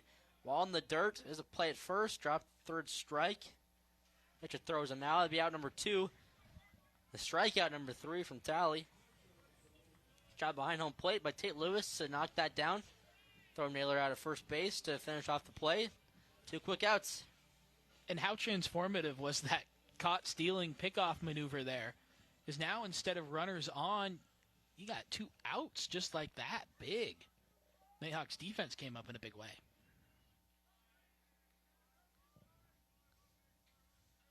Caden Bertram stepping up to the plate with the bases clear. Sky high. Ball left.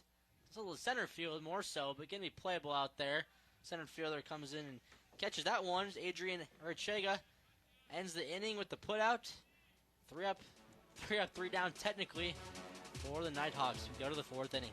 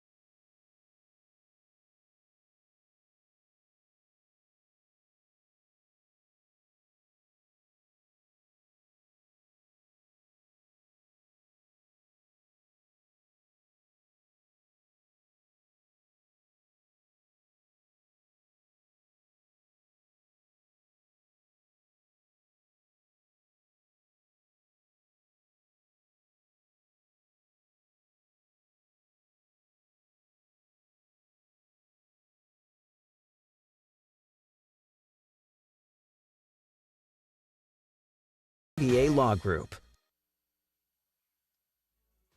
Last inning, we took a look at Derek Waddups, head coach of the Yellow Jackets. Now back to Nighthawks head coach Joe Schaefer in his 8th season as the head coach of Northwest Nazarene. His 18 seasons as a collegiate coach overall, he's got 546 wins. And through his 7 seasons so far at Northwest Nazarene, he's got a mark of 205 and 124-1. And this is sort of funny. assuming my dad might be listening back home here at this broadcast, but Dad texted me a little bit ago, and the prior coach before Schaefer, his name was Rocky Musgraves, and my dad coached him in California baseball. So funny story there. Rocky Musgraves, I like that name.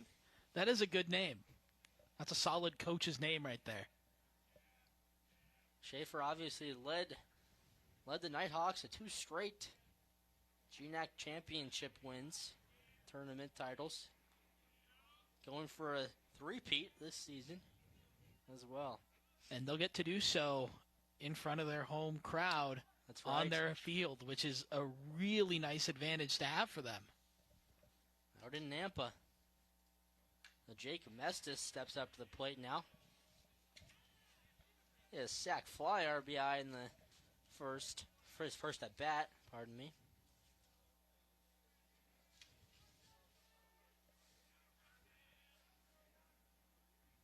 Mestis, the 9-hole hitter, second base, had 2 hits in the first game. What you want to see from your 9-hole hitter, turning the lineup over as he bounces that to Fortier, who can't handle it.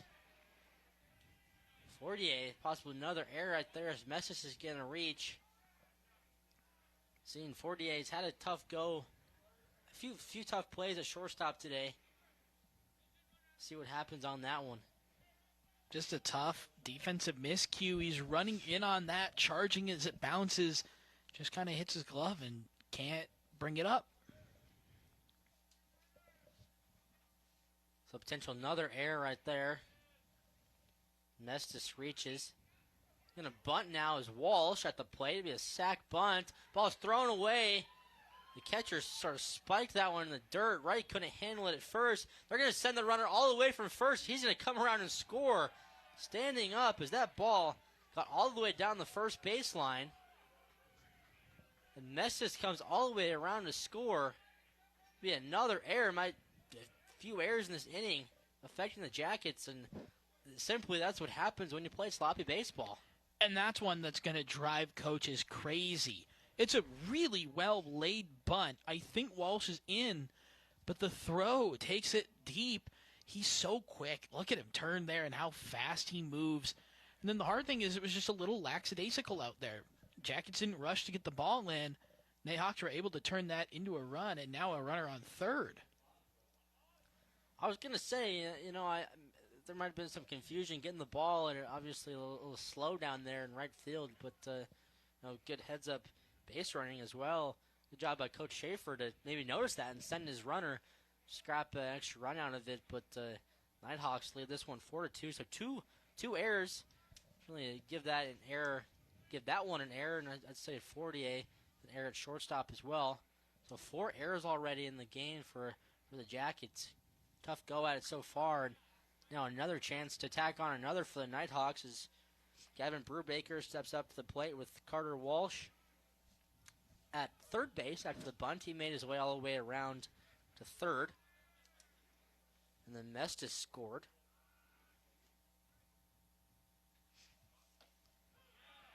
Strike 3 called. Brennan Chappell gets Brubaker looking. Freezes up the 2-hole hitter. A huge first out. Yeah, it was a nice pitch there. Chappell now strikeout. Is it number 6 or number 7 in this game? He's done a great job of just kind of painting the zone and giving players those tough pitches with 2 strikes that you can't really do anything with. Well, Chappell just doing it himself in that at bat. It's tough when your defense is struggling behind you as a pitcher. But a good way to can't think of the word, but a good way to deal with that is just strike out the next hitter and just do it yourself. Still 1 out, runner at third. And sometimes it's just reassuring, even if you don't need a play in the field, just to get that out. It just kind of gives you that opportunity to reset, collect yourself. You're back where you need to be. Try to string some together and build up some momentum that way. Caleb Karpstein back up to the plate. Heading the count 2-1 after a foul ball.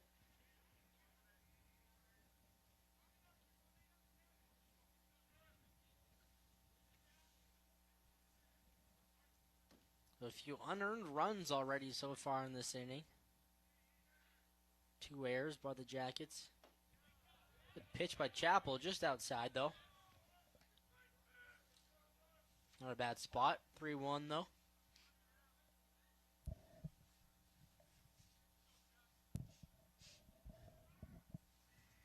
The hitter's count here. Karpstein. Gonna put the ball in play, do something. Swing and a miss. Looking off-speed pitch. Time to change up down low. Big payoff moment here for Chappell. This would be a big second out of the inning. A payoff pitch. 3-2 count. Oh, and hit out to right field. That was going to get down. Down in front of the right fielder, and that will score Carter Walsh. Another run comes across. Another unearned run. Be 5-2. Nighthawks, nice piece of hitting by Karpstein, and Carter Walsh comes across to score. And it just lessens that margin of error when the defense lets you down. A little runner on third. Chappell goes at him, but a nice piece of hitting by Karpstein, who's just able to lace that one into right. Now, up to the plate, Adrian Erchiga. That is tough for a pitcher. I mean, right? You're throwing strikes. You're letting the opposing batters put the ball in play, right? I mean, that's sort of your job is avoid walks and just let your defense help you out. And you know, if they get hits, if the offense gets hits, they get hits. But it's tough when your defense isn't helping you out completely. So tough, probably mentally for Chappell so far in this inning. Certainly can get out of it, help himself out a little bit. That's why I like here the mound visit from as Coach Greisman makes his way out. I think it's a good opportunity to just kind of talk to the infield, give everybody that second to reset, figure it out, lock back in. You know, now that you mention that, honestly, and this goes for both teams, and you look at the first game. I mean, the first game, there was 7 or 8 total errors combined. I mean, I think 4 Nighthawks, 3 for the Jackets, and we didn't see a ton of mound visits for things like that. I mean, we saw some mound visits for pitchers and, you know, coaches changing pitchers and all that, but this is sort of the first real mound visit by an assistant coach to just get out there and calm his defense down and his pitcher. So great point, Logan, of wanting to do that. You don't want this to get too out of hand right now. And Chappell's let up some hits, but he's had some pretty good stuff today, so it's unfortunate to see him with a pitch count now to near 90. Runner going. Naylor puts a tag on him. He's going to be out. Nice throw there by Landon Carter as he guns down Karpstein.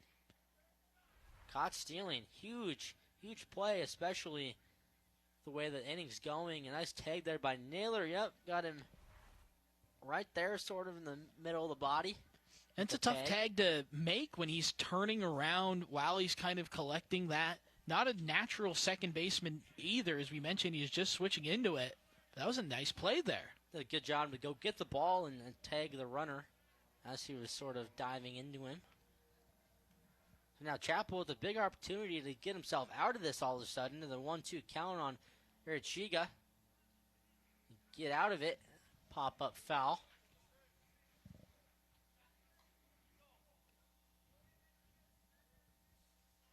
So it looks like movement has just started in the bullpen for MSU-B. I think we might see another pitcher, but I imagine they're going to let Chappell try to go 5. They usually try to get him to at least go 5 and a 7. He was at 85 pitches, and, you know, again, this game is only 7 innings, folks, so for you viewers out there, and so every run, every inning matters now that there's, of course, 2 less innings than normal. Obviously, we played a whole 11 innings in that first game. 2-2 pitch now. So 7 innings compared to 11, big difference.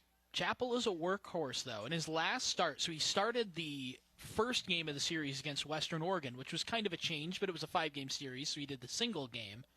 He threw 137 pitches. Wow. In a 9-inning complete game win for MSU-B. That is impressive as he deals a 2-2.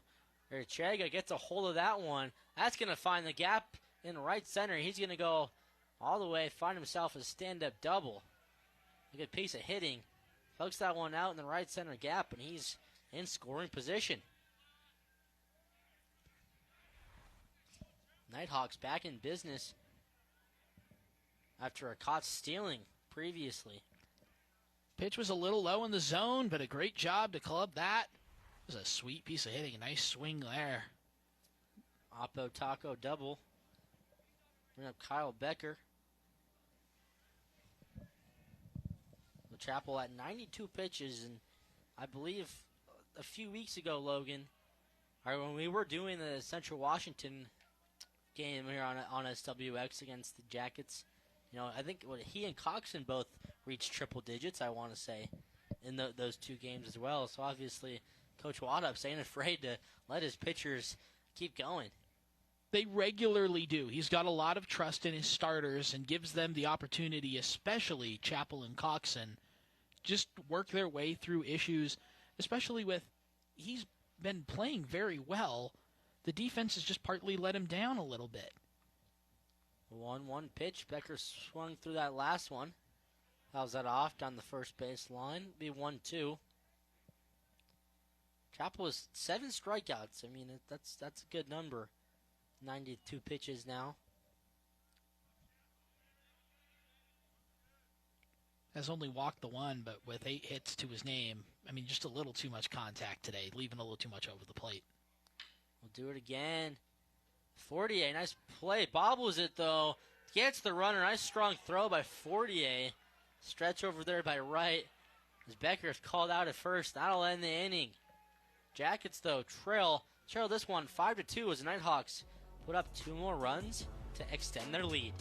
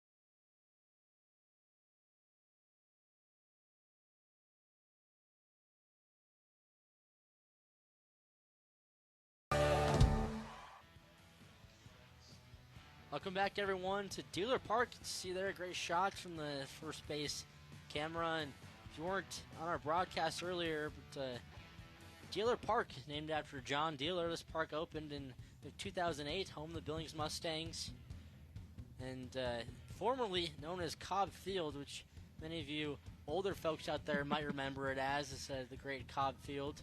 I know I don't quite remember it as that. Grew up coming to games here. Dealer Park, but it's a nice facility Billings Mustangs have. Not to age myself more, but I can remember going to games at Cobb Field when I was a little kid. Yep. I still can. I mostly remember Dealer, but I can remember sprinting around Cobb Field and taking as many snow cones as I was allowed to. Mustangs games, always the highlight of anyone's summer here in the Magic City. It's starting to look a little more like summer now. It's nice to see the sun finally make an appearance today. Bit of a warmer. It's the second game, 7-inning game, folks, and the second game of our doubleheader. 2 more games to be played tomorrow, and I believe those games at 12 and 3, you said, Logan? Correct. Still back here at Dealer. Nick Reed shoots that one out to center field. It'll be handled out there for a put out. Center fielder, Arachiga. Out number 1, Tally. Tally really starting to work now. Again, had that shaky start where he didn't look like his usual self, but since then, maybe since it's gotten a little warmer as well, but he's really started to settle in. Looks like his normal self now.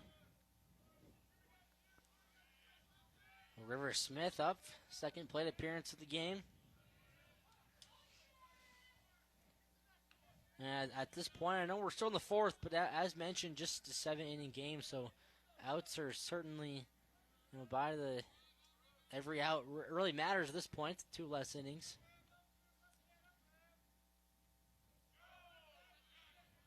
Talley with a nice breaking ball. Smith did not go around. As we saw from the first game, though, Logan, I mean, obviously the Jackets won that in 11 innings, 9-8, but it was very back and forth. You were never out of it. The Jackets seemed like they were out of it first, came back, took a lead. Northwest Nazarene fought back. Jackets fought back again. Obviously came away with the victory. So you really never know what can happen, even in a 7-inning game. The teams really matched each other step and step. One team would score runs, then the other team would respond. It was a really fun back and forth game, and kind of before it went even to extras, it just kind of felt like one of those where, regardless if it was a walk-off or not, you knew whoever scored last was going to win it, especially with how well the relievers pitched at the end of that game. For Yellow Jackets fans, you're just happy that it was Nate McDonald with the big single send you off from game 1 with a little bit of fireworks. So River Smith takes ball 3. Just missed another strikeout, Corbin Talley. Talley now does have a 3-run lead, and as we've said, he's one of the best pitchers, not just in the conference, but in the country. So maybe that's all he needs, just a few-run lead. And Jackets now don't want to say they're in trouble. You never know as Smith swings through that curveball. Beautiful pitch by Corbin Talley. Strikeout number 4 for him. It's 2 outs for the Nighthawks. In some ways, a day to forget for Smith. 4 strikeouts in the first game. Another strikeout there. That's tough.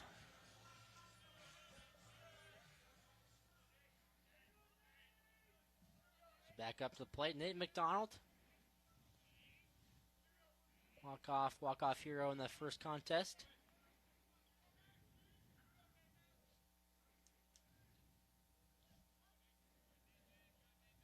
Talley now, with 4 strikeouts, just giving up 5 hits, and really, I think 4 of those 5 hits came in the first inning. McDonald takes inside.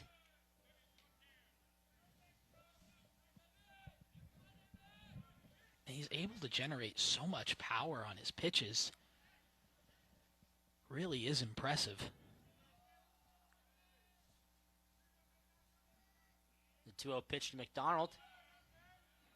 Ball 3, inside and low.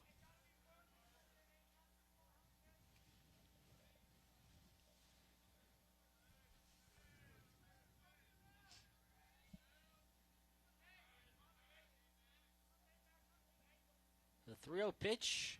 McDonald taking all the way. Strike 1. Talley just at 54 pitches. Looking pretty good for this first 3-4 innings.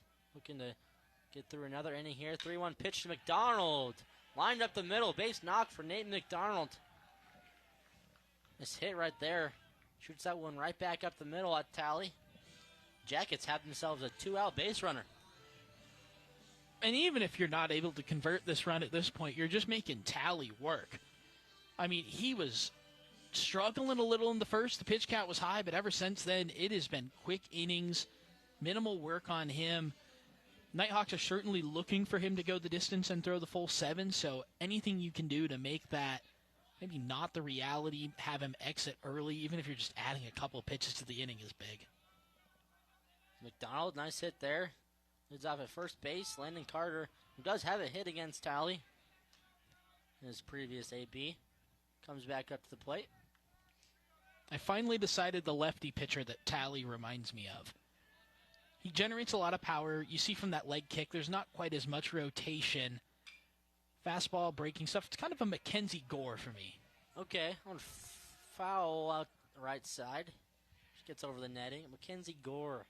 Still on the, Indians? He is a Texas Ranger. Ranger. Texas Ranger now, formerly of the Washington Nationals. Nationals, that's who, yes. They drafted him, didn't they?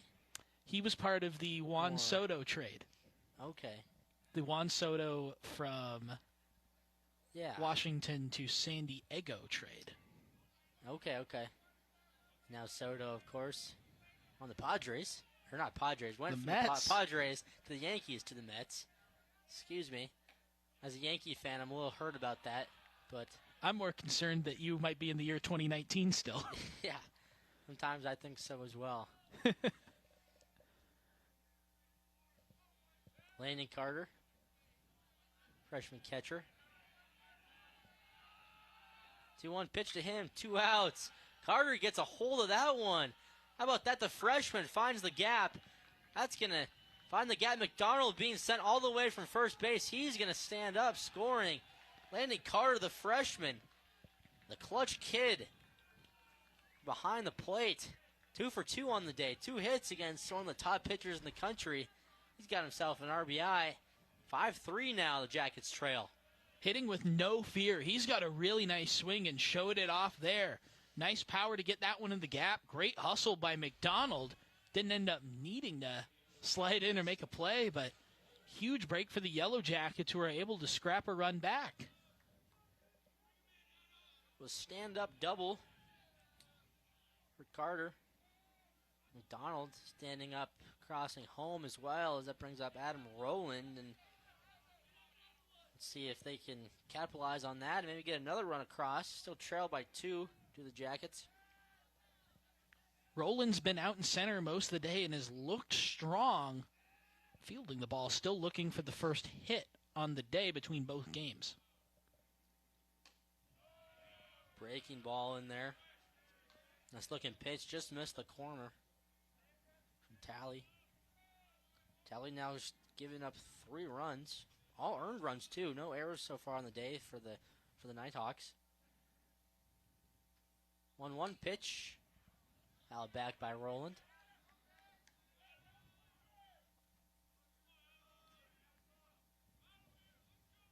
Carter, you see him, a little bit of power on that one. The power from the freshman. Finding the gap out there in left center. Love to see that. Talley got his hitter 1-2. Breaks out the curveball again. Just missed outside. Similar spot to curveball a few pitches ago. That was also called the ball.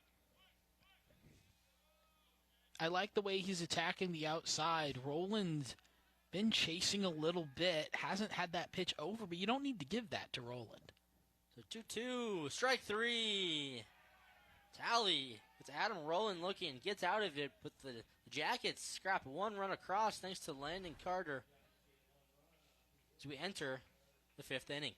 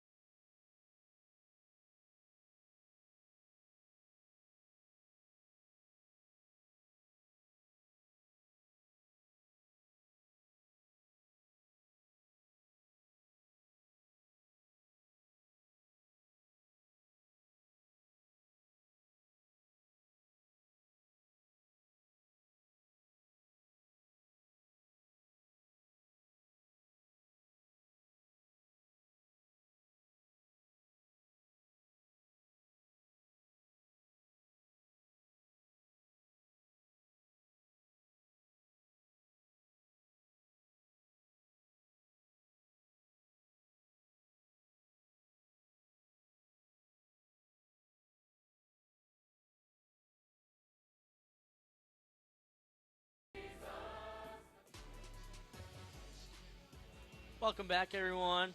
Take a quick look once again at the format of the GNAC baseball tournament championships, and it is interesting. You talked about just top 3 teams make it. It's sort of a round robin, Logan, and we see it takes place here in just a few weeks, May 7th and 8th, and top 3 teams qualifying right now. It's looking like most likely MSU-B, Central Washington, and Northwest Nazarene, but definitely an interesting format the way they do it, right?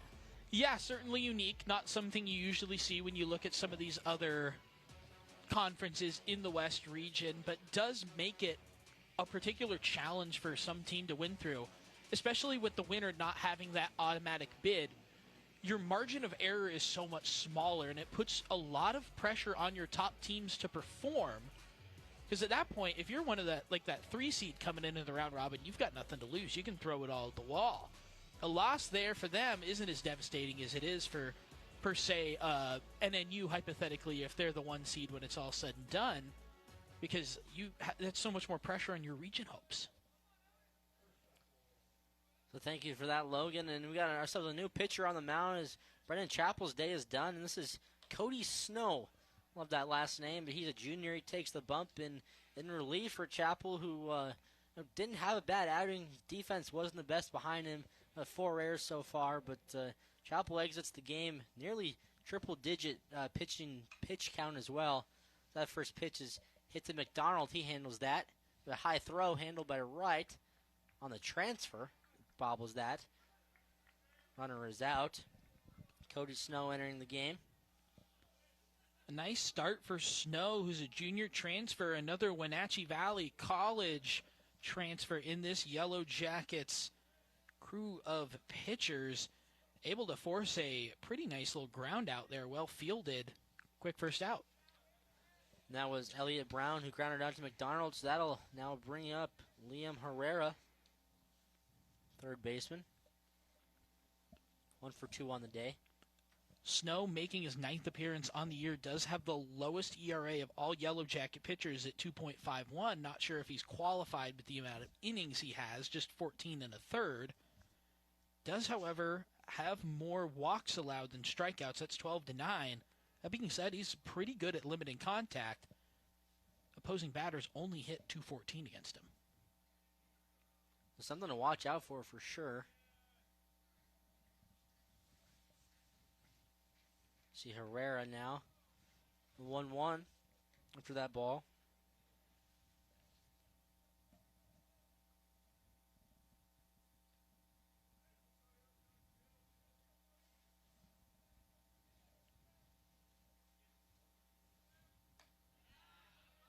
Takes strike 2.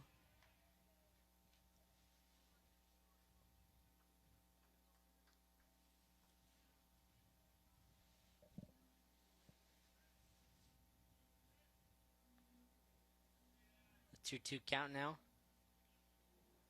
Snow looking for his first strikeout of the day. Fouled. The first base dugout. Another reason why they put those nets there, so we're protecting players. Before there were also no nets at the dugout right there as well, so take a foul ball in the dugout. Snow deals 2-2 outside.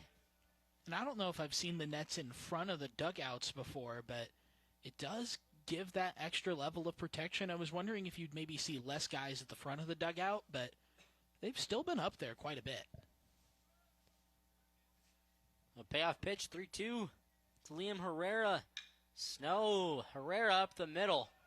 Gonna find the grass out there in center field. He's got himself his second hit of the day. 1 out base runner for the Nighthawks. Some more strong hitting there from NNU. Just staying alive, waiting, finding your pitch. Nice piece of hitting there by Herrera. Line drive of a shot. Hit that one hard as Lewis. Now Tate Lewis comes back up to the plate. 1 for 1. Or 1 for 2 rather. Let's have a hit on the day. As he flies that to center. Coming in and charging is the center fielder. Be out. Roland out there in center field. Catches that one. Stayed up in the air enough.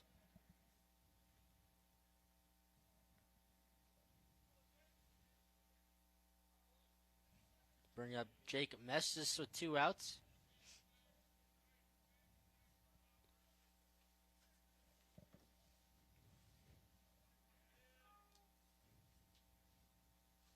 Snow deals. Mestis, the sophomore. They have a sac fly earlier in the game.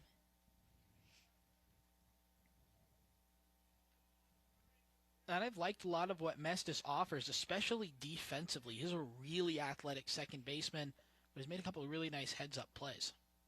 A 1-0 pitch. Catches the outside corner. Paint right there.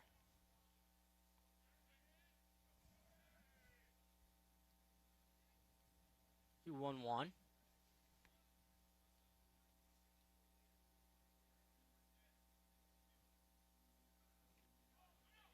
Blocked there by the catcher.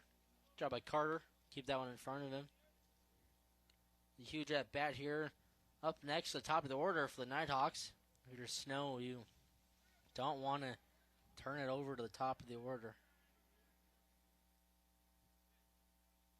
Although in this game, it really has been the middle that's caused the most trouble. Well, Mestis flies that. That one's going to get caught out there in center field. Nice catch out there.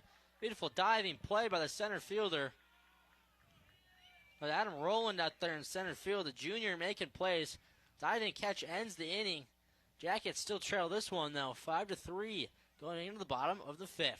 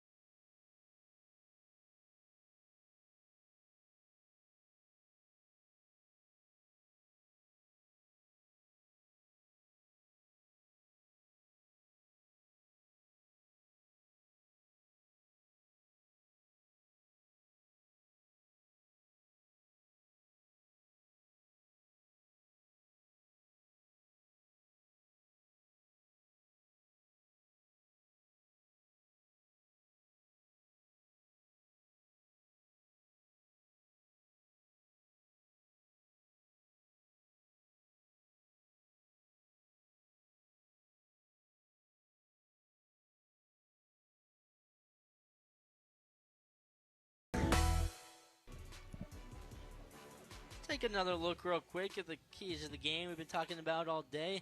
These keys of the game are brought to you by Butte Auto. Easy to find off I-90 at the Harrison Avenue exit in Butte. Find our next ride at Butte Auto. Our Logan, we talked about these I think in the first or second inning, and they've already sort of came to fruition throughout the first game and this game so far. But now that we're in 4 more innings into this game, already seen some of them even more come into play as well. NNU's really starting to hit on more of these keys. They struggled a little bit in game 1, and we didn't see him as much. This time, however, man, Corbin Talley has been on fire, really since the first inning out there.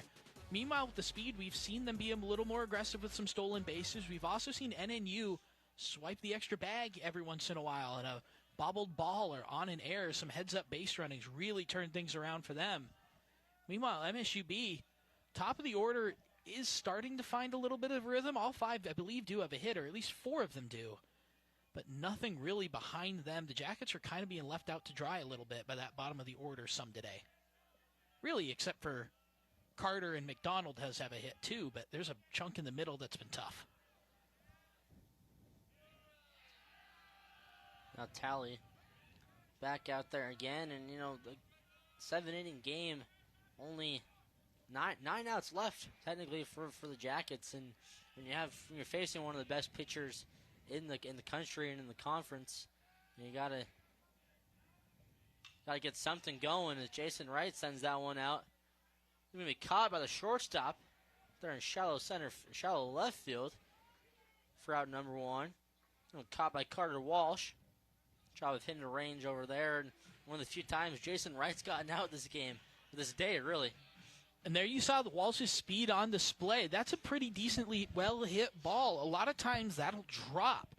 But Walsh covered ground so quickly, which is all the more impressive because he's got to turn around and run and chase the ball from a difficult angle. The Jackets now down to the 8 outs, as they haven't been able to do much since the 2nd inning. They did score 1 in that 4th inning. These 7-inning games are always tough. It kind of feels like the end sneaks up on you a little bit. It does. They go by a lot quicker. Granted, that first game was 11 innings, but even still a 9-inning game takes a little bit longer. That one blooped out to a right by Fortier. That one's going to find the grass, bounce a little bit down there.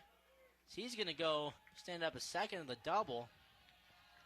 One found the inside of the line. Good spot down there. It's always tough. It's tough being a fielder down the lines here at Dealer Park because that's where the bullpens are. Right. And so there's bumps and there's bullpen stuff, and so it's definitely hard to, once that ball hits the dirt over there in left or right field, Becomes tough for a fielder to grab it, but a good job by Fortier. Makes his way in the second. Yeah, nice little piece of opposite field hitting there by Fortier. The speedy Fortier now.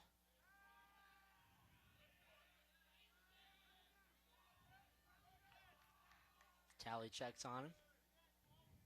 Don't have to throw to second base when you attempt pickoff as a pitcher. Deals again. And strike. So this is the time for the Jackets. As I said, just eight outs remaining. Great pitcher on the mound you're facing, and now some of your best hitters coming up, and Naylor and Bertram on deck. He's going to take third. A hit and run. That one's going to be caught. Fortier better get back to second, but he doesn't know that was caught. That's going to be an inning-ending double play. Tough way to end that one, but Kyle Becker caught that one out and right, and Fortier was running. Didn't know it was caught most likely, and that ends the inning for the Jackets. Tough break right there, but great way to end it for the Nighthawks. So we're going to take a quick break and have the sixth inning coming up.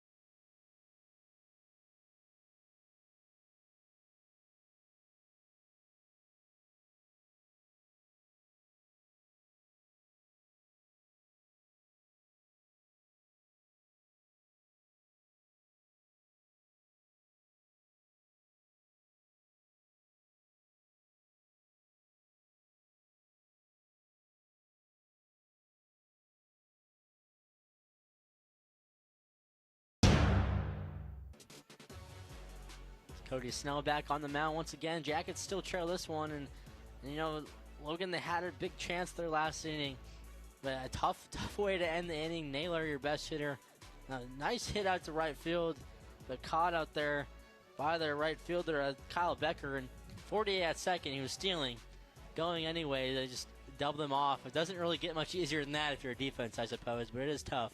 And I do like the hit and run call, and I see a lot of logic behind it. When you're the Yellow Jackets, especially against this pitcher, you cannot waste your base running opportunities. You've got to try to get him across the plate. So I like the decision, if the call was a hit and run there too. I like that idea of being aggressive, trying to get someone across the plate. Just kind of unlucky that hit didn't drop in. No, exactly. And it kind of turned into that double play. And if that gets down, obviously Fortier with his speed and obviously stealing, he scores easily. As Walsh squares the bunt. Nice little drag bunt. That's fielded by Snow, but he's going to beat it out. Speaking of speed, Carter Walsh. Shortstop, Mr. Wheels out there. Nice drag bunt. Got that perfectly. Sort of down a little bit in between the pitcher and the third baseline, but when you're fast enough, you know, that's all it takes is just get in a good spot and you'll beat it out. And I'll keep playing the comparison game because anything to talk about my favorite baseball player currently playing right now. Carter Walsh reminds me of my friend Pete Crow Armstrong. PCA? He's got a lot of power in his swing, especially because he's got a ton of bat speed. But the ability to just kind of sneak and lay that bunt down, and you just know that you're faster than everybody out there, and nobody's going to catch you. There'll be a pinch hitter now at the plate. Caleb Boswell. Or no? Boswell, yeah, pinch hitter.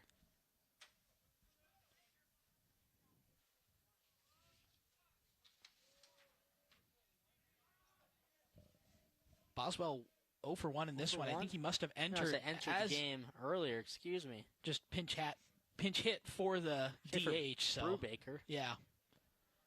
Brubaker maybe getting a well-earned rest after the effort he put in game must have one. missed that a few innings ago. Apologies. Boswell is 0 for 1, struck out in his first plate appearance. Is in that DH spot. Guy named Brubaker, who started the day there as a check on Carter Walsh.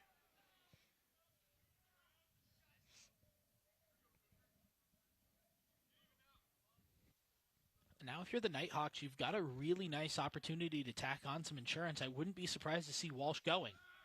There you go. There it is. Throw down. No, safe. Walsh slides in.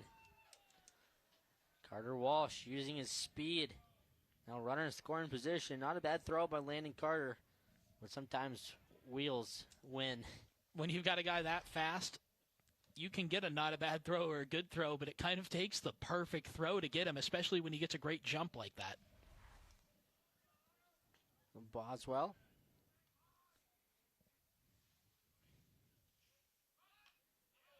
Scores the bunt, fouls it back.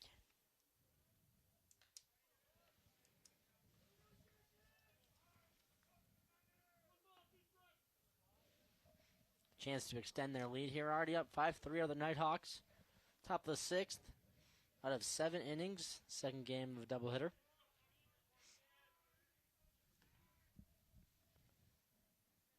Cody Snow. A little breaking ball, fouled back.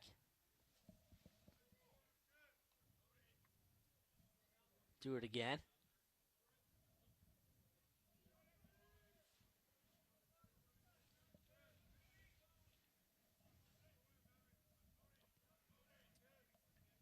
A speedy Walsh at second. Probably score on a base hit. It's going to be hit out to right field. That one's going to get down in fair territory. Not caught. As Walsh is going to score and Boswell is going to be standing up at second. Excuse me, Walsh is not going to score. Maybe he thought it was caught. He held up. Had to see if it was going to be caught. So Walsh just goes from second to third. It was definitely a tough play down the line there, off contact. Smith was trying to make that sliding play out and right, and it just hits off the glove, ends up hitting off the wall. That's the correct call there, fair ball. Great angle there, too. It's hard to see from where we're at behind home plate, but a nice angle down there. The third baseline camera. You can definitely tell it was fair ball as well. I'm sure maybe Carter Walsh maybe thought he caught it. I'm assuming is why he didn't score. Obviously, he would have had time to score if he saw it, that it was down. But nonetheless, no outs. 2 runners in scoring position for the Nighthawks.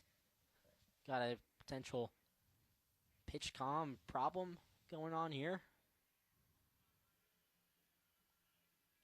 Not quite Now sure. It must be. Umpire's going to come up. They're going to bring coach out.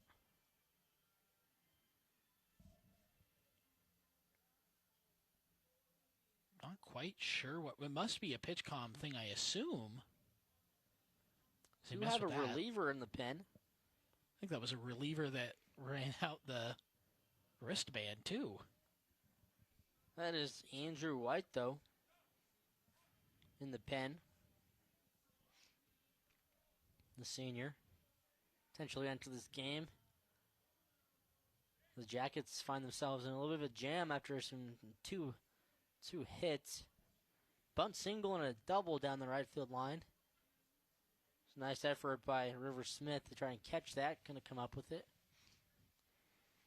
Now Coach Waddups is going to come out, and he is going to bring in a reliever anyways, it looks like. And take the ball from Mr. Snow. So we're going to have a new pitcher. Take a quick break, and we'll meet to talk a little bit more about Andrew White coming in relief.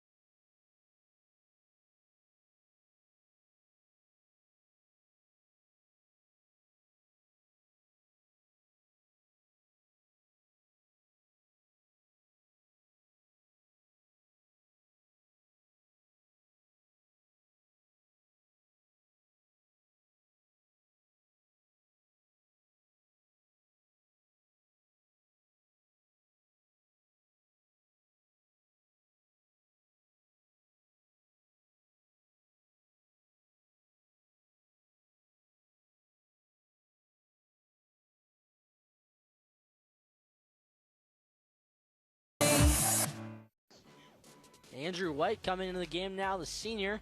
in relief of Cody Snow, who took over for Brennan Chappell, the starter. There's White, the senior, coming into a little bit of a jam as the Nighthawks had themselves a few runners in scoring position. And saying this earlier, Logan, I think, so before the break, before the pitching change, everyone, there was maybe a pitch comm issue. I'm putting quotation marks in that, and with Cody Snow, and I think that they were trying to buy Andrew White some time. I don't know. I might be a conspiracy theorist on that, but they tried to figure out pitch comm stuff. They sent out someone to give him a new pitch comm, and then before you know it, Coach Waddups was out there taking out Cody Snow. So maybe he gave Andrew White a few extra pitches. But what do I know? Nonetheless, Andrew White in the game to come and try to get out of this jam. I was going to respond to that point, but I got immediately distracted watching Jason Wright and Jack Mailer kind of do some jumping jacks and hit some dance moves or something. They were doing that on the mound? Behind Andrew White there. Okay. They're funny guys, so I just kind of like to see that from them. That's very emblematic of their personalities. Yeah. They're very go with the flow. As for that, I don't know if I can comment. People say what they do. You'll do whatever you can to obviously get your reliever a few extra pitches, and I don't think that's remotely unheard of by any means. Yeah. Just a theory. For Andrew White, though. See a replay.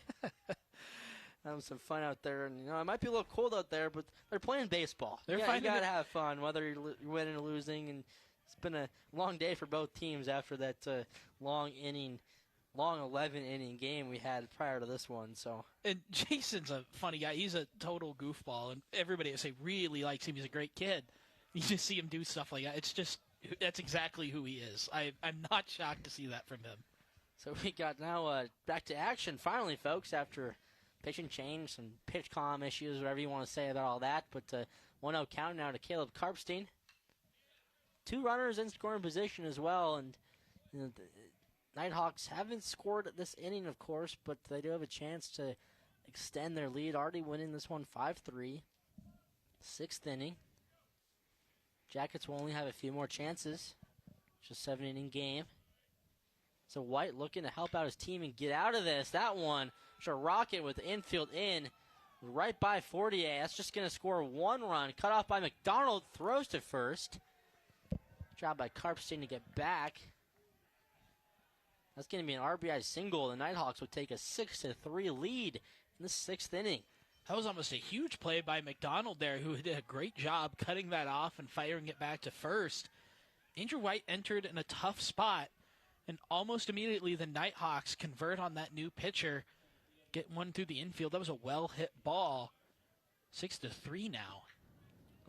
Carter Walsh came around to score from third, and there's Brubaker now at third base, who goes there from second, and that earned run obviously goes to Snow. So a bunt now. Another safety squeeze they pulled on that we see here as they tag on another one. Nice job there by Arichiga. Adrian Arichiga with the safety squeeze as runner didn't take off. Or Caleb Boswell, right at the third. He didn't take off till he saw the bunt down, and all of a sudden 7-3 game. It was interesting to see that again. We saw MSU-B convert a run that way in the first inning. Now NNU taking advantage of the safety squeeze there, execute it perfectly.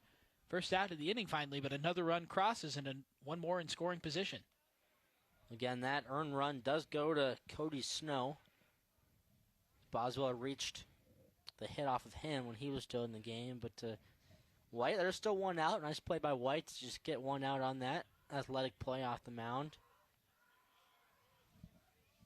And Kyle Becker now to the plate. Caleb Karpstein at second base. Gonna do more damage. Becker, that one to center field. Runner not tagging, one very shallow in center. Wind sort of brought that one in. That'll be out number 2. That was put out by Adam Rowland. Pretty easy there for the center fielder. A little can of corn. Can of corn. I just saw a deal on the origins of the phrase can of corn for baseball. Did you? Yeah, I did. They said it's from back in the day in old grocery stores where you'd have cans on the top shelves and they'd have a hook to get them. And they would just pull them down and they'd fall and you'd catch them in like a big apron, essentially. Okay. And that's how it came to baseball. Can of corn. Easy catching the corn. Interesting. And more fun facts. Thank you, Logan. Yeah, I told you you'd get more. Yeah. I warned you maybe. We're still here. Now Elliott Brown to the plate. Chance to get another one of his teammates across.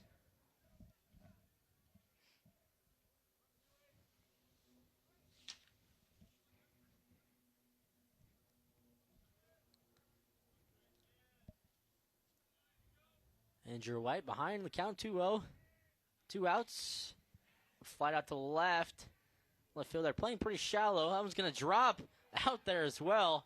Anything in the air is going to drop today. That's going to score another Nighthawks run as Brown finds some grass out there in left field, and I'll bring across run number 8 for the Nighthawks. And they lead this one 8-3. And that's a great piece of 2-out hitting there. You know the runner's moving on whatever. You're just able to get that one out there, flared out to left, drops in, and then you continuing to add to this lead. Another good inning for the Nighthawks, and that one almost looked like that would be a routine fly ball, but there's the wind. He's a lefty. The ball is tailing away from the left fielder, Nick Reed, and obviously no chance out there. It's sort of blooped in no man's land. Yeah, that's the hard thing, too, especially when that left fielder shifted over a little bit. Maybe if you're playing it more neutral, but obviously he's wanting to play it. It's kind of a tough break. So Liam Herrera back up to the plate. Got 2 hits on the day. Runner not going on that.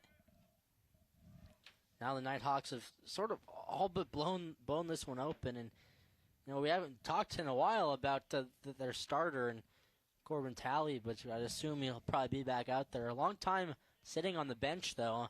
It's a long offensive inning for the Nighthawks, but I assume he'll come back out there, especially with a 5-run lead, 8-3 lead.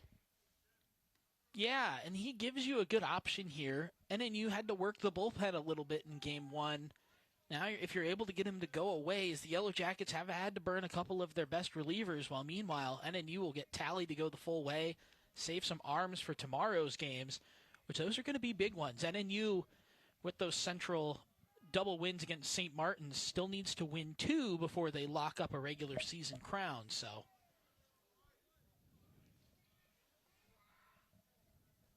The 2-2 pitch with 2 outs. The runner leaning, not going. However, now he will go. Elliott Brown will be taking off. Play will be at first base. Sure, that's what's being told to the infield. Not even holding it at first, so first baseman right playing back to get the out here. Payoff pitch. Be a foul, and we'll do it again. Yeah, at this point, you just need to do whatever you need to do to get this out. If you're MSU-B, you got to stop the bleeding, give your bullpen an opportunity. Andrew White's really been in the fire since he hit the mound here. Just giving him an opportunity next inning to work with clean bases or to transition to your next reliever with another Yellow Jacket warming up in the pen. We'll do it again. Runner going, of course. Swing and a miss. The 3-2 pitch. Andrew White gets out of it. The more damage done. 3 more runs for the Nighthawks as they take an 8-3 lead going into the bottom of the 6th.